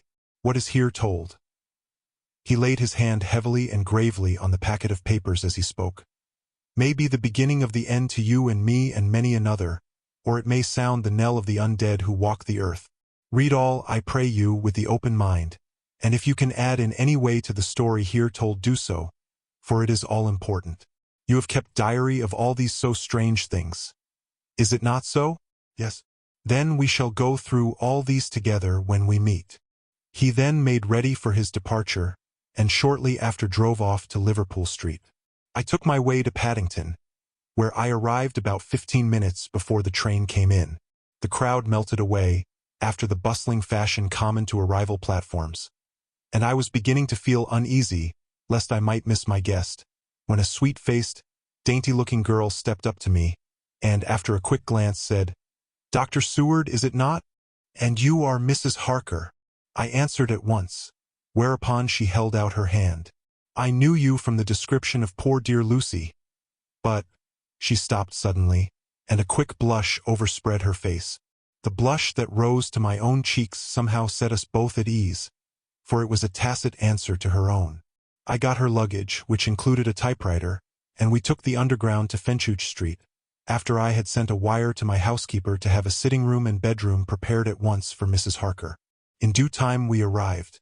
She knew, of course, that the place was a lunatic asylum, but I could see that she was unable to repress a shudder when we entered.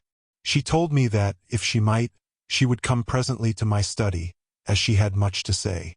So here I am finishing my entry in my phonograph diary whilst I await her. As yet, I have not had the chance of looking at the papers which Van Helsing left with me, though they lie open before me. I must get her interested in something, so that I may have an opportunity of reading them. She does not know how precious time is, or what a task we have in hand. I must be careful not to frighten her.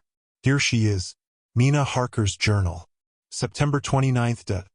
After I had tidied myself, I went down to Dr. Seward's study.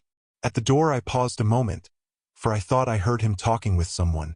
As, however, he had pressed me to be quick, I knocked at the door, and on his calling out, "Come in," I entered.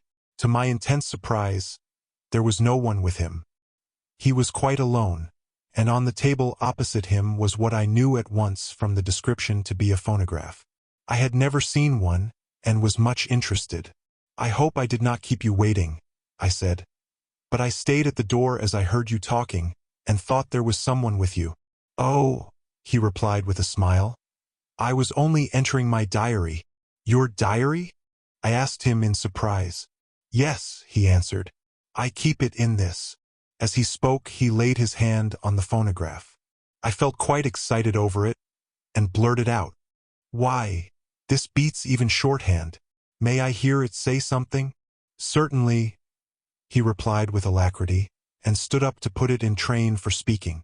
Then he paused, and a troubled look overspread his face. "The fact is," he began awkwardly, "I only keep my diary in it, and as it is entirely, almost entirely, about my cases, it may be awkward, that is, I mean—" He stopped, and I tried to help him out of his embarrassment. "You helped to attend dear Lucy at the end. Let me hear how she died. For all that I know of her, I shall be very grateful. She was very, very dear to me." "To my surprise," he answered, with a horror-struck look in his face. "Tell you of her death? Not for the wide world." "Why not?" I asked, for some grave, terrible feeling was coming over me. Again he paused, and I could see that he was trying to invent an excuse. At length he stammered out, "You see, I do not know how to pick out any particular part of the diary." Even while he was speaking, an idea dawned upon him, and he said with unconscious simplicity, in a different voice, and with the naivete of a child, "That's quite true, upon my honor. Honest Indian." I could not but smile, at which he grimaced. "I gave myself away that time," he said. "But do you know that, although I have kept the diary for months past, it never once struck me how I was going to find any particular part of it in case I wanted to look it up? By this time my mind was made up that the diary of a doctor who attended Lucy might have something to add to the sum of our knowledge of that terrible being, and I said boldly, "Then, Dr. Seward, you had better let me copy it out for you on my typewriter." He grew to a positively deathly pallor as he said, "No, no, no, for all the world. I wouldn't let you know that terrible story. Then it was terrible. My intuition was right. For a moment I thought, and as my eyes ranged the room, unconsciously looking for something or some opportunity to aid me, they lit on a great batch of typewriting on the table. His eyes caught the look in mine, and, without his thinking, followed their direction. As they saw the parcel, he realized my meaning. "You do not know me," I said. "When you have read those papers, my own diary and my husband's also, which I have typed, you will know me better. I have not faltered in giving every thought of my own heart in this cause. But, of course, you do not know me, yet, and I must not expect you to trust me so far. He is certainly a man of noble nature. Poor dear Lucy was right about him." He stood up and opened a large drawer, in which were arranged in order a number of hollow cylinders of metal covered with dark wax, and said, "You are quite right. I did not trust you because I did not know you. But I know you now, and let me say that I should have known you long ago. I know that Lucy told you of me. She told me of you too. May I make the only atonement in my power? Take the cylinders and hear them. The first half-dozen of them are personal to me, and they will not horrify you. Then you will know me better. Dinner will by then be ready. In the meantime I shall read over some of these documents, and shall be better able to understand certain things." He carried the phonograph himself up to my sitting room and adjusted it for me. "Now I shall learn something pleasant, I am sure, for it will tell me the other side of a true love episode of which I know one side already." Dr. Seward's Diary. September 29th. I was so absorbed in that wonderful diary of Jonathan Harker and that other of his wife that I let the time run on without thinking. Mrs. Harker was not down when the maid came to announce dinner, so I said, "She is possibly tired. Let dinner wait an hour," and I went on with my work.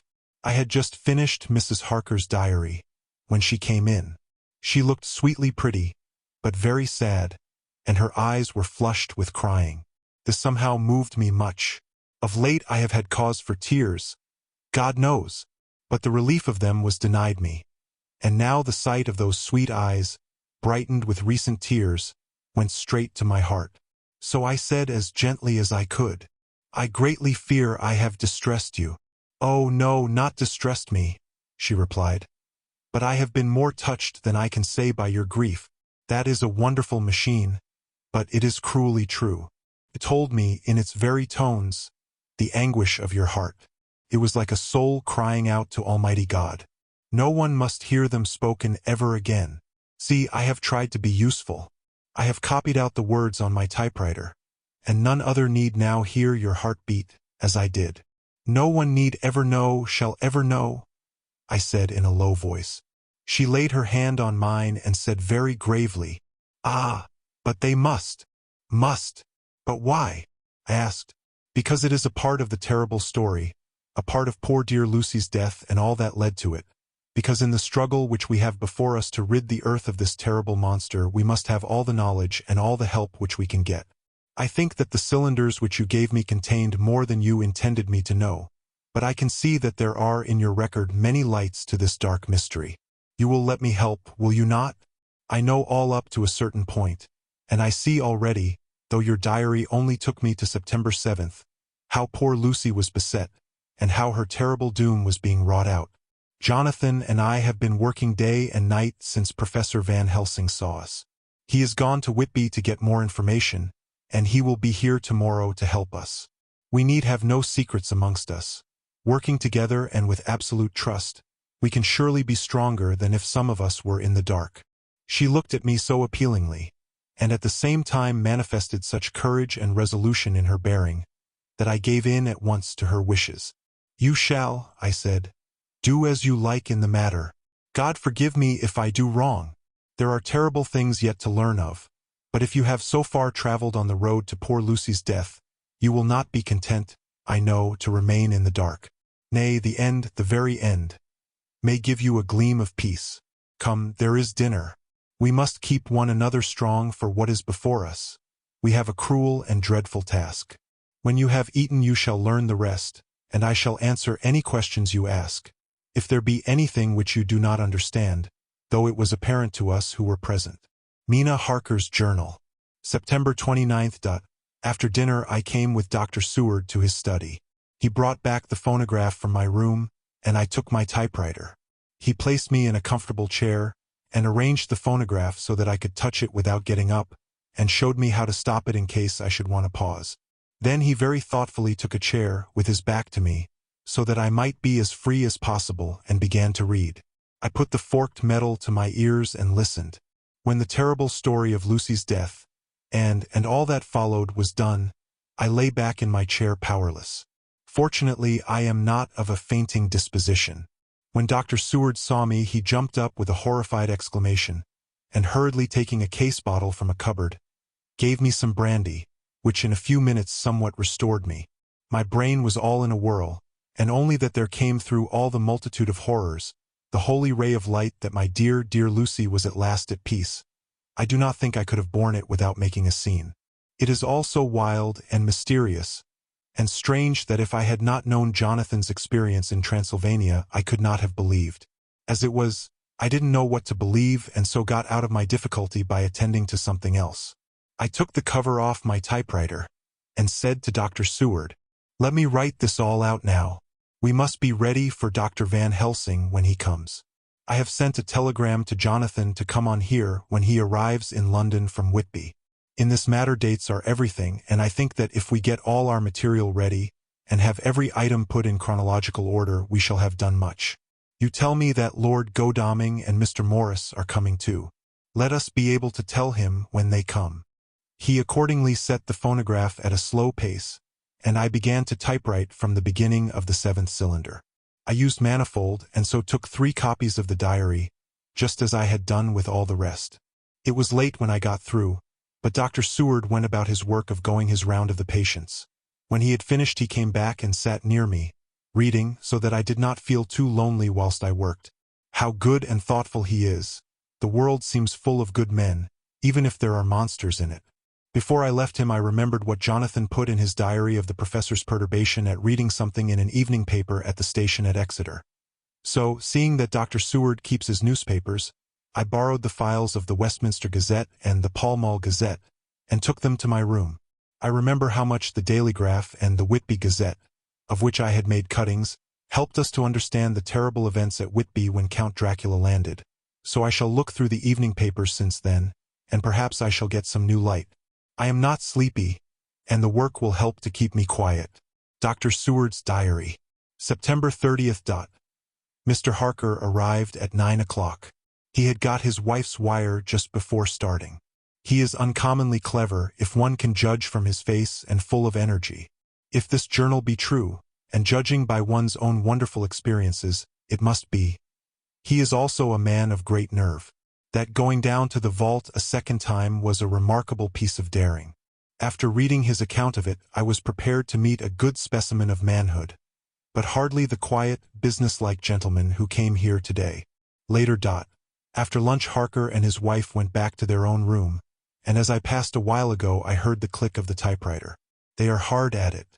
Mrs. Harker says that they are knitting together in chronological order every scrap of evidence they have. Harker has got the letters between the consignee of the boxes at Whitby and the carriers in London who took charge of them. He is now reading his wife's typescript of my diary. I wonder what they make out of it. Here it is. Strange that it never struck me that the very next house might be the Count's hiding place. Goodness knows that we had enough clues from the conduct of the patient Renfield. The bundle of letters relating to the purchase of the house were with the typescript. Oh, if we had only had them earlier we might have saved poor Lucy. Stop. That way madness lies. Harker has gone back, and is again collating his material. He says that by dinner time they will be able to show a whole connected narrative. He thinks that in the meantime I should see Renfield, as hitherto he has been a sort of index to the coming and going of the Count. I hardly see this yet, but when I get at the dates I suppose I shall. What a good thing that Mrs. Harker put my cylinders into type. We never could have found the dates otherwise. I found Renfield sitting placidly in his room with his hands folded, smiling benignly. At the moment he seemed as sane as anyone I ever saw. I sat down and talked with him on a lot of subjects, all of which he treated naturally. He then, of his own accord, spoke of going home, a subject he has never mentioned to my knowledge during his sojourn here. In fact, he spoke quite confidently of getting his discharge at once. I believe that, had I not had the chat with Harker and read the letters and the dates of his outbursts, I should have been prepared to sign for him after a brief time of observation. As it is, I am darkly suspicious. All those outbreaks were in some way linked with the proximity of the Count. What then does this absolute content mean? Can it be that his instinct is satisfied as to the vampire's ultimate triumph? Stay. He is himself zoophagous, and in his wild ravings outside the chapel door of the deserted house he always spoke of master. This all seems confirmation of our idea. However, after a while I came away. My friend is just a little too sane at present to make it safe to probe him too deep with questions. He might begin to think, and then, so I came away. I mistrust these quiet moods of his, so I have given the attendant a hint to look closely after him, and to have a straight waistcoat ready in case of need. Jonathan Harker's Journal. September 29th, in train to London.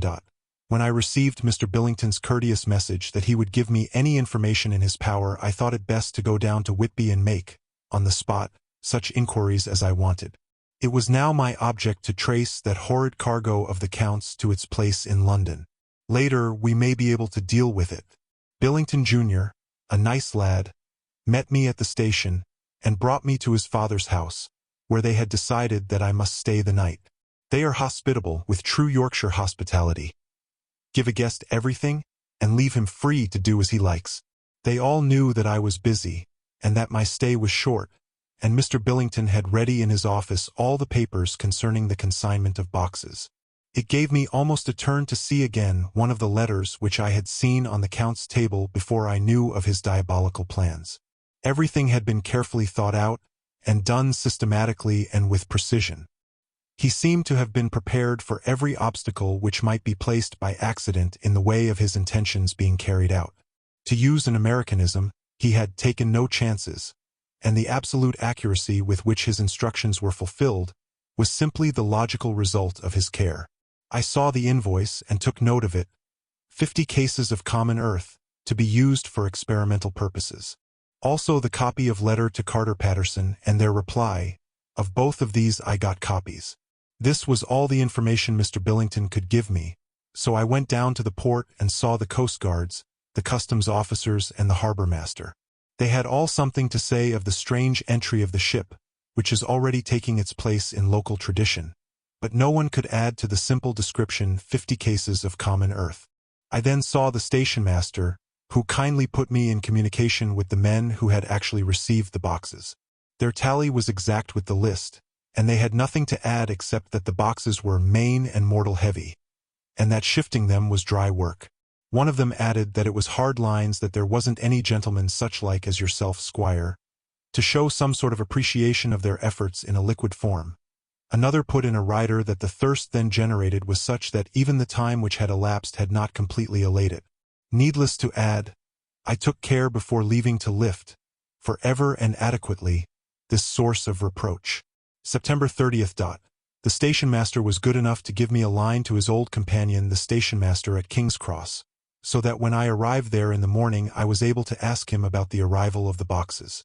He, too, put me at once in communication with the proper officials, and I saw that their tally was correct with the original invoice.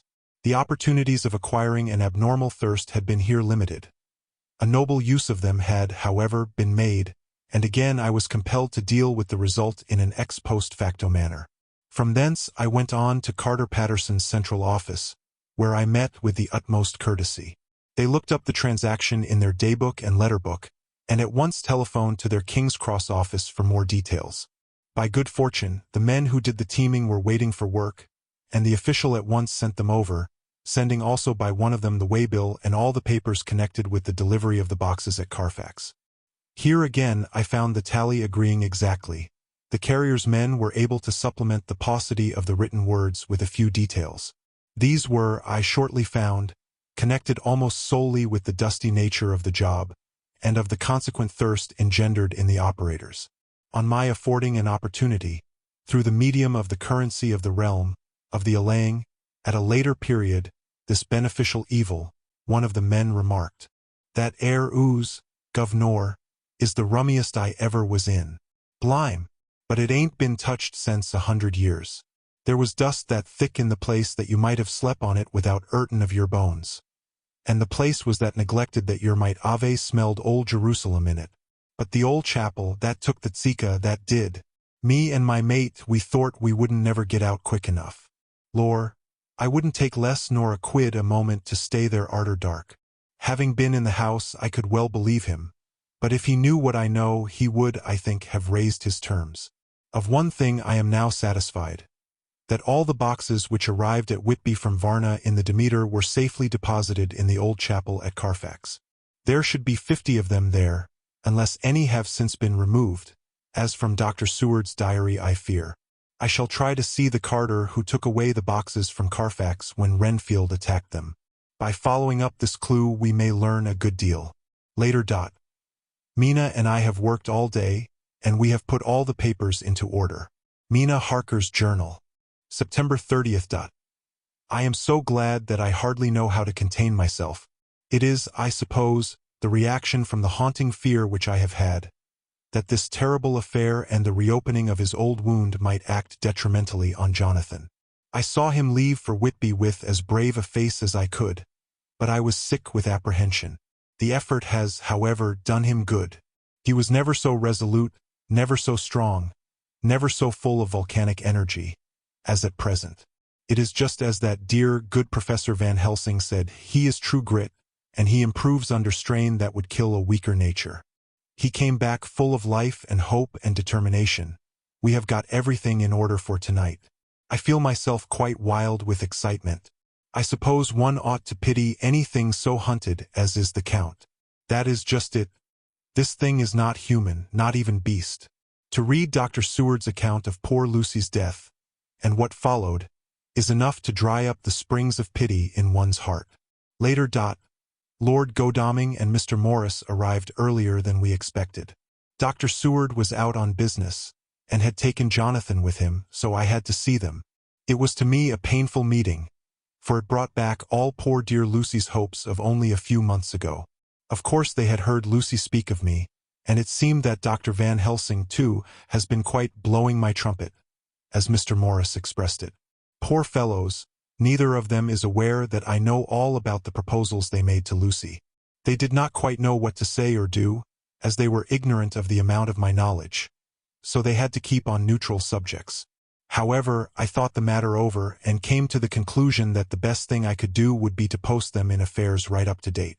I knew from Dr. Seward's diary that they had been at Lucy's death, her real death, and that I need not fear to betray any secret before the time. So I told them, as well as I could, that I had read all the papers and diaries, and that my husband and I, having typewritten them, had just finished putting them in order. I gave them each a copy to read in the library. When Lord Godalming got his and turned it over, "It does make a pretty good pile," he said. "Did you write all this, Mrs. Harker?" I nodded, and he went on. "I don't quite see the drift of it, but you people are all so good and kind, and have been working so earnestly and so energetically, that all I can do is to accept your ideas blindfold and try to help you. I have had one lesson already in accepting facts that should make a man humble to the last hour of his life. Besides, I know you loved my poor Lucy." Here he turned away and covered his face with his hands. I could hear the tears in his voice. Mr. Morris, with instinctive delicacy, just laid a hand for a moment on his shoulder, and then walked quietly out of the room. I suppose there is something in woman's nature that makes a man free to break down before her and express his feelings on the tender or emotional side without feeling it derogatory to his manhood. For when Lord Godalming found himself alone with me, he sat down on the sofa and gave way utterly and openly. I sat down beside him and took his hand. I hope he didn't think it forward of me, and that if he ever thinks of it afterwards he never will have such a thought. Dare I wrong him? I know he never will. He is too true a gentleman. I said to him, for I could see that his heart was breaking, "I loved dear Lucy, and I know what she was to you, and what you were to her. She and I were like sisters, and now she is gone. Will you not let me be like a sister to you in your trouble? I know what sorrows you have had, though I cannot measure the depth of them. If sympathy and pity can help in your affliction, won't you let me be of some little service, for Lucy's sake?" In an instant the poor dear fellow was overwhelmed with grief. It seemed to me that all that he had of late been suffering in silence found a vent at once. He grew quite hysterical, and raising his open hands, beat his palms together in a perfect agony of grief. He stood up and then sat down again, and the tears rained down his cheeks. I felt an infinite pity for him, and opened my arms unthinkingly. With a sob he laid his head on my shoulder and cried like a wearied child, whilst he shook with emotion. We women have something of the mother in us that makes us rise above smaller matters when the mother spirit is invoked. I felt this big sorrowing man's head resting on me, as though it were that of the baby that some day may lie on my bosom, and I stroked his hair as though he were my own child. I never thought at the time how strange it all was. After a little bit his sobs ceased, and he raised himself with an apology, though he made no disguise of his emotion. He told me that for days and nights past, weary days and sleepless nights, he had been unable to speak with anyone, as a man must speak in his time of sorrow. There was no woman whose sympathy could be given to him, or with whom, owing to the terrible circumstance with which his sorrow was surrounded, he could speak freely. "I know now how I suffered," he said as he dried his eyes. "But I do not know even yet, and none other can ever know, how much your sweet sympathy has been to me today. I shall know better in time, and believe me that, though I am not ungrateful now, my gratitude will grow with my understanding. You will let me be like a brother, will you not, for all our lives, for dear Lucy's sake?" "For dear Lucy's sake," I said as we clasped hands. "Aye, and for your own sake," he added. "For if a man's esteem and gratitude are ever worth the winning, you have won mine today. If ever the future should bring to you a time when you need a man's help, believe me, you will not call in vain.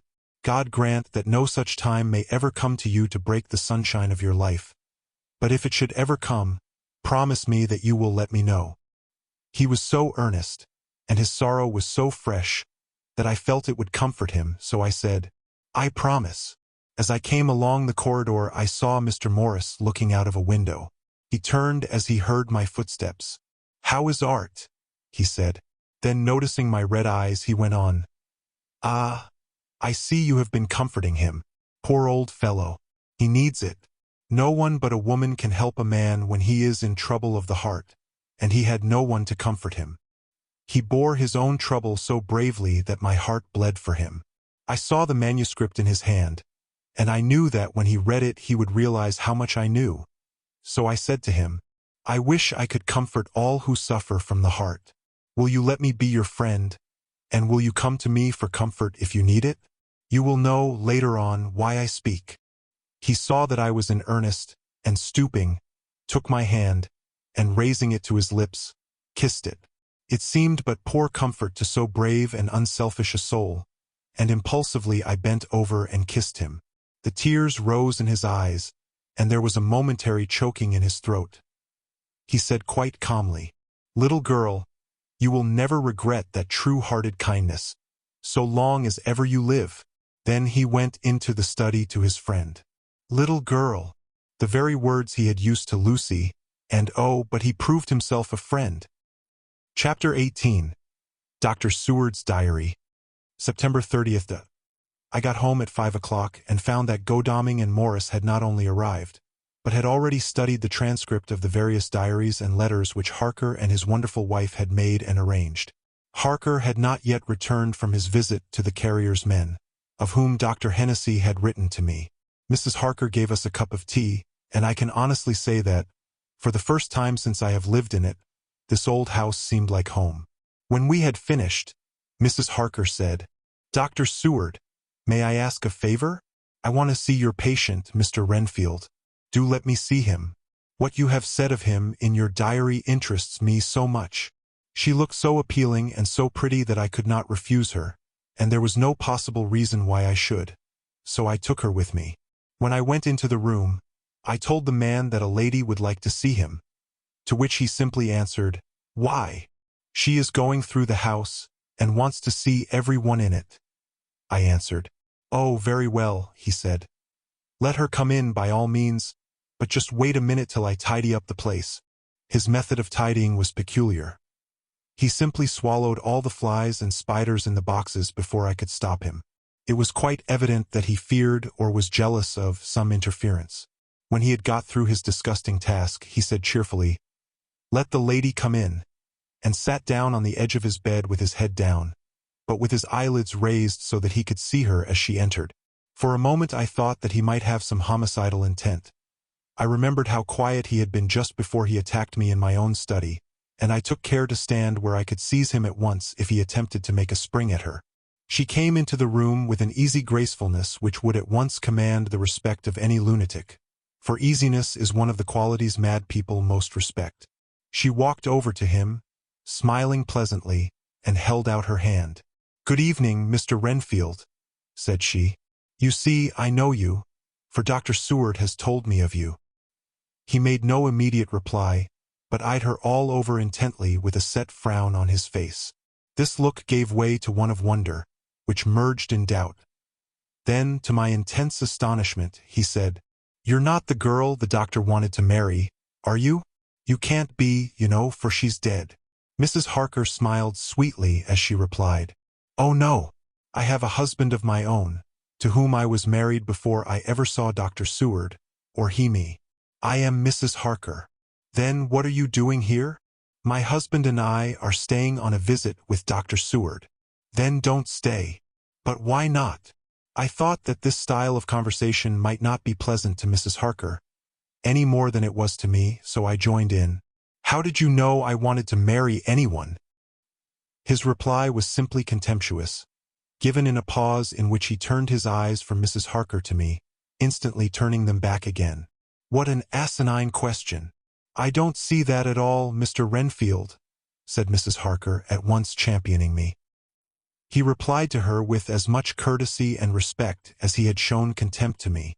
"You will, of course, understand, Mrs. Harker, that when a man is so loved and honored as our host is, everything regarding him is of interest in our little community. Dr. Seward is loved not only by his household and his friends, but even by his patients, who, being some of them hardly in mental equilibrium, are appointment to distort causes and effects. Since I myself have been an inmate of a lunatic asylum, I cannot but notice that the sophistic tendencies of some of its inmates lean towards the errors of non causa and ignoratio elenchi. I positively opened my eyes at this new development. Here was my own pet lunatic, the most pronounced of his type that I had ever met with, talking elemental philosophy, and with the manner of a polished gentleman. I wonder if it was Mrs. Harker's presence which had touched some chord in his memory, if this new phase was spontaneous, or in any way due to her unconscious influence, she must have some rare gift or power.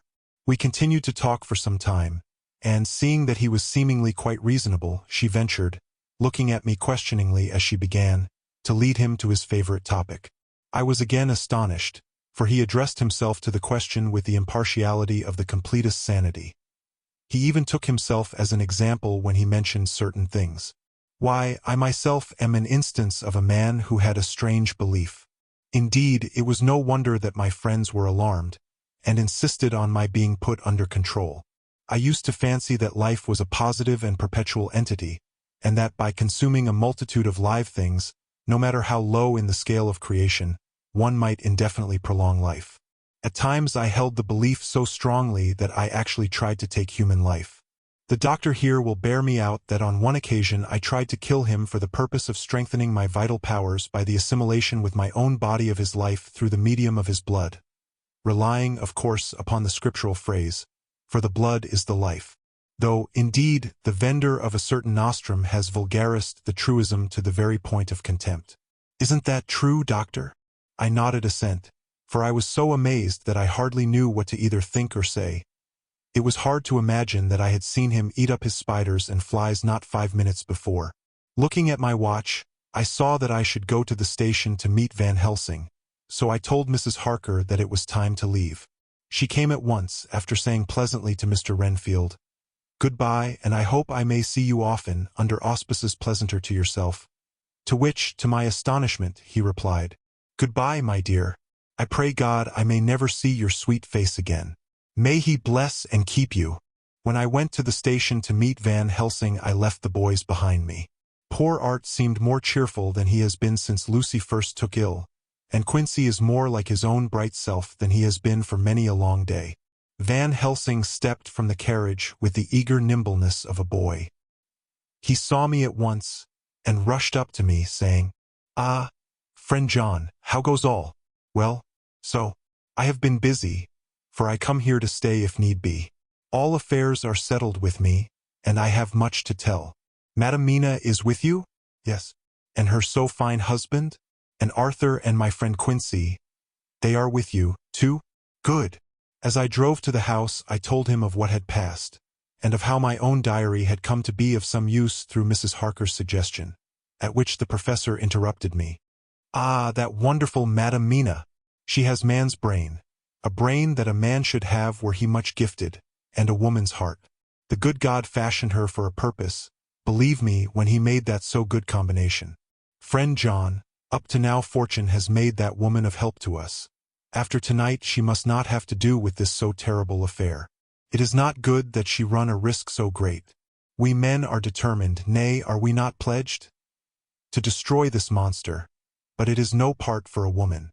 Even if she be not harmed, her heart may fail her in so much and so many horrors, and hereafter she may suffer, both in waking from her nerves and in sleep from her dreams.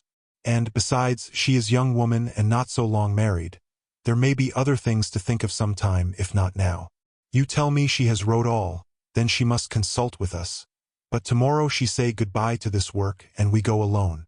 I agreed heartily with him, and then I told him what we had found in his absence. That the house which Dracula had bought was the very next one to my own. He was amazed, and a great concern seemed to come on him. "Oh, that we had known it before," he said, "for then we might have reached him in time to save poor Lucy. However, the milk that is spilt cries not out afterwards, as you say. We shall not think of that, but go on our way to the end." Then he fell into a silence that lasted till we entered my own gateway. Before we went to prepare for dinner, he said to Mrs. Harker, "I am told, Madam Mina, by my friend John that you and your husband have put up in exact order all things that have been, up to this moment." "Not up to this moment, Professor," she said impulsively, "but up to this morning." "But why not up to now? We have seen hitherto how good light all the little things have made. We have told our secrets, and yet no one who has told is the worse for it." Mrs. Harker began to blush, and taking a paper from her pockets, she said, "Dr. Van Helsing, will you read this and tell me if it must go in? It is my record of today. I too have seen the need of putting down at present everything, however trivial, But there is little in this except what is personal. Must it go in? The professor read it over gravely, and handed it back, saying, "It need not go in if you do not wish it, but I pray that it may. It can but make your husband love you the more, and all us, your friends, more honor you, as well as more esteem and love."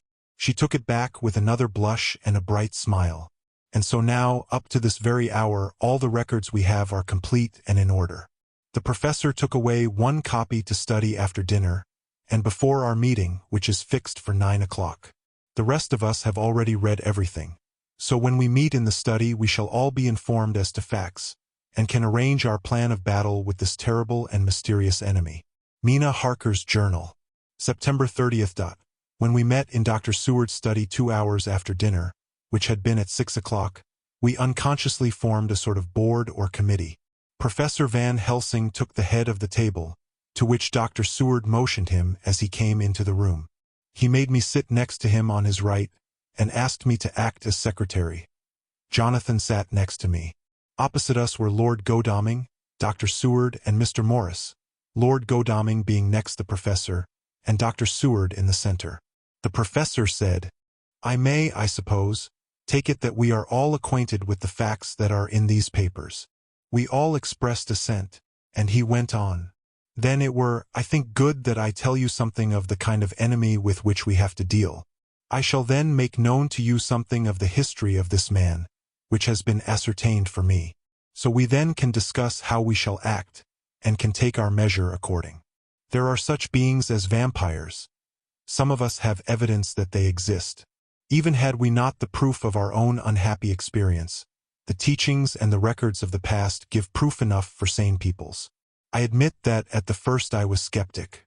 Were it not that through long years I have trained myself to keep an open mind, I could not have believed until such time as that fact thunder on my ear. See, I prove.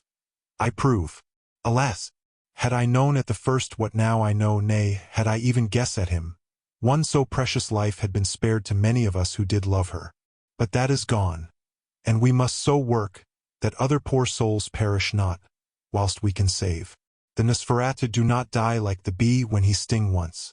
He is only stronger, and being stronger have yet more power to work evil. This vampire which is amongst us is of himself so strong in person as 20 men. He is of cunning more than mortal, for his cunning be the growth of ages. He have still the aids of necromancy, which is, as his etymology imply, the divination by the dead, and all the dead that he can come nigh to are for him at command. He is brute and more than brute. He is devil and callous, and the heart of him is not. He can, within limitations, appear at will when, and where, and in any of the forms that are to him.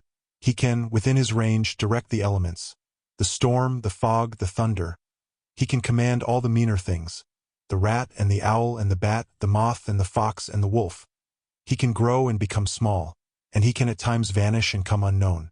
How then are we to begin our strike to destroy him? How shall we find his where? And having found it, how can we destroy? My friends, this is much. It is a terrible task that we undertake, and there may be consequence to make the brave shudder. For if we fail in this our fight, he must surely win. And then where end we? Life is nothing's. I heed him not. But to fail here is not mere life or death. It is that we become as him, that we henceforward become foul things of the night like him, without heart or conscience, preying on the bodies and the souls of those we love best. To us forever are the gates of heaven shut, for who shall open them to us again?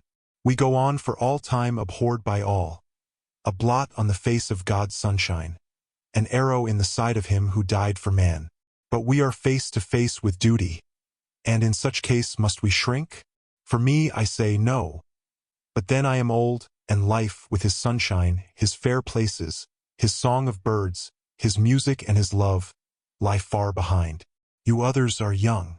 Some have seen sorrow, but there are fair days yet in store. What say you? Whilst he was speaking, Jonathan had taken my hand. I feared, oh so much, that the appalling nature of our danger was overcoming him when I saw his hand stretch out.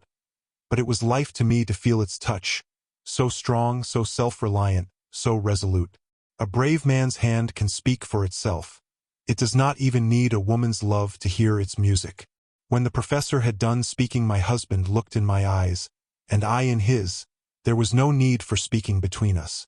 I answer for Mina and myself, he said. Count me in, Professor, said Mr. Quincy Morris, laconically as usual. I am with you, said Lord Godalming. For Lucy's sake, if for no other reason. Dr. Seward simply nodded. The professor stood up and, after laying his golden crucifix on the table, held out his hand on either side. I took his right hand, and Lord Godalming his left. Jonathan held my right with his left and stretched across to Mr. Morris. So as we all took hands, our solemn compact was made. I felt my heart icy cold, but it did not even occur to me to draw back. We resumed our places, and Dr. Van Helsing went on with a sort of cheerfulness which showed that the serious work had begun. It was to be taken as gravely, and in as businesslike a way, as any other transaction of life. Well, you know what we have to contend against. But we, too, are not without strength. We have on our side power of combination, a power denied to the vampire kind. We have sources of science. We are free to act and think, and the hours of the day and the night are ours equally. In fact, so far as our powers extend, they are unfettered, and we are free to use them. We have self-devotion in a cause, and an end to achieve which is not a selfish one. These things are much. Now let us see how far the general powers arrayed against us are restrict, and how the individual cannot.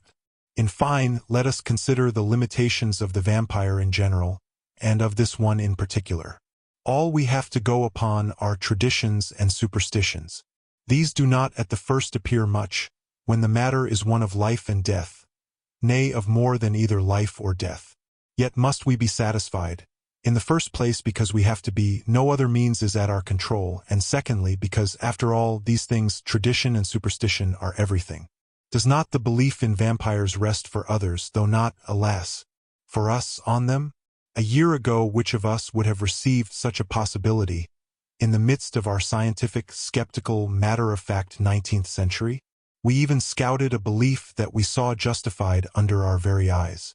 Take it, then, that the vampire and the belief in his limitations and his cure rest for the moment on the same base. For, let me tell you, he is known everywhere that men have been. In old Greece, in old Rome. He flourished in Germany, all over, in France, in India, even in the Chernassees. And in China, so far from us in all ways, there even is he, and the peoples fear him at this day.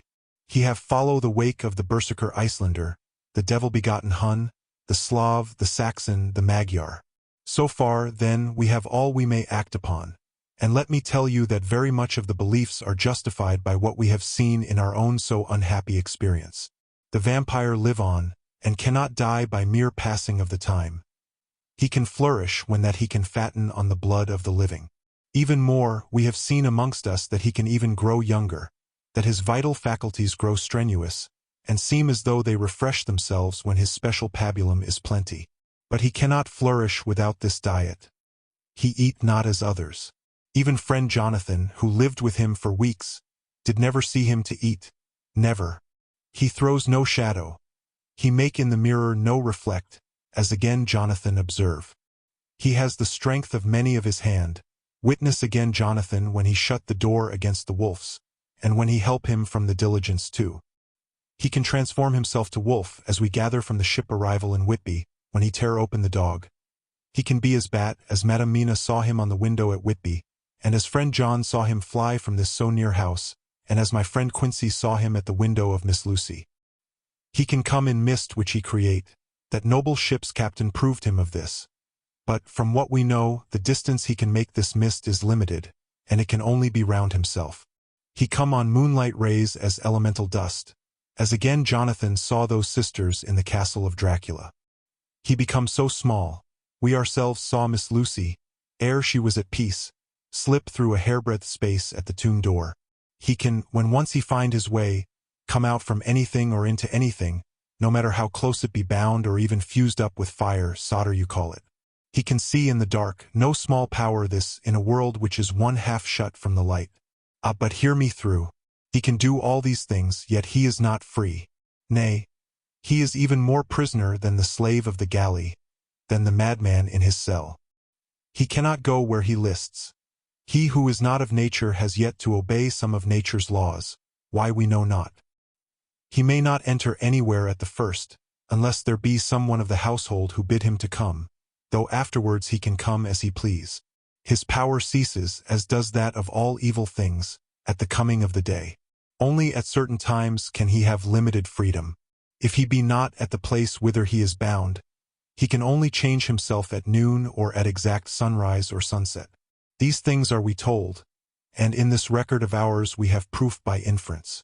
Thus, whereas he can do as he will within his limit, when he have his earth home, his coffin home, his hell home, the place unhallowed, as we saw when he went to the grave of the suicide at Whitby. Still at other time he can only change when the time come. It is said, too, that he can only pass running water at the slack or the flood of the tide. Then there are things which so afflict him that he has no power, as the garlic that we know of. And as for things sacred, as this symbol, my crucifix, that was amongst us even now when we resolve, to them he is nothing, but in their presence he take his place far off and silent with respect. There are others, too, which I shall tell you of, lest in our seeking we may need them. The branch of wild rose on his coffin keep him that he move not from it. A sacred bullet fired into the coffin kill him so that he be true dead. And as for the stake through him, we know already of its peace, or the cut-off head that giveth rest. We have seen it with our eyes. Thus when we find the habitation of this man that was, we can confine him to his coffin and destroy him, if we obey what we know. But he is clever. I have asked my friend Arminius of Budapest University to make his record, and, from all the means that are, he tell me of what he has been. He must, indeed, have been that voivode Dracula who won his name against the Turk, over the great river on the very frontier of Turkeyland. If it be so, then was he no common man. For in that time, and for centuries after, he was spoken of as the cleverest and the most cunning, as well as the bravest of the sons of the land beyond the forest. That mighty brain and that iron resolution went with him to his grave, and are even now arrayed against us. The Draculas were, says Arminius, a great and noble race, though now and again were scions who were held by their coevals to have had dealings with the evil one. They learned his secrets in the Scholomance, amongst the mountains over Lake Hermanstadt, where the devil claims the 10th scholar as his due. In the records are such words as Stregoica, witch, Ordog, and Pokol, Satan and hell.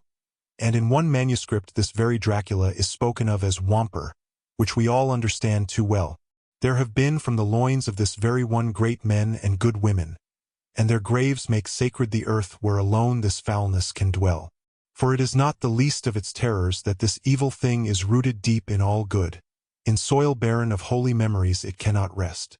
Whilst they were talking, Mr. Morris was looking steadily at the window, and he now got up quietly and went out of the room. There was a little pause, and then the professor went on.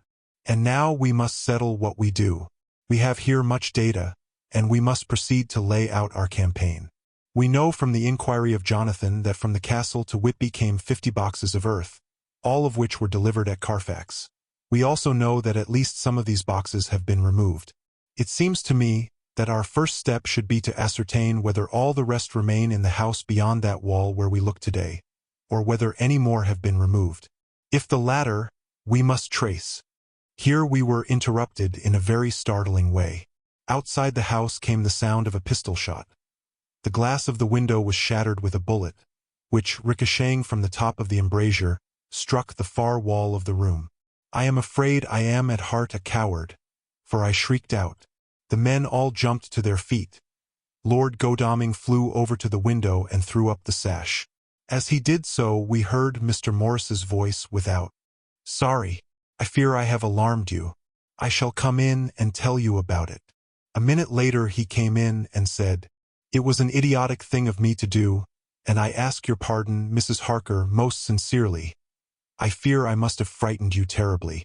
But the fact is that whilst the professor was talking there came a big bat and sat on the windowsill.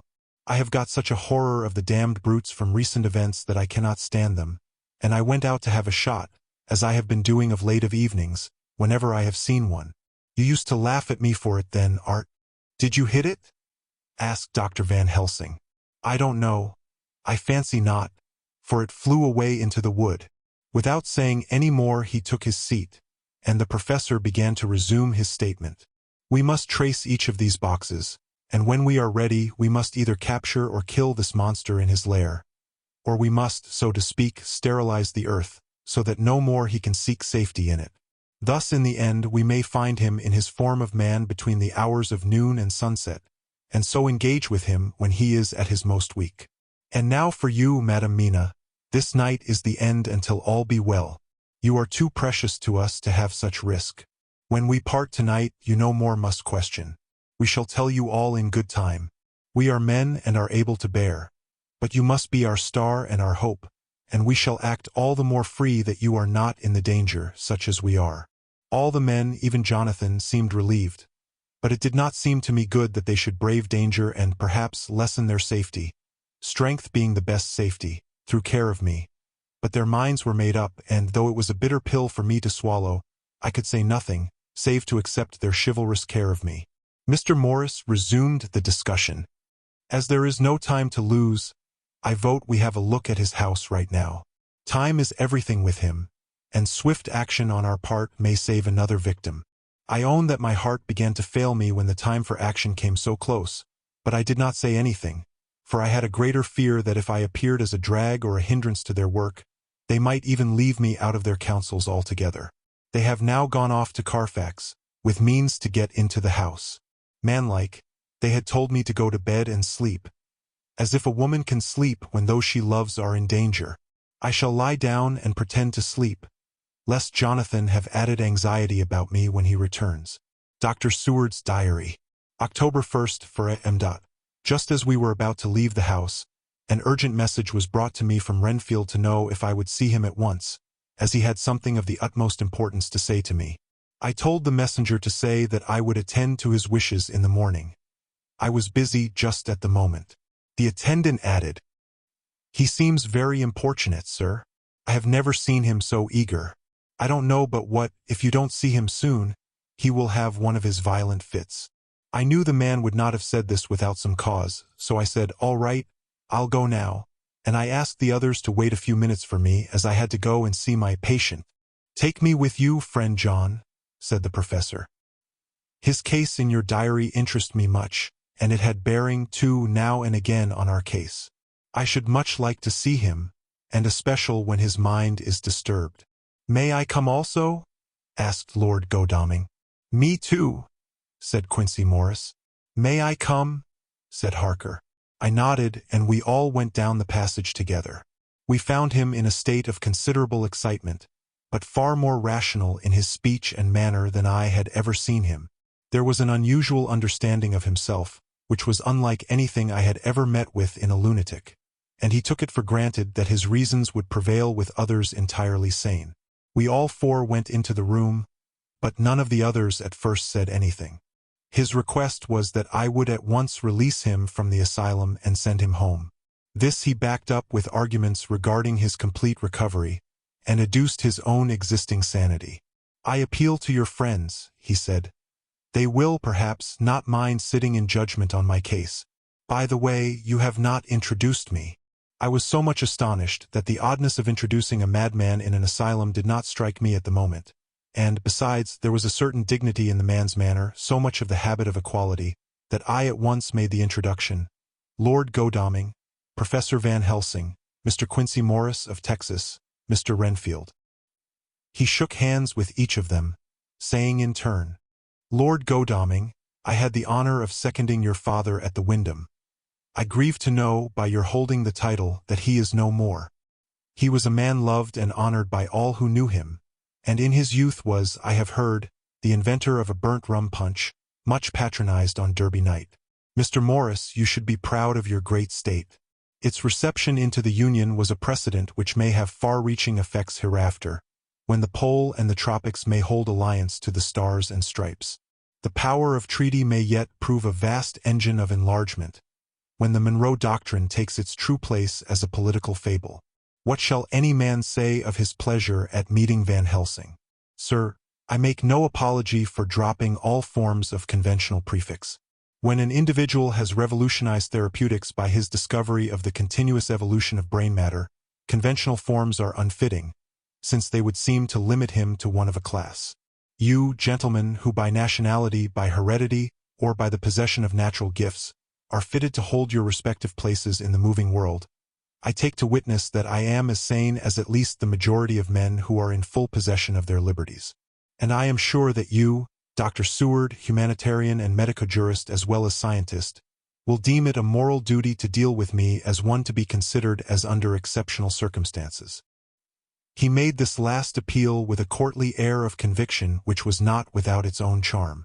I think we were all staggered. For my own part, I was under the conviction, despite my knowledge of the man's character and history, that his reason had been restored, and I felt under a strong impulse to tell him that I was satisfied as to his sanity, and would see about the necessary formalities for his release in the morning. I thought it better to wait, however, before making so grave a statement, for of old I knew the sudden changes to which this particular patient was liable. So I contented myself with making a general statement that he appeared to be improving very rapidly, that I would have a longer chat with him in the morning, and would then see what I could do in the direction of meeting his wishes. This did not at all satisfy him, for he said quickly, "But I fear, Dr. Seward, that you hardly apprehend my wish. I desire to go at once, here now, this very hour, this very moment, if I may. Time presses, and in our implied agreement with the old scytheman it is of the essence of the contract. I am sure it is only necessary to put before so admirable a practitioner as Dr. Seward so simple, yet so momentous a wish, to ensure its fulfillment." He looked at me keenly, and seeing the negative in my face, turned to the others and scrutinized them closely. Not meeting any sufficient response, he went on. "Is it possible that I have erred in my supposition?" "You have," I said frankly, but at the same time as I felt brutally. There was a considerable pause, and then he said slowly, "Then I suppose I must only shift my ground of request. Let me ask for this concession, boon, privilege, what you will. I am content to implore in such a case, not on personal grounds, but for the sake of others. I am not at liberty to give you the whole of my reasons, but you may, I assure you, take it from me that they are good ones, sound and unselfish, and spring from the highest sense of duty. Could you look, sir, into my heart, you would approve to the full the sentiments which animate me. Nay, more, you would count me amongst the best and truest of your friends." Again he looked at us all keenly. I had a growing conviction that this sudden change of his entire intellectual method was but yet another form or phase of his madness, and so determined to let him go on a little longer, knowing from experience that he would, like all lunatics, give himself away in the end. Van Helsing was gazing at him with a look of utmost intensity, his bushy eyebrows almost meeting with the fixed concentration of his look. He said to Renfield in a tone which did not surprise me at the time, but only when I thought of it afterwards, for it was as of one addressing an equal, "Can you not tell frankly your real reason for wishing to be free tonight? I will undertake that if you will satisfy even me, a stranger without prejudice, and with the habit of keeping an open mind, Dr. Seward will give you, at his own risk and on his own responsibility, the privilege you seek." He shook his head sadly, and with a look of poignant regret on his face. The professor went on, "Come, sir, bethink yourself. You claim the privilege of reason in the highest degree, since you seek to impress us with your complete reasonableness. You do this, whose sanity we have reason to doubt, since you are not yet released from medical treatment for this very defect. If you will not help us in our effort to choose the wisest course, how can we perform the duty which you yourself put upon us? Be wise and help us, and if we can we shall aid you to achieve your wish." He still shook his head as he said, "Dr. Van Helsing, I have nothing to say. Your argument is complete, and if I were free to speak I should not hesitate a moment. But I am not my own master in the matter. I can only ask you to trust me.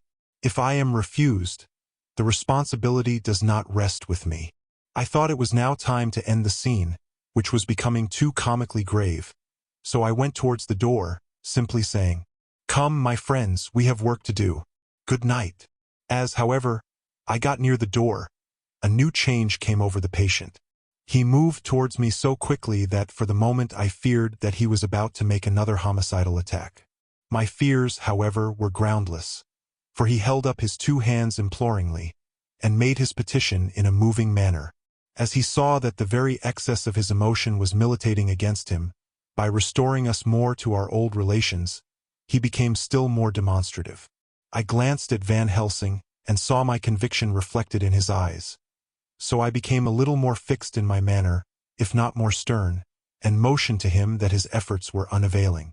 I had previously seen something of the same constantly growing excitement in him when he had to make some request of which at the time he had thought much, such, for instance, as when he wanted a cat, and I was prepared to see the collapse into the same sullen acquiescence on this occasion. My expectation was not realized, for, when he found that his appeal would not be successful, he got into quite a frantic condition. He threw himself on his knees and held up his hands, wringing them in plaintive supplication, and poured forth a torrent of entreaty, with the tears rolling down his cheeks, and his whole face and form expressive of the deepest emotion. "Let me entreat you, Dr. Seward. Oh, let me implore you, to let me out of this house at once. Send me away how you will and where you will. Send keepers with me with whips and chains. Let them take me in a strait waistcoat, manacled and leg-ironed, even to a jail, but let me go out of this. You don't know what you do by keeping me here. I am speaking from the depths of my heart, of my very soul. You don't know whom you wrong or how, and I may not tell. Woe is me, I may not tell. By all you hold sacred, by all you hold dear, by your love that is lost, by your hope that lives, for the sake of the Almighty, take me out of this and save my soul from guilt. Can't you hear me, man? Can't you understand? Will you never learn? Don't you know that I am sane and earnest now, that I am no lunatic in a mad fit, but a sane man fighting for his soul? Oh, hear me, hear me. Let me go, let me go, let me go. I thought that the longer this went on the wilder he would get, and so would bring on a fit. So I took him by the hand and raised him up. Come, I said sternly. No more of this, we have had quite enough already. Get to your bed and try to behave more discreetly. He suddenly stopped and looked at me intently for several moments. Then, without a word, he rose and moving over, sat down on the side of the bed. The collapse had come, as on former occasion, just as I had expected. When I was leaving the room, last of our party, he said to me in a quiet, well-bred voice, "You will, I trust, Dr. Seward, do me the justice to bear in mind, later on, that I did what I could to convince you tonight." Dear listener, we bring another part of the tale to a close while hoping you all will join us for the final part of the tale on the upcoming episode. A journey woven with words, imagination, and emotion here at the Voice Voyage, where stories flow like a river's current, guiding you to distant realms and unexplored depths. We're grateful you joined us. As always, we invite you to stay a little longer. Subscribe to our channel and uncover more stories waiting to be heard, each one a cascade of voices, ideas, and artistry. And remember, every great story begins with a single word. Perhaps the next one will begin with you. Until our voices meet again, may your days be filled with quiet moments, rich pages, and the gentle comfort of a well-told tale. This is the Voice Voyage, signing off.